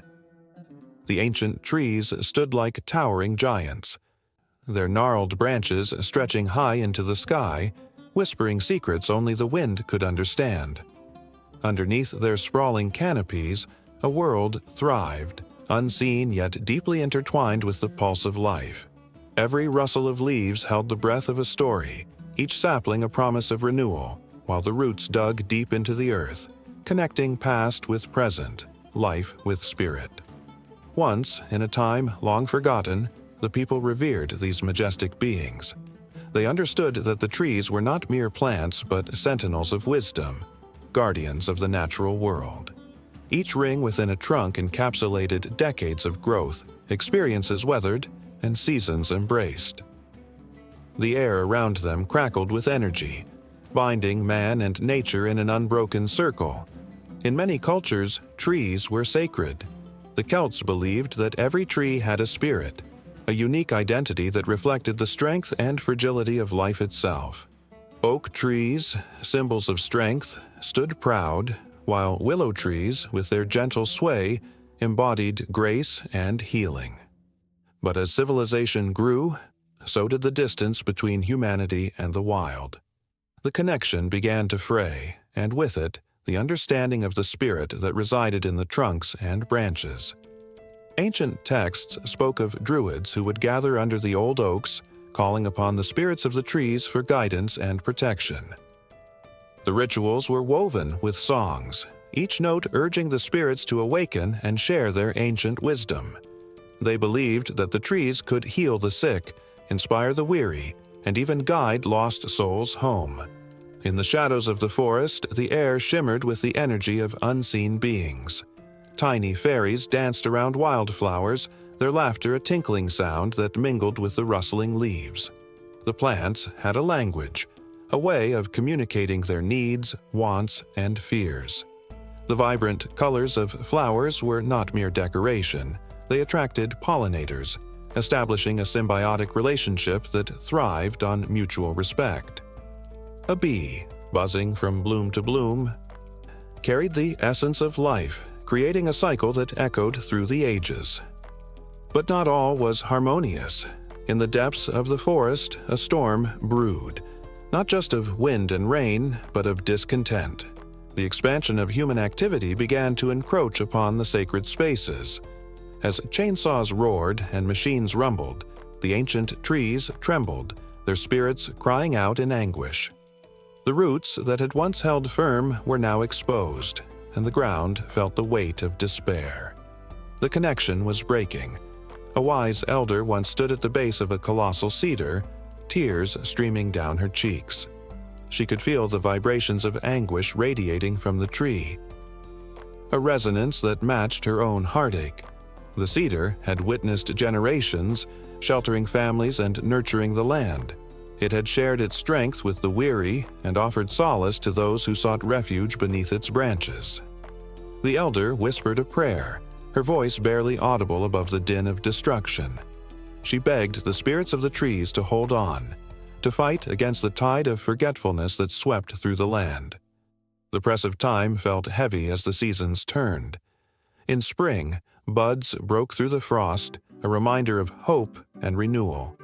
Yet, with each passing year, the forest thinned, and the spirits that once danced in the moonlight grew dimmer. The stories of the trees faded like distant echoes, leaving a void in the hearts of those who had once revered them. Children played in the remnants of what had been, their laughter mingling with the cries of the trees, a bittersweet symphony of innocence clashing with the realities of a changing world. Yet, amidst the loss, sparks of resistance ignited. A group of young people, armed with knowledge and passion, rallied to protect the remaining forest. They learned the ancient songs, chanting beneath the boughs of the sacred trees, calling forth the spirits that had been silenced. With every note, they breathed life back into the soil, reminding the world of the connection that once thrived. They spoke to the plants, listening to their whispers, and in return, the forest responded. Wildflowers bloomed with renewed vigor, and the trees seemed to stand a little taller, their spirits rekindled by the love and respect shown by the newcomers. As they worked, the energy of the forest shifted. The breeze carried an electric charge, a palpable sign that the spirits were listening, awakening from their slumber. On a moonlit night, the ground trembled softly as the trees began to sway, and a melody rose from deep within the earth. The very heart of the woodland pulsed with life, inviting all who dared to listen. It was a reminder of the eternal bond that existed between humanity and nature, a call to remember the stories that bound them. In this dance of shadows and light, the forest continued to breathe. The harmony of its existence thrummed in the air, a promise that spirits would rise again, fighting for their place in a world that had almost forgotten them. No longer would they remain silent witnesses to the changes of the world. With every heartbeat, a new generation of guardians emerged, ready to stand against the tide of indifference, promising to honor the wisdom of the trees and the voices of the plants. The battle for the lost spirits raged on, a tension palpable in the atmosphere. Every footstep on the forest floor echoed with a sense of urgency, a reminder that the roots of the past were intertwined with the future. And as the sun dipped below the horizon, casting a golden hue upon the leaves, the trees swayed gently, their whispers mingling with the night, urging all to remember the magic that dwelled within their bark and branches, waiting to be rekindled in the hearts of those willing to listen. The moon hung low in the night sky, its silver glow spilling across the earth like a soft whisper, calling forth ancient stories that danced on the lips of the elders. In the villages scattered across Africa's vast landscapes, children watched in awe, their eyes reflecting the moonlight as it beckoned them closer. They believed that the moon was not just a celestial body. It was a guardian, a storyteller, and above all, a parent to the children of the night. In the rich tapestry of African mythology, the moon held a sacred place, revered and feared in equal measure. The moon was often seen as a mother, nurturing the earth with her gentle light, helping crops to grow, and guiding lost souls. The Yoruba people of Nigeria spoke of the goddess Osun, who danced upon the moonlit waters, her spirit intertwined with the lunar cycles. As children gathered around the fire, their voices mingled with the crackling flames. They listened intently to tales of Osun, who would bless them with prosperity and protection. But the moon was also a mirror, reflecting the hidden truths of the world. In the eyes of the Bantu tribes, the moon was the keeper of secrets, illuminating the darkness that lurked in the hearts of men. They believed that during the full moon, spirits roamed freely, weaving in and out of the shadows, seeking justice for wrongs done. It was said that one could hear the whispers of ancestors on such nights, their voices carried on the cool evening breeze, reminding the living of their duty to honor the past. As the night deepened, the stories would turn darker, revealing the moon's dual nature. Among the Kikuyu people of Kenya, a tale was told of the moon's jealousy. They believed that the moon had once been a beautiful woman who fell in love with the sun. Consumed by envy, she cursed the sun, wishing to keep him in her shadow forever. But the sun, radiant and free, could never be contained. The moon's heart turned heavy, and in her sorrow, she became the symbol of unattainable desires. Children shivered in delight at the thought. They could feel the weight of longing and regret in their bones.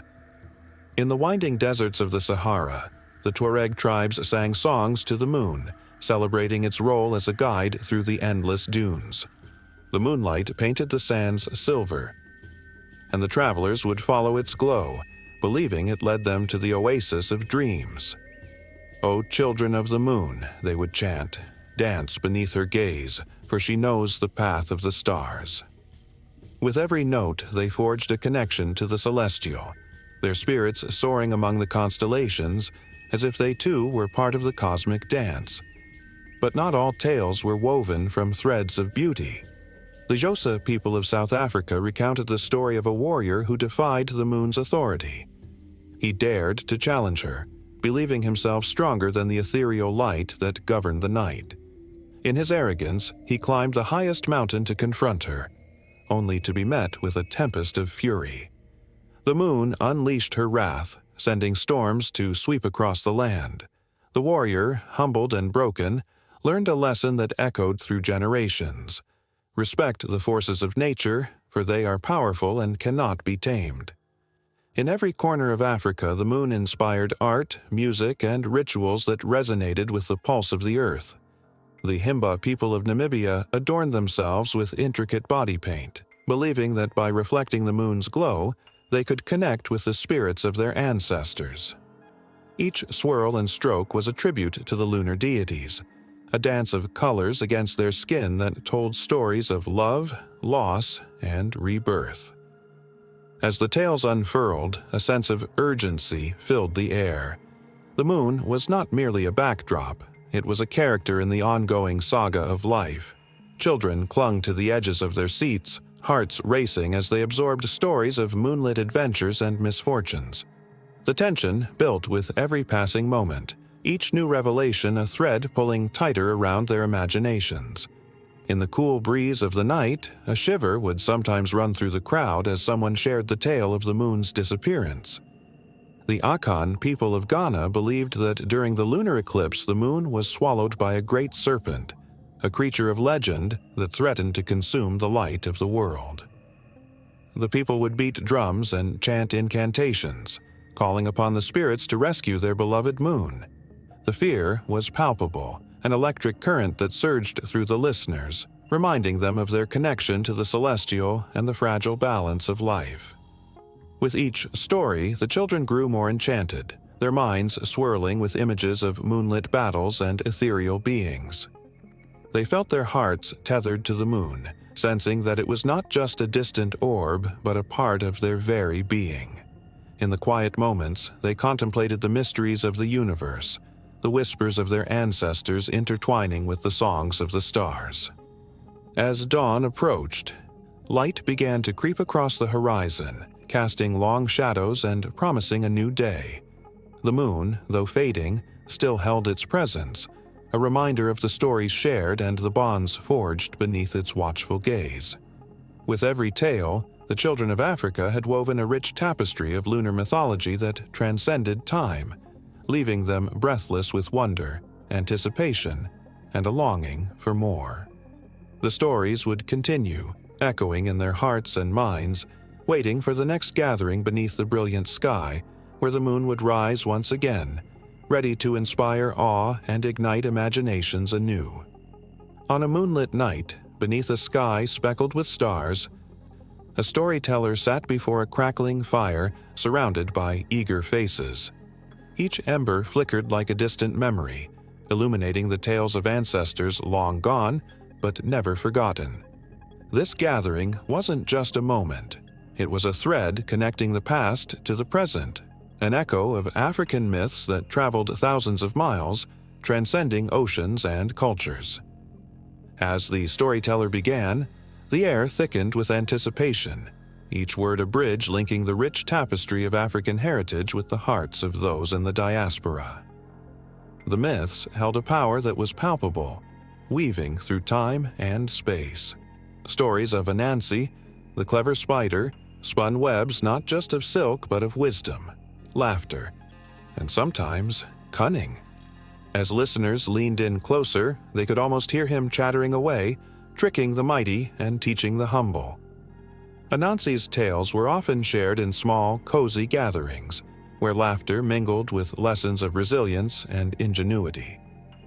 With every twist and turn of the story, participants felt the embrace of their distant ancestors, reminding them of their roots and the strength they carried within.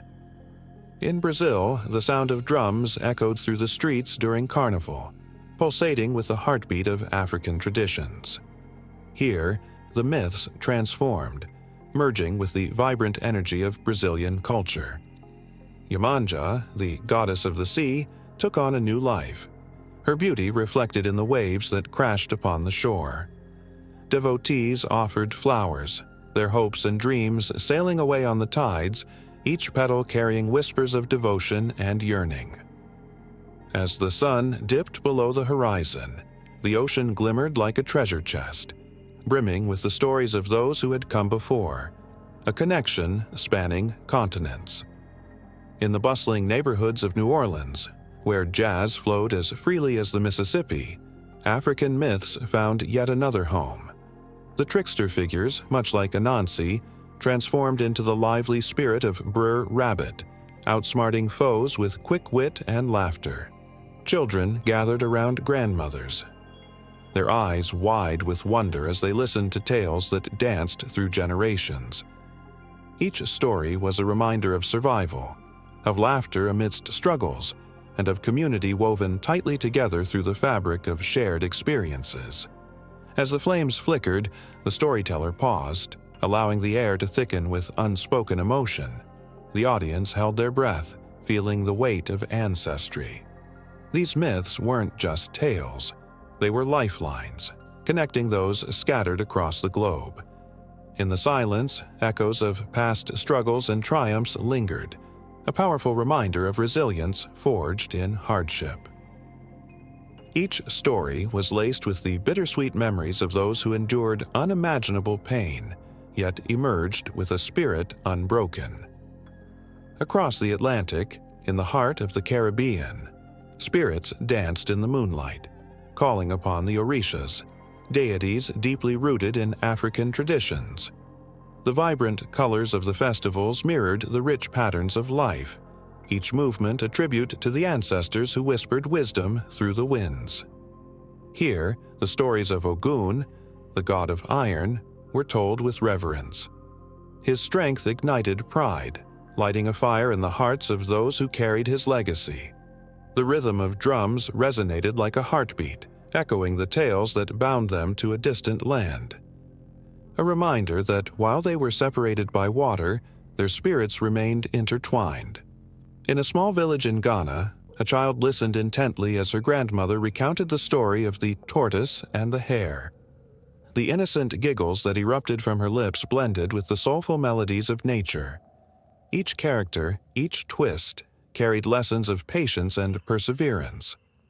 The tales from her homeland found new life in the laughter of her friends, who were a tapestry of cultures. Together, they shared stories that transcended borders, reflecting a shared humanity that echoed with each telling. Through urban landscapes, where concrete and steel rose defiantly, the myths took on modern forms.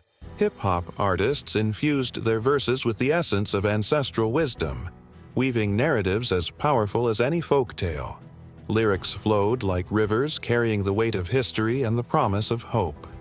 Here, the stories echoed in every beat, resonating with those who sought connection in a world that often felt disconnected. The past danced in harmony with the present, a living testament to the power of storytelling. As the fire crackled and the night deepened, the storyteller looked around, witnessing the impact of the myths. Faces glowed with emotion, eyes sparkled with understanding, and hearts pulsed with an urgency that transcended time. In those moments, the boundaries of culture blurred, revealing a shared human experience rooted in love, struggle, and the enduring power of stories. The myths of Africa thrived in the diaspora, an unyielding testament to the strength of those who had journeyed far yet carried their heritage within. The air buzzed with anticipation, a sense of urgency hanging like an unspoken promise. The next tale was ripe with tension, poised to draw them deeper into the world of the myths. The flames flickered, casting shadows that danced and leapt, mirroring the excitement in the air. The storyteller's voice rose, filled with passion, ready to carry them into another realm of adventure and emotion. Each listener felt the pull, the deep-rooted connection that ignited a fire within them, urging them to lean in closer, to hold on to every word, for the night was far from over. The sun dipped low on the horizon, casting a golden glow that danced across the landscape of ancient Africa. A soft wind whispered through the savannah, carrying with it the echoes of stories that had traveled through generations. These were not just tales. They were the lifeblood of communities, woven intricately into the very fabric of existence. Each tale held the power to summon the spirits, unite the clans, and teach the young about the world around them. And as the elders gathered around the flickering fire, their voices rose, turning the night into a canvas painted with the rich colors of myth and legend. In the heart of these stories lay the essence of African mythology. It was a treasure chest overflowing with wisdom, morality, and an understanding of the human experience. Characters like Anansi the spider, with his clever schemes, and the mighty thunder god Shango, with his fierce justice, inhabited a world where the boundaries between the tangible and the ethereal blurred. These stories were not merely entertainment, they were lessons that shaped identities and molded cultures.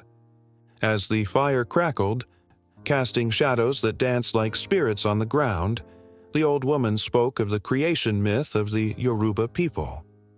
The world was born from chaos, she said, with Olodumare, the supreme being, breathing life into the void. From the clay of the earth, the first humans were sculpted, imbued with both the beauty and the burden of choice. The listeners felt a shiver run down their spines, caught in the web of the narrative. This was not just a story. It was a testament to the power of creation and the weight of existence. Across oceans and continents, traces of African myth began to weave their way into cultures far removed from their origins. In the powerful tales of Greek mythology, one could sense the echoes of Anansi's cunning and the duality of gods, mirroring the spirits of African lore. The trickster figure, so prevalent in African narratives, found its way into the hearts of the world, living on in characters like Hermes and Loki. These figures, with their enchanting ability to bend rules and challenge the status quo, captured imaginations and paved the way for an understanding that wisdom often comes cloaked in the guise of folly. In the bustling streets of the Americas, the influence of African myth was felt in the vibrant rhythms of music and dance. The drums pulsed, resonating with the heartbeat of ancestors long gone, their spirits swirling with every beat, every movement. The stories of the Orishas, spirits of nature and human endeavor, transformed into the rhythms of samba and the steps of the tango. Through these expressive forms, the essence of African mythology permeated the lives of those who sought joy and connection, infusing their everyday existence with the richness of their heritage.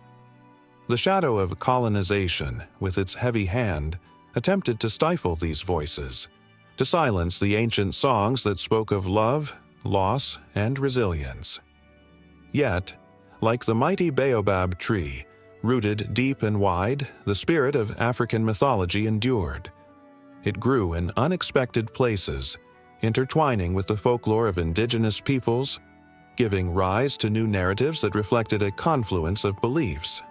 The African diaspora became a mosaic of stories, each piece vibrant and unique, yet connected by the common threads of humanity, hope, and the supernatural. As the night air grew cool, the stories shifted, revealing the darker aspects of life. Tales of the afterlife and the ancestors who watched over the living echoed through the gathering. The listeners could feel the weight of those who had come before them, their joys and sorrows lingering in the air like incense. The spirit of the trickster was ever present, reminding them of laughter amidst suffering, a powerful lesson that reverberated through time and space, teaching resilience and adaptability.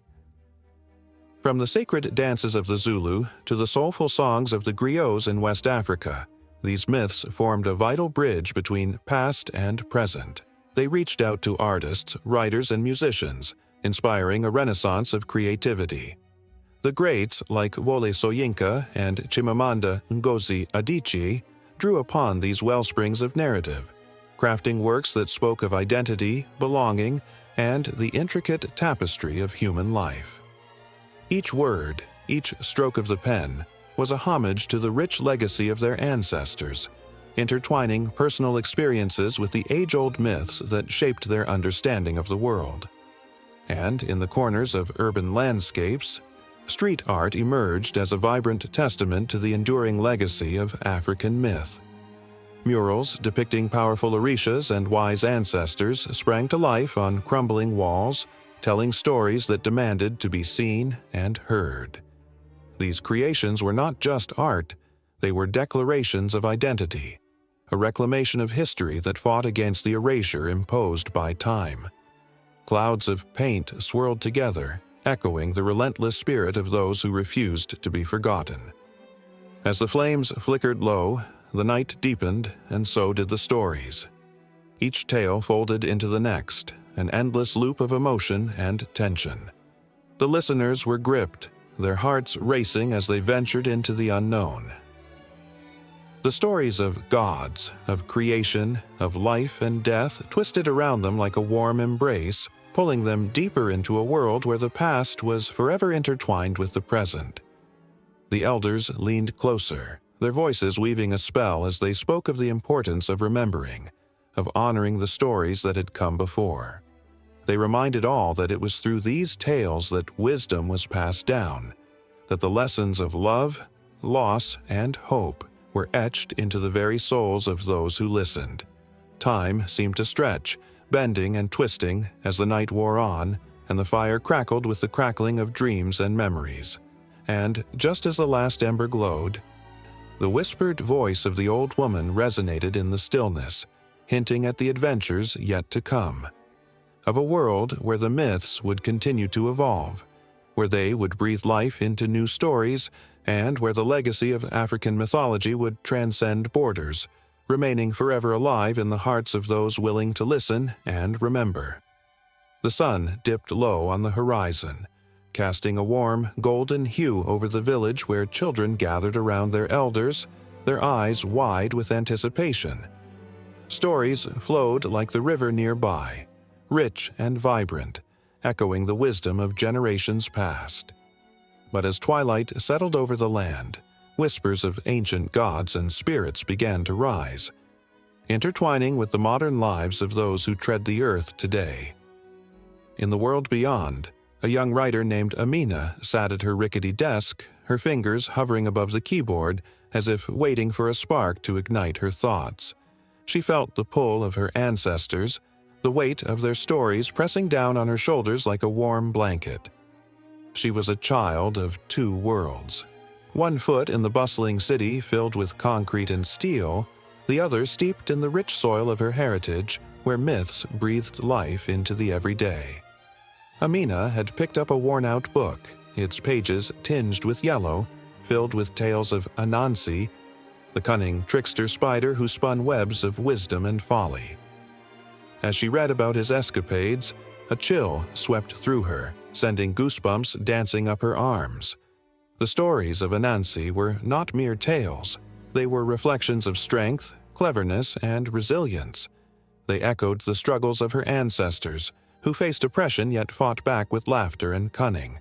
Her mind began to weave these ancient threads into a modern tapestry, Characters emerged, young men and women navigating the challenges of city life, yet haunted by dreams of their forebears.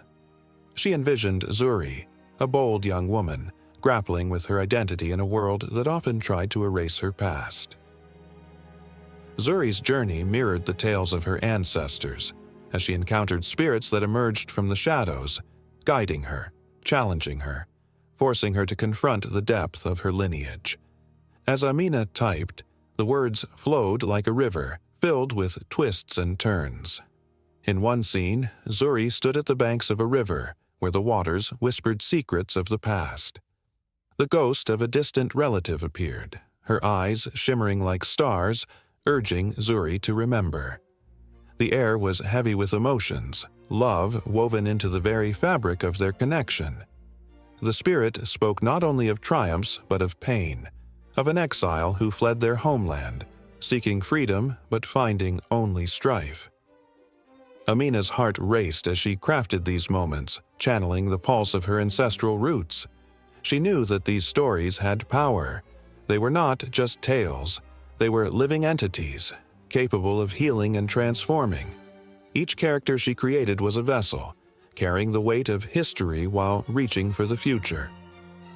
Across the globe, other writers were feeling this same pulse.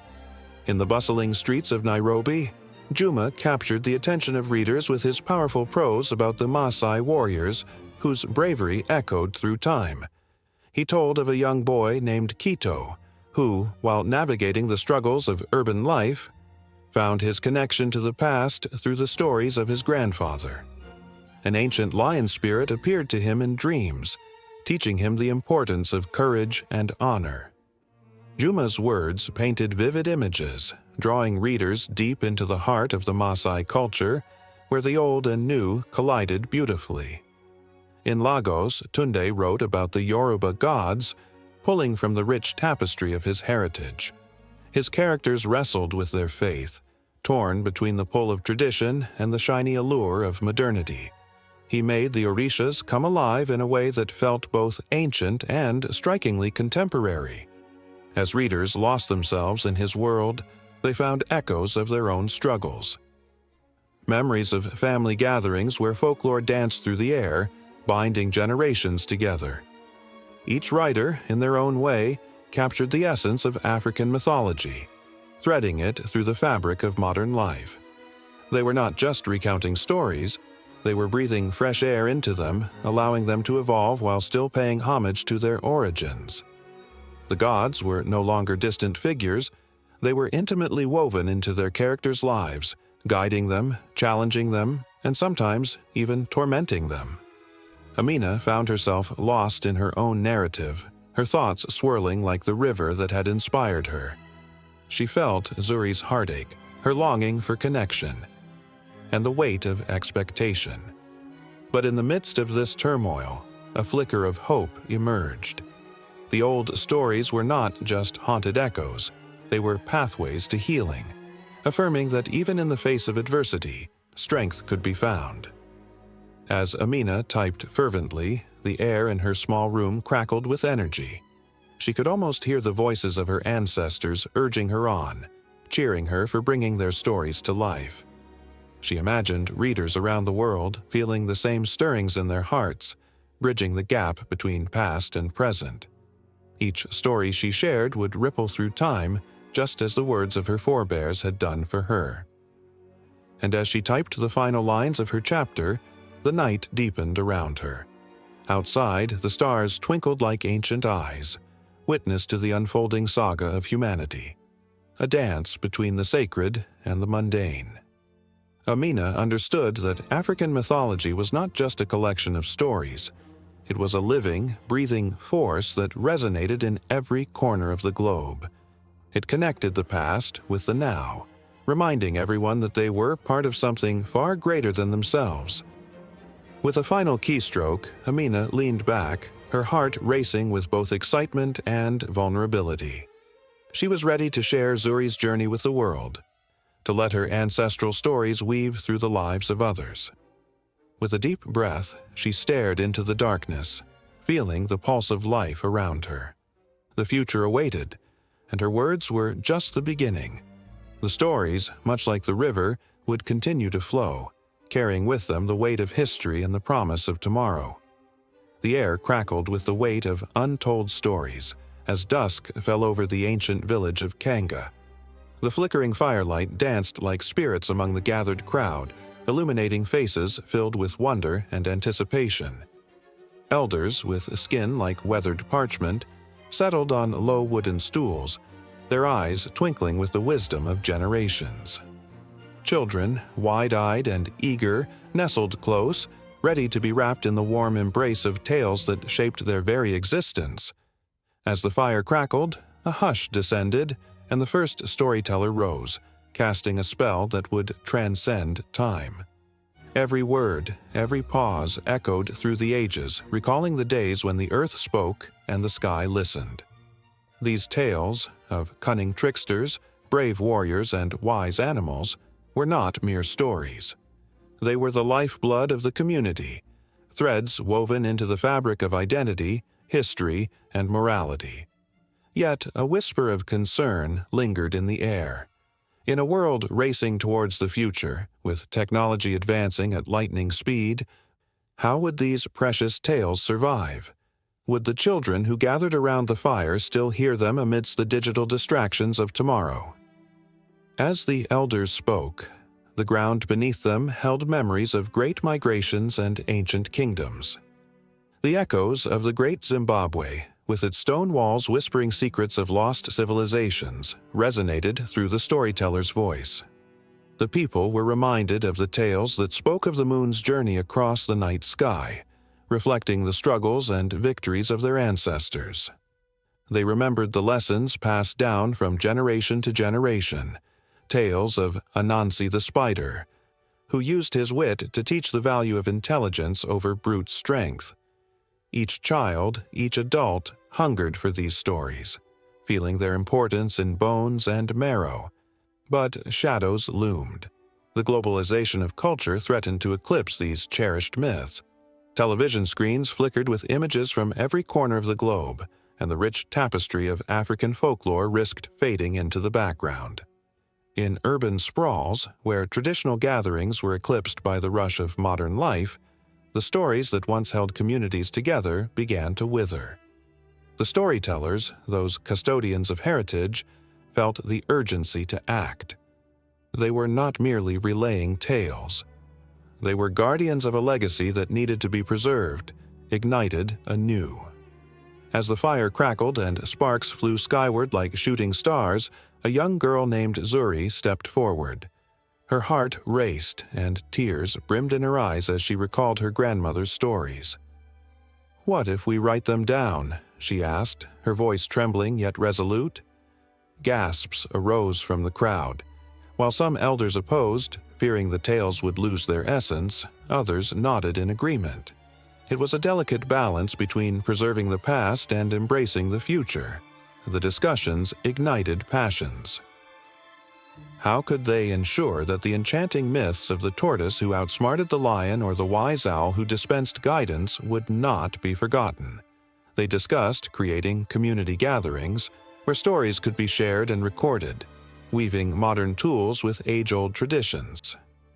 The elders envisioned a tapestry of voices, young and old, where the past could meet the future. The tales would not be mere relics but living narratives, adaptable yet anchored in their roots. As night deepened, the air filled with the sounds of laughter and debate, weaving a harmony that resonated in the very soil. Zuri's heart raced with excitement, but a flicker of doubt lingered. Would her own children ever feel the same magic she felt today? Would they be drawn to the warmth of the flames, or would they sit in silence, gazing into the glowing screens of their devices? The thought sent chills down her spine, a haunting reminder of what could be lost. One elder, wise and stooped with age, rose to speak. His voice, though frail, carried the weight of the ages. "We have always adapted. Our stories are like rivers, flowing and changing, but they never lose their essence. If we embrace new ways to share them, they will thrive." He spoke of the ancient griots, the traveling poets and musicians who carried tales from village to village. They, too, had faced change but found strength in adaptation. The crowd murmured in agreement, realizing that to preserve their folklore, they must also be willing to move forward. As the fire dwindled, casting long shadows, a sense of urgency grew within the community. They resolved to create a digital archive of their stories, a virtual library where the laughter of children and the wisdom of elders would live on forever. They imagined a world where Zuri's voice could cross oceans, where her stories could find a home in the hearts of children far away. Every click of the mouse, every tap on the screen, would bridge the gap between the past and the future. Yet, amidst the hope, doubts lingered. Would the true essence of their folklore survive the digital age? Would the stories be sanitized, stripped of the cultural nuances that made them rich and vibrant?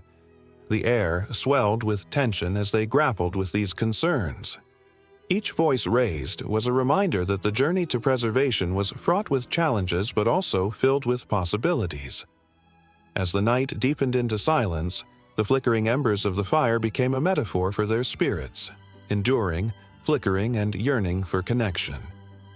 Each heartbeat echoed a commitment to their heritage, a promise to ensure that the voices of their ancestors would not fade into the silence of history.